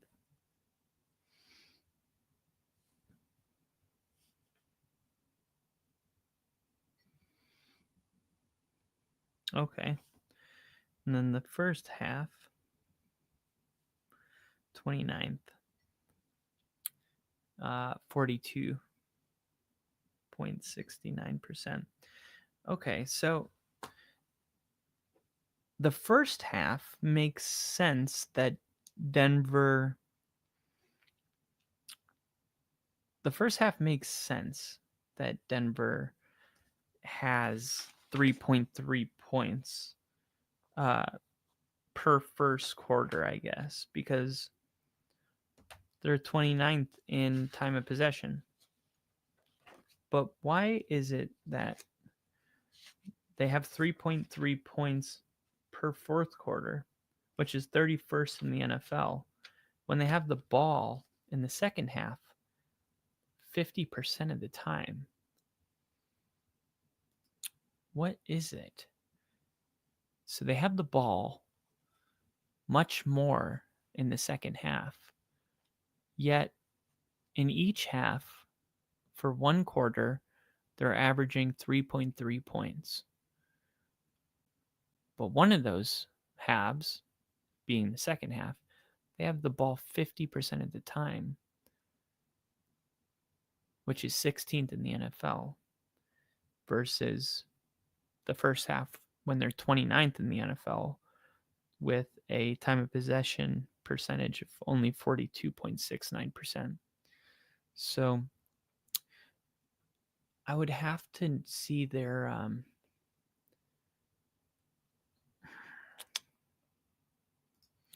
first quarter time of possession share.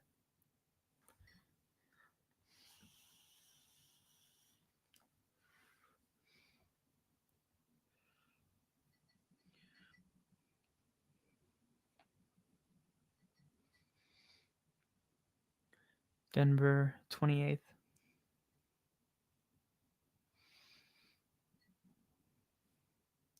And it's 39.33%. That's the first quarter. Now, the second quarter should be really good for Denver. Let's see. Denver 24th.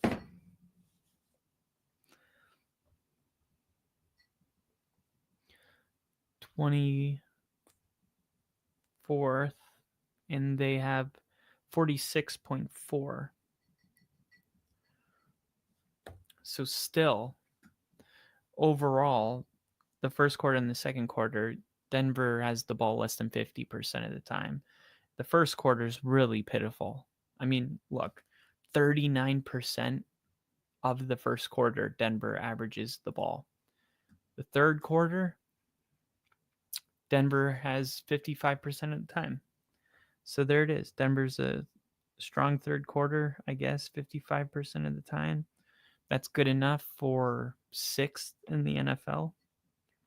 And then you got the fourth quarter, which should be another bad one. 25th. 25th. 45.15. All right. So what do we see here? We see the third quarter is our best quarter. We have the ball 55% of the time. Our first quarter is absolutely pitiful. And we have to figure out why.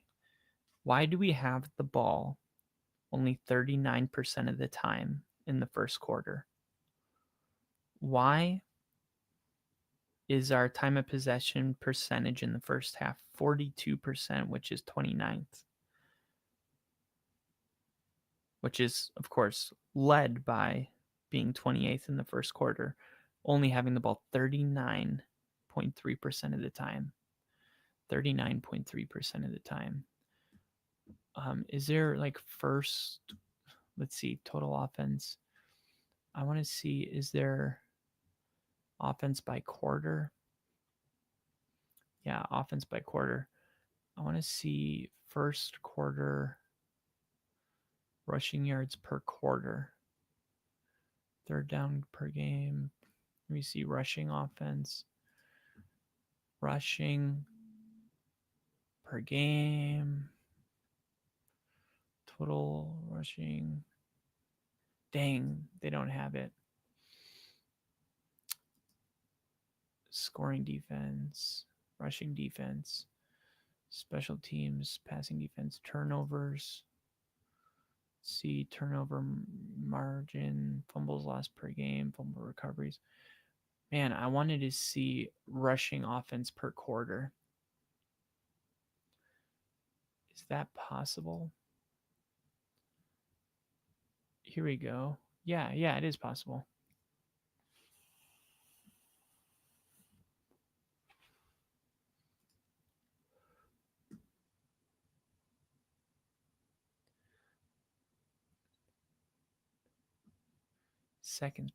First downs per play, third down conversions per play, rushing offense,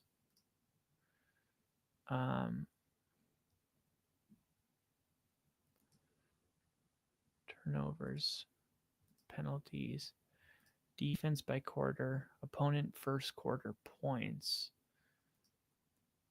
Let's see, opponent. Let's see,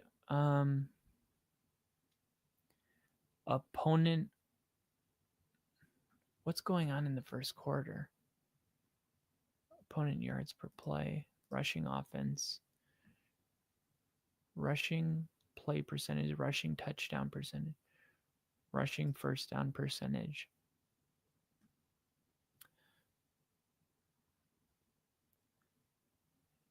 Denver's 28th total offense. Where did it offense by quarter? Man, it won't tell me. More rushing yards percentage, rushing touchdown percentage, rushing yards per attempt, rushing touchdowns.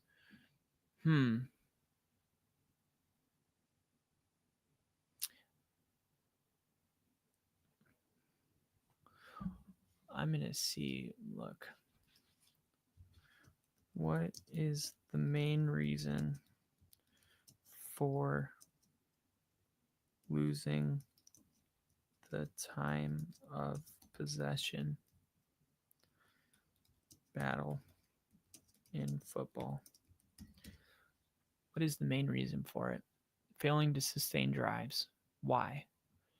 Result in turnovers, ineffective offensive play calling, punting too often, the opposing team scoring quickly. That hasn't been the case. When it struggles to get first downs, it leads to short drives. All right. What is our first half first downs? Okay, let me see that. Okay. First downs per play. Let me see. Yards per first downs per play.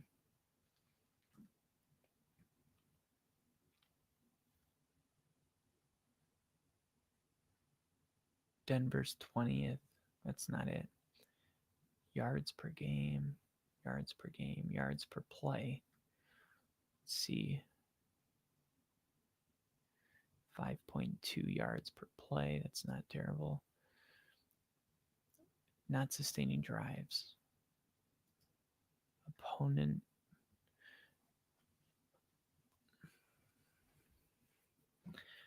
Opponent punt attempts per game.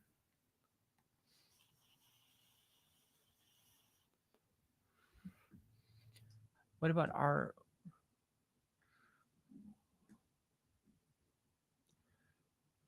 punts blocked? What about punts per game?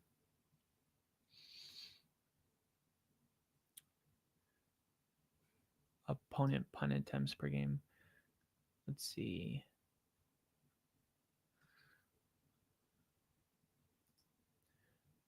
About punt block percentage, opponent gross yards, opponent net yards.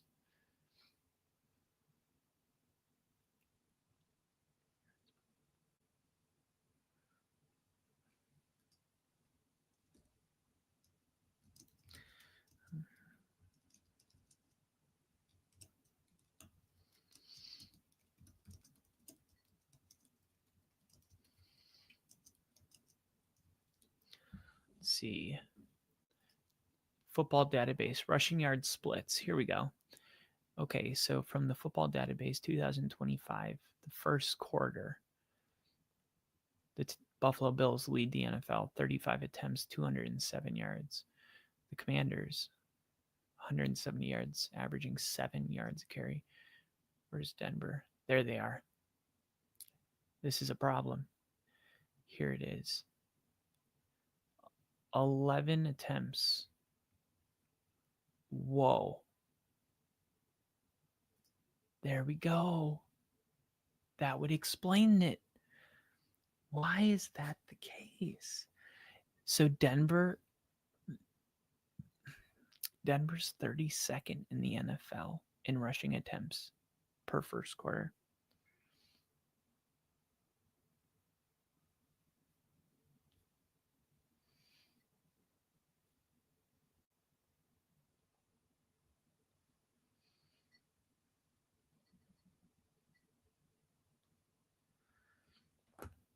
They're first in the NFL in rushing attempts.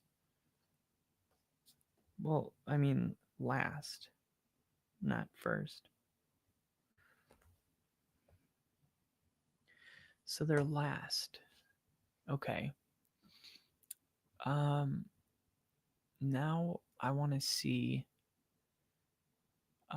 passing attempts, just the first quarter.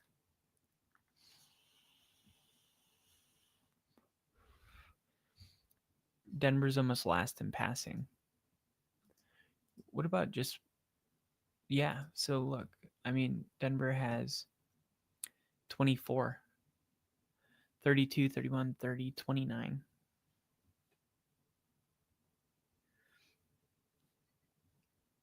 Twenty-ninth in passing attempts.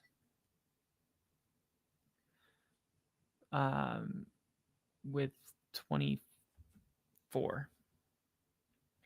So what do you do? I mean, what do you say if it's like you don't have time of possession because you don't run the football, but you're not running the football because you don't have plays.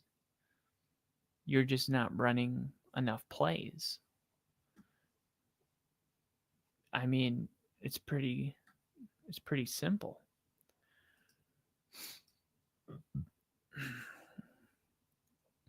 They're only completing 54% of their throws.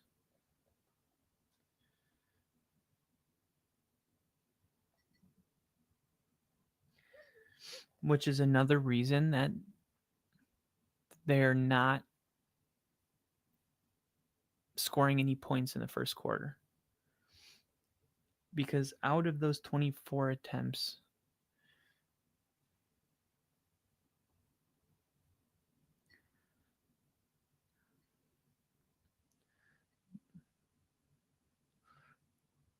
they're 32, 31. They're 30th in first quarter passing completion percentage.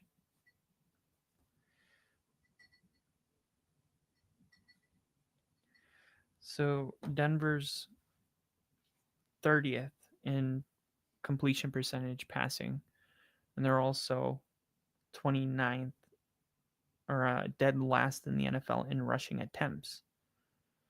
So they're not running the football that much. They're not passing that much. Nothing's working in the first quarter. That's it.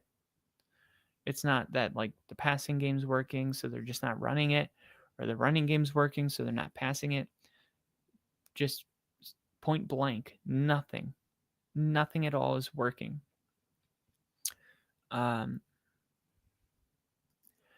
Yards per attempt, only 4.4. That's crazy.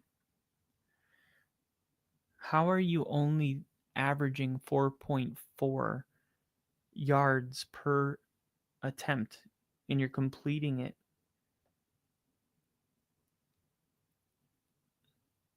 54% of the time?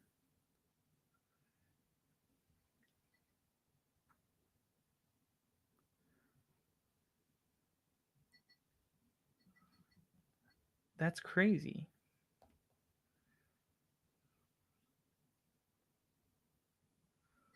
4.4 is 30th.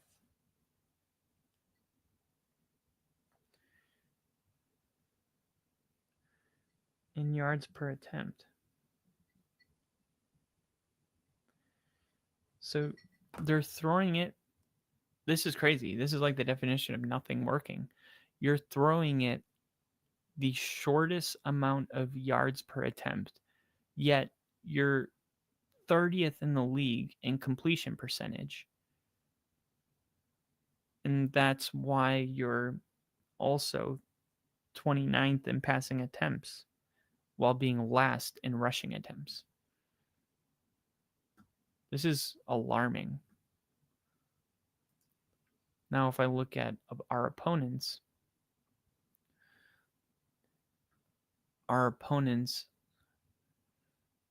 let's see. Our opponents are staying balanced. 1, 2, 3, 4, 5, 6, 7, 8, 9, 10, 11. Well, they're throwing it around 24 times. They're completing it around 54% of the time. Let's see about rushing. And this is our opponents. Our opponents are rushing it total of 20 times for 60 yards, 3 yards a carry.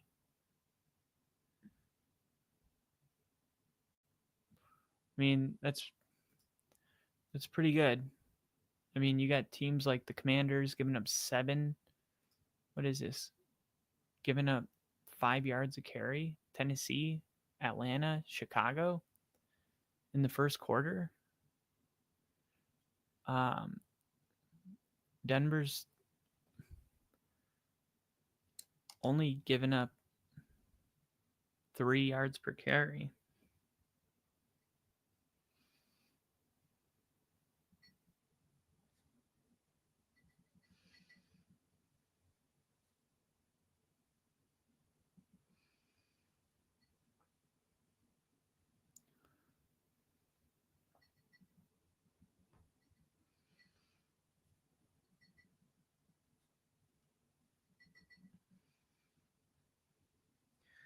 That means teams aren't having success running the football, which means they must be having success passing the football.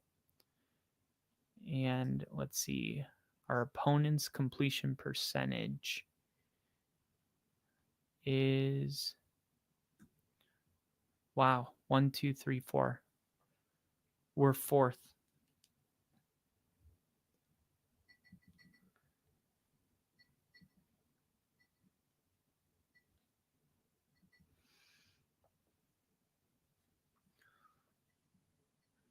Only allowing 51.7% of passes to be completed.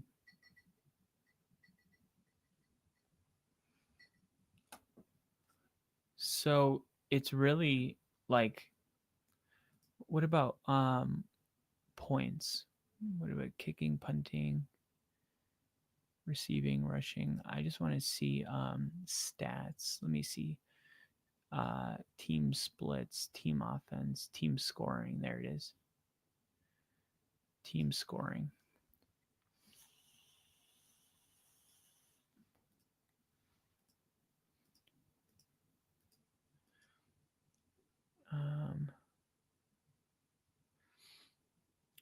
Touchdowns.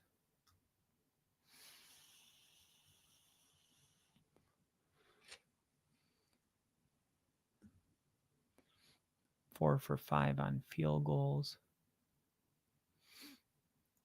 What is this? Oh, our amount of points. Only 68 points.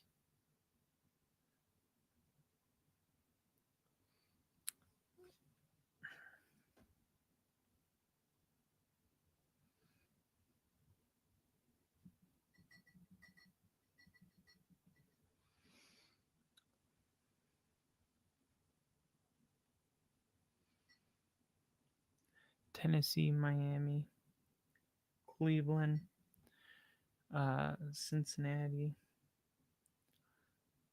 Houston.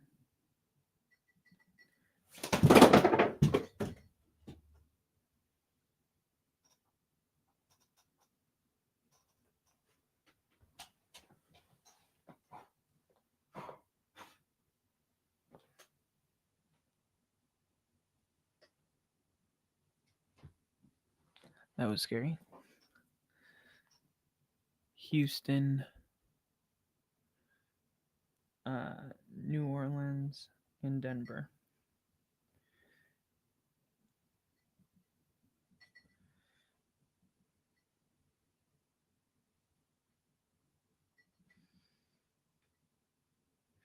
Those are the bottom 7 teams in the league in points per game. Tennessee's 0-4. Miami's 0-3. Cleveland is 1-3. Cincinnati's 1 they were 2-0. Now they're 2-2. Houston's 1-3. New Orleans is 0-4, and Denver's 1-2.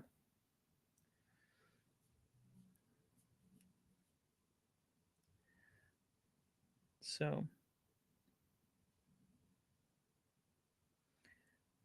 Cincinnati's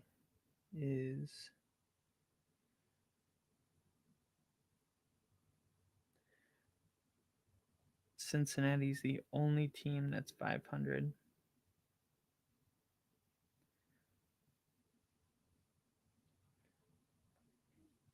Is the only team that has found a way to be 500 with only scoring 58 points.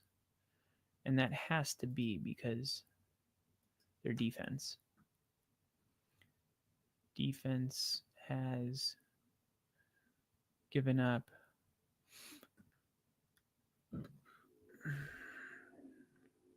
91 points. Oh, but most of those points came today. So it's just one game pretty much. So, holy crap. This means that Denver, even though they were the leverage penalty away and they lost it in the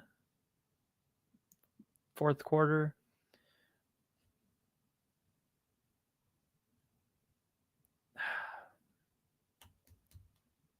people keep saying this team should be 3-0. This team should be 0-3. Just based on the fact that we are scoring points like Tennessee, Miami, Cleveland, Cincinnati, Houston, New Orleans. We're passing the ball 4 yards per attempt. We're only completing it 50% of the time. Even though we're throwing it, our distance per throw is 29th in the NFL, 30th in yards per attempt. Yeah, we're completing it 54%, which is 30th also. I mean, if you're going to throw it 4 yards and be like, oh, their average target is 3 yards, that's 32nd in the NFL. Usually your completion percentage is like 3rd in the NFL. And it's like, yeah, but the context of that is, he's only throwing it 4 yards downfield. We're like almost last in completion percentage and last in yards per attempt. We can't complete passes right in front of us. What is going on?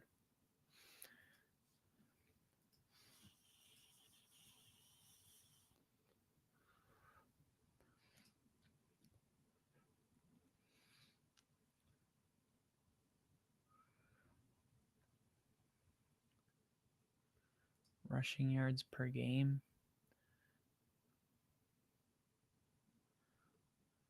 One, two, three, four, five, six. We're sixth.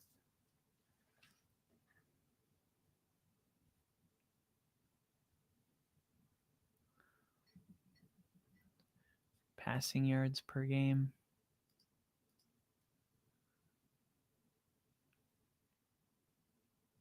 We're seventh.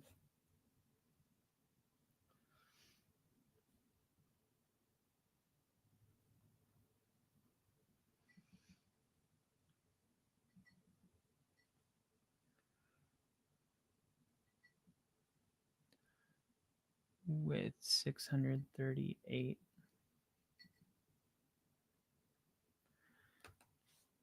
Our defense is doing its job. And then points per game. 21.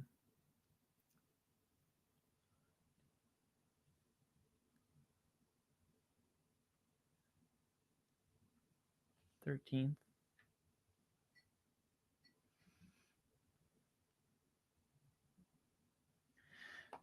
But still, sixth defensively in rushing yards allowed, seventh defensively in passing yards allowed, 13th in points allowed.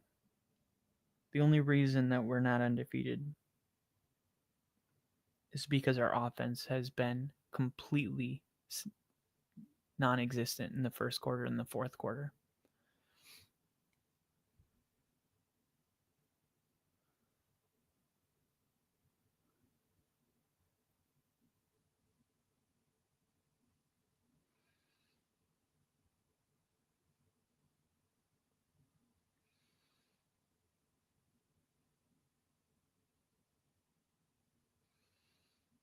Let's see, rushing.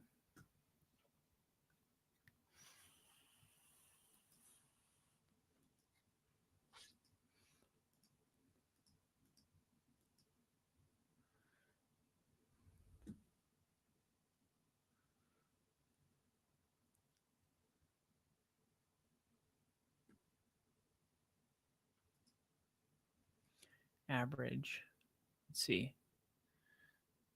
J.K. Dobbins, 2, 4, 6, 8, 10, 11.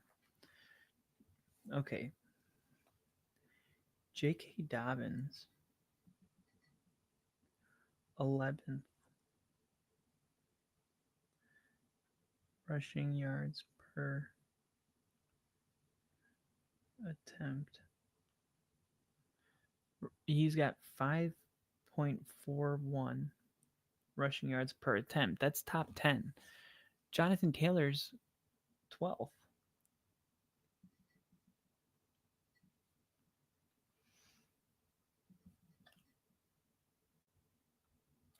How is it that you're running the ball with more efficiency per carry than Jonathan Taylor, yet you're only holding the football in the first quarter 39% of the time, which is 28th? Because in the first half or in the first quarter, you're last in the NFL in rushing attempts. 11th in rushing yards per carry. 32nd in rushing attempts in the first quarter. That would be my question to Sean Payton if I was in the press. And this is why I want to get a press pass, because I feel like I could really offer something to Sean Payton. Hey, Sean, Kyle from thebroncosnetwork.com. Uh, J.K. Dobbins is 11th in rushing yards per carry. He's having pretty good success, 5.41 yards per carry. Yet in the first quarter, the Broncos are 32nd in rushing attempts. You're also 30th in time of possession in the first half. And in the first quarter, you're 28th in the league. You only have the ball 39% of the time. Why is it that we're last in the NFL in rushing attempts when we have a running back that is nearly a top 10 running back when it comes to yards per carry?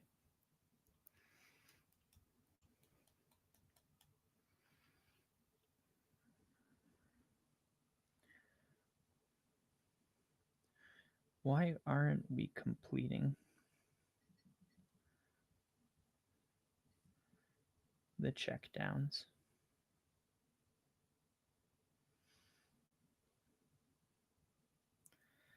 The 4, what was it? 4.4 yards per attempt,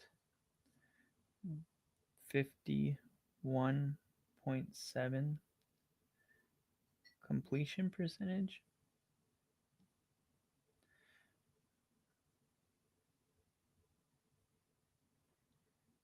'30th.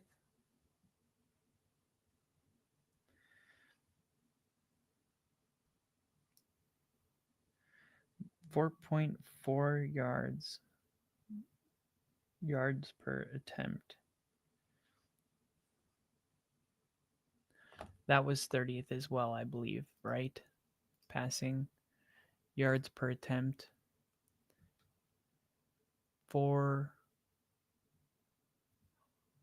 Whoa. Passing. Hold on, let's see. Where is Bo Nix? Here he is. 5.6. 1, 2, 3, 4, 5, 6. Sixth. Bo Nix, 32, 31, 30, 29, 20, 27, 26. 26 in the NFL. 5.6 yards per attempt. Bo Nix, 26th in the NFL, 5 yards per attempt. But the completion percentage, 64.2.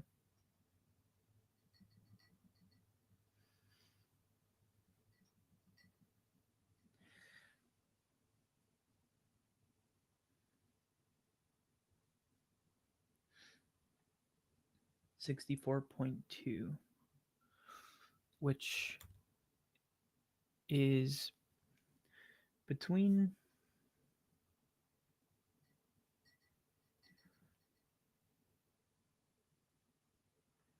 Brock and Gino. For comparison, Brock, what is Brock Purdy's average depth of target? What did I 5.6. It looks like 5.3 to me. Let me see. Yards per attempt. Oh, it's this one. Brock 5.6. Brock Purdy 8.0.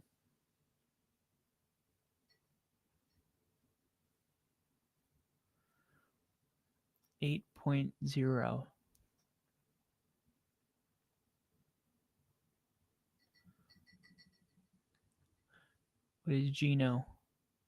7.5. So,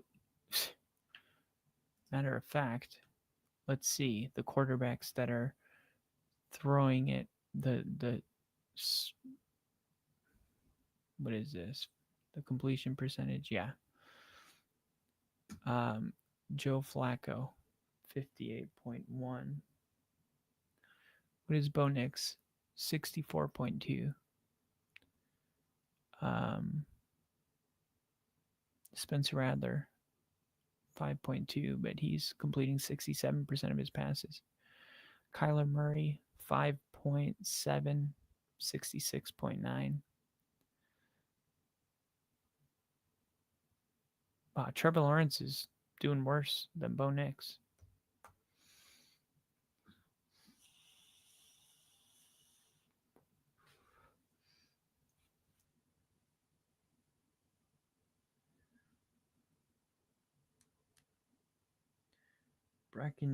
Brock Purdy and Geno Smith, their completion percentage is about the same, but for comparison, Geno's throwing the ball 8 yards per attempt. Brock Purdy's throwing 8 yards per attempt. Bo Nix, same completion percentage. He's throwing it 5.6 yards per attempt. And in the first quarter, he's throwing it 4.4 yards per attempt in the first quarter. So that's the last thing I need to see. Like, what is the team splits? Team splits. I need to see team offense. I see player stats passing. How do I find it in the first quarter?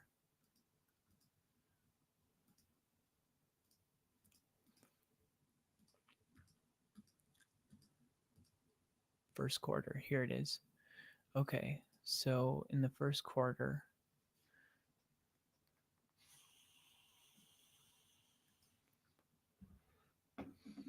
in the first quarter, 31, 30, 30, 32, 31, 30th, 4.4. So Seattle, Buffalo, the Colts, the Lions, the Packers.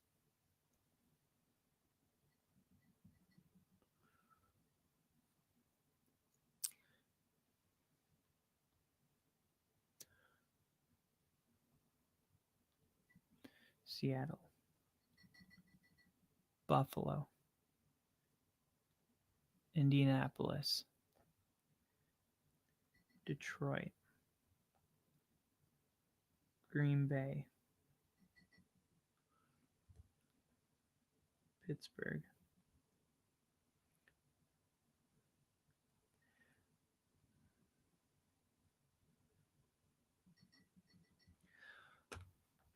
so we're throwing the ball super short on first down. We're also not completing it in the first quarter. We're not running the football because we're calling these pass plays that operate like a run play, but we're not completing them. And we're not running the football with a running back that is 11th in yards per attempt when we're not completing the passes. Why are we doing this?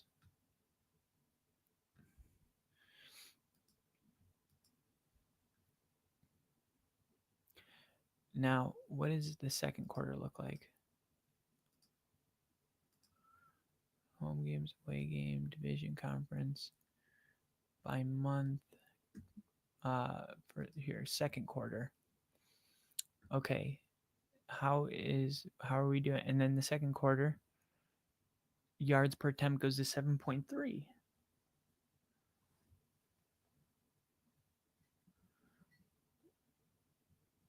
Okay.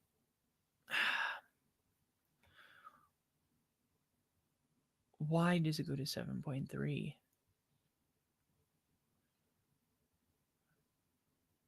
Nine, and then it's 7.3, which is crazy because we saw earlier that in the second quarter, Denver's 5th in points per game. In points.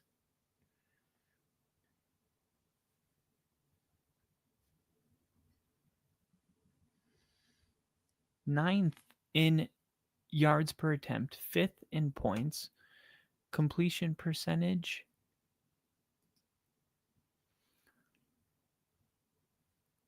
67.7.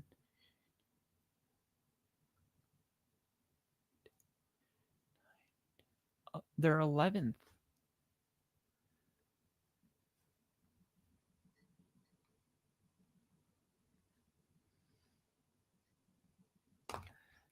Because they're airing it out. Are they running the football? How many attempts in the second quarter? No. 29th.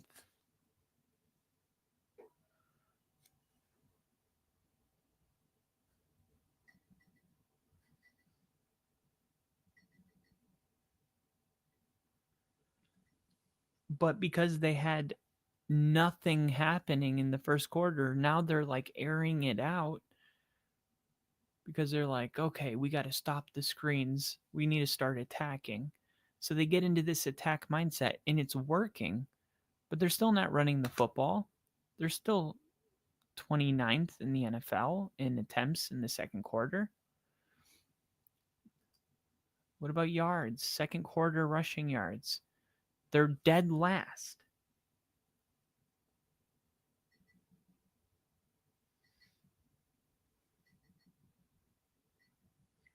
(32nd), dead last.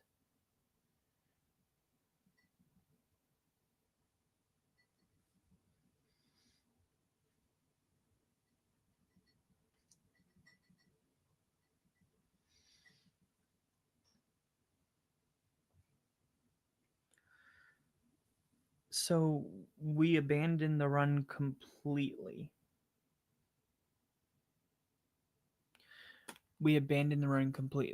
Now,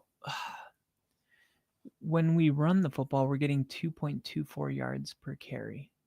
That's obviously why we're not running the football. Why are we getting 2 yards per carry? Why are we getting 2.2 yards per carry?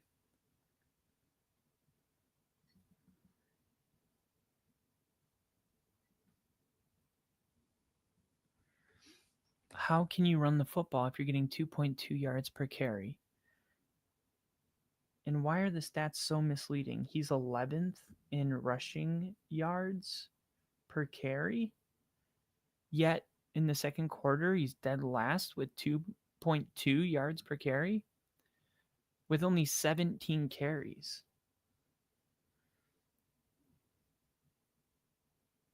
Three. So that's what? 4, 12, 5.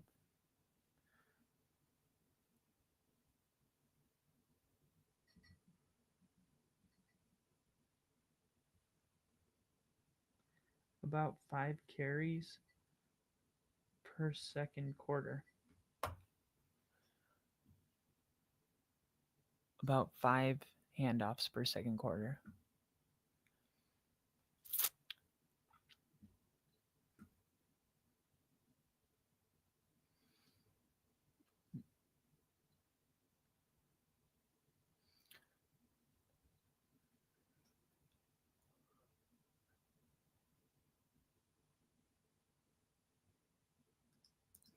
Ten 10-yard carry or more. We have one 10-yard carry in the second quarter.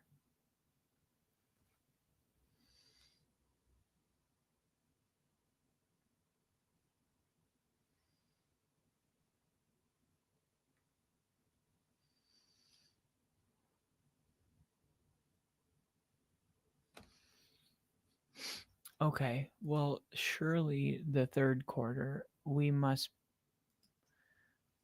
be doing something right in the third quarter, because the third quarter we're third in points.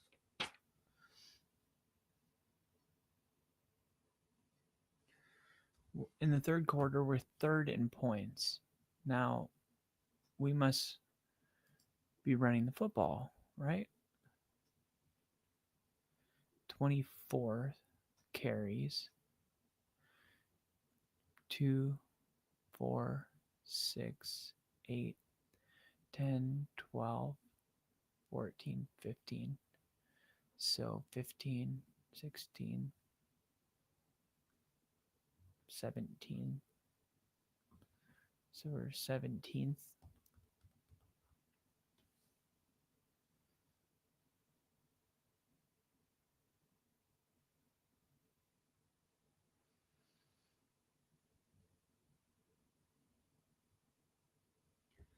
Seventeenth in attempts, 149 rushing yards, 6 yards per carry. Okay.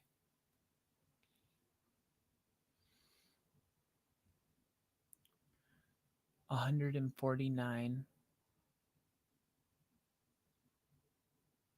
2, 4, 6. We're sixth.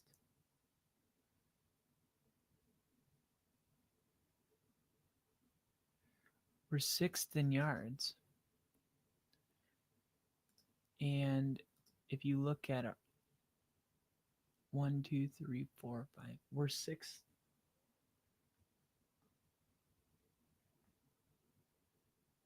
In yards per attempt. Yards per attempt, 6.21.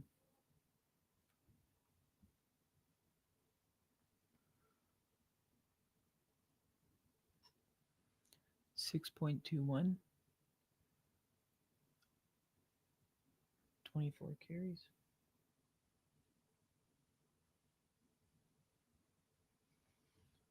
And 149 yards. Now, what about the second quarter made running the football like that possible in the third quarter? Well, obviously something worked because you ended up being ninth in the NFL, 7.3. Fifth in points, 11th in completions.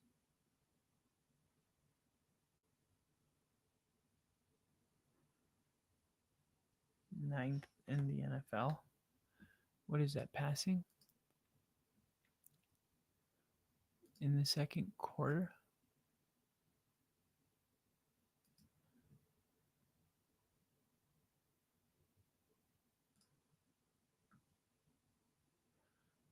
Yeah, ninth. This is passing.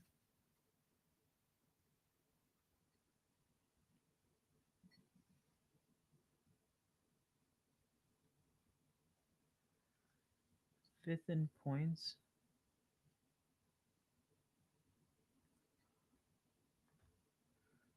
11th in completion percentage, which is 67.7.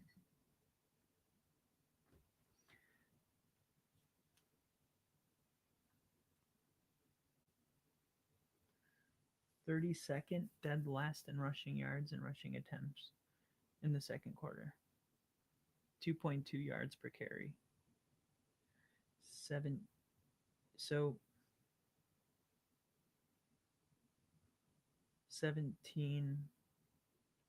about 5 carries per second quarter. Okay, so we're not running the football in the second quarter, but we're passing it effectively, and that's why we're able to run the football effectively in the third quarter. So, in the first quarter, we need to throw the football, but we need to not throw those passes that are like screens. Obviously, we've been trying that. It's not working because in the first quarter, our average depth of target is 4.4 yards away. Yet we're only completing it at a league 30th rate 50% of the time. Now, if we're throwing it right in front of us, we shouldn't be having a hard time catching it, but we are having a hard time catching it. So that tells you that we've either become predictable and defenses are jumping it, or were having some significant accuracy issues, which I would take a lot more seriously if in the second quarter, Bo Nix wasn't a top 5 quarterback. So it just comes down to first quarter predictability. That's all this is. Once Denver goes out there and they pass the ball effectively, and they're actually pushing the ball downfield 7.3 yards per attempt in the second quarter, Bo Nix, 6th best quarterback in the second quarter. Defenses have to respect him as a passer, and that's what opens up the running game. That's why in the third quarter, Denver is able to run. 17th in rushing attempts, 6th in yards, 6th in yards per attempt, 6.21 yards per attempt, 25 carries, 149 yards. Let me just make sure. Third quarter, Denver, yep, 6.29.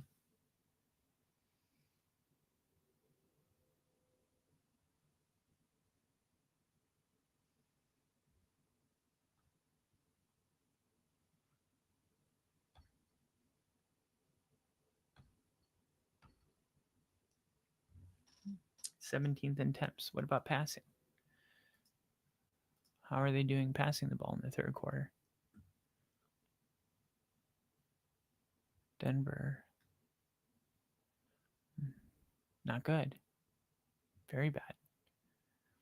Why are they so bad at it? Well, they're not really throwing it. 1, 2, 3, 4, 5, 6, 7, 8, 9. They're like 22nd, whatever. 4.4 yards per attempt again. We're back to that.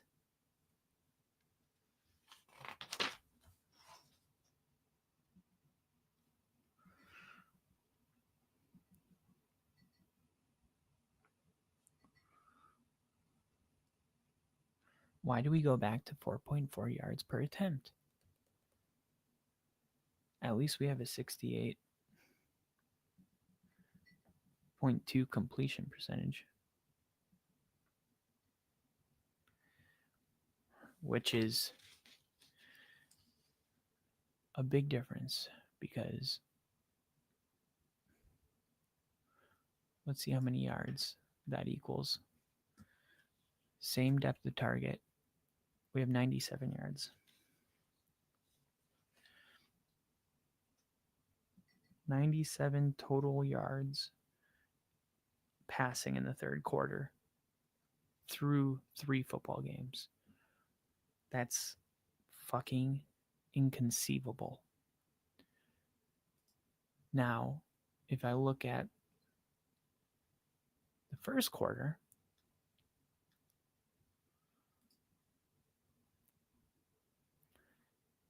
Denver has the same thing, 4.4 yards per attempt, but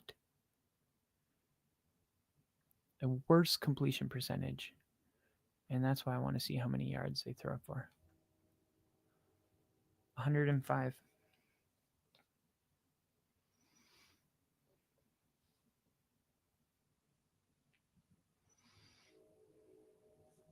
How do they have 105 yards passing? Well, I guess one of them could break off for a big touchdown, and the depth of target doesn't change, nor the completion percentage. Just one broke. But still, that's crazy. I mean, the Colts have 400 yards of passing in the first quarter.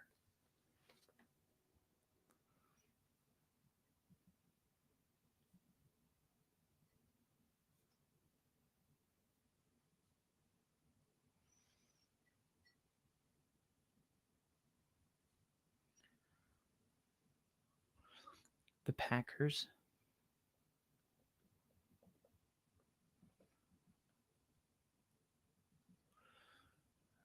Jaguars. Bears.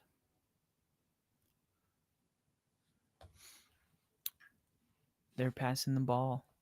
I mean, they go out there and throw it for 400 yards, 10 yards per attempt, 40 for 28, 70% completion percentage.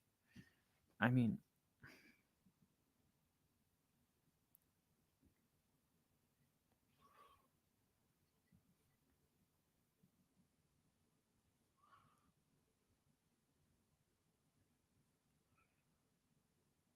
that's insane. That's absolutely incredible. Yet, they've only taken 2 sacks.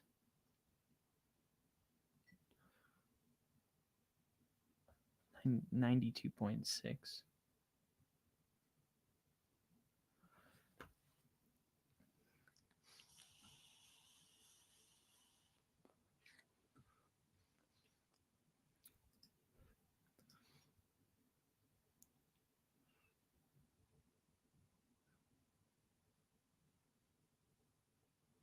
Not a big first quarter running team. Big first quarter passing team. The Colts are. All right. So I'm going to ponder on these. I'm going to be going live tomorrow. Big Denver Broncos episode. Obviously, I'm just gathering a bunch of notes so I can properly talk about this tomorrow in the proper context because there's just a lot to go through here. But if you're a Broncos fan, be here tomorrow because I'm going to break all this down. I'm going to tell you what it means, what we do from here on out, because this is just absolutely terrible to look at. But we are doing something right in the third quarter where things are changing massively, and we got to figure out what we're doing right in the third quarter. I'm going to go back and watch the film. I'm going to look for what it is that's different about the third quarter. I'm going to make sure that tomorrow I give you and the Denver Broncos everything that you need to know about where we're at right now, whether it's optimism or pessimism. I'm just going to tell you the truth, and hopefully I got good news. I will see you guys tomorrow morning.